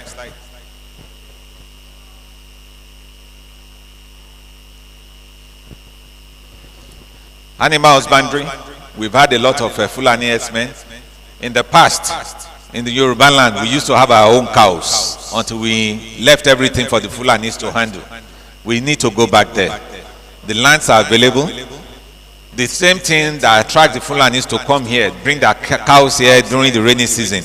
We have the benefit that we can have it year round. The grass, we can grow them. And we feed and we produce cows. We make milk from them. Today, by God's grace, come next year, we're going to have the largest egg powder factory in Africa coming that will be open in Emure, Ekiti. You'll be wondering why egg powder. The likes of Nestle, Cadbury, and the others. They don't sit down and be cracking eggs when they are making their products. They don't just say bring eggs and then they'll be cracking and be pouring it into their machines. No. What they do is they have to import. They import egg powder. And that is what they mix into what they are producing for us. So we produce eggs, but we don't make powders. So they have to import. And that's the reason why the state government, along with some other private bodies, have decided that let's go into this. It's nearly 300 million and industrial for all of us. For all of us, it cripples on investors coming to develop along with us. So every one of us has got, our goal is to make sure that this state becomes a thriving economy, such that other states in the region development from putting it, we be in Ondo, we will do the ministry work for you. I believe that's 2 hours gone already. Thank you very much. And I believe that from our fertile ground, our human resources, our mineral resources, all of us will join together to transform the economy of our state and make it a prosperous one. God bless you all.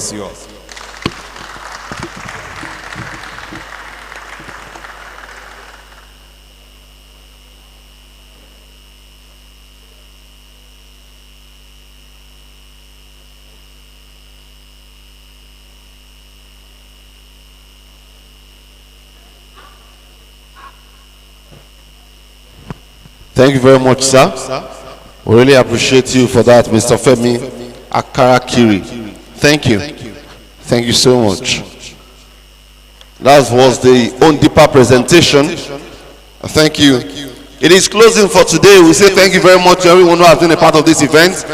Tomorrow we will come here again. We're starting by 9:30 tomorrow. Please be a part of this event. I say a big thank you to Honorable Olafagbemi and also to our own Honorable Abiola Makinde Oshaprapra. Thank you very much for being here. And to everyone who has taken time out to be a part of this event, we'll see you tomorrow. My name is Olamide Akimolayon. And from everywhere you're watching in the world, we say thank you very much for being a part of this event today. We'll see you tomorrow. Good night and God bless you. Thank you. Hello, 1, 2. Engineer Bamik is okay. I'm proud of my heritage. It is what I am. Yes, so I'm on the video. It ain't you every time.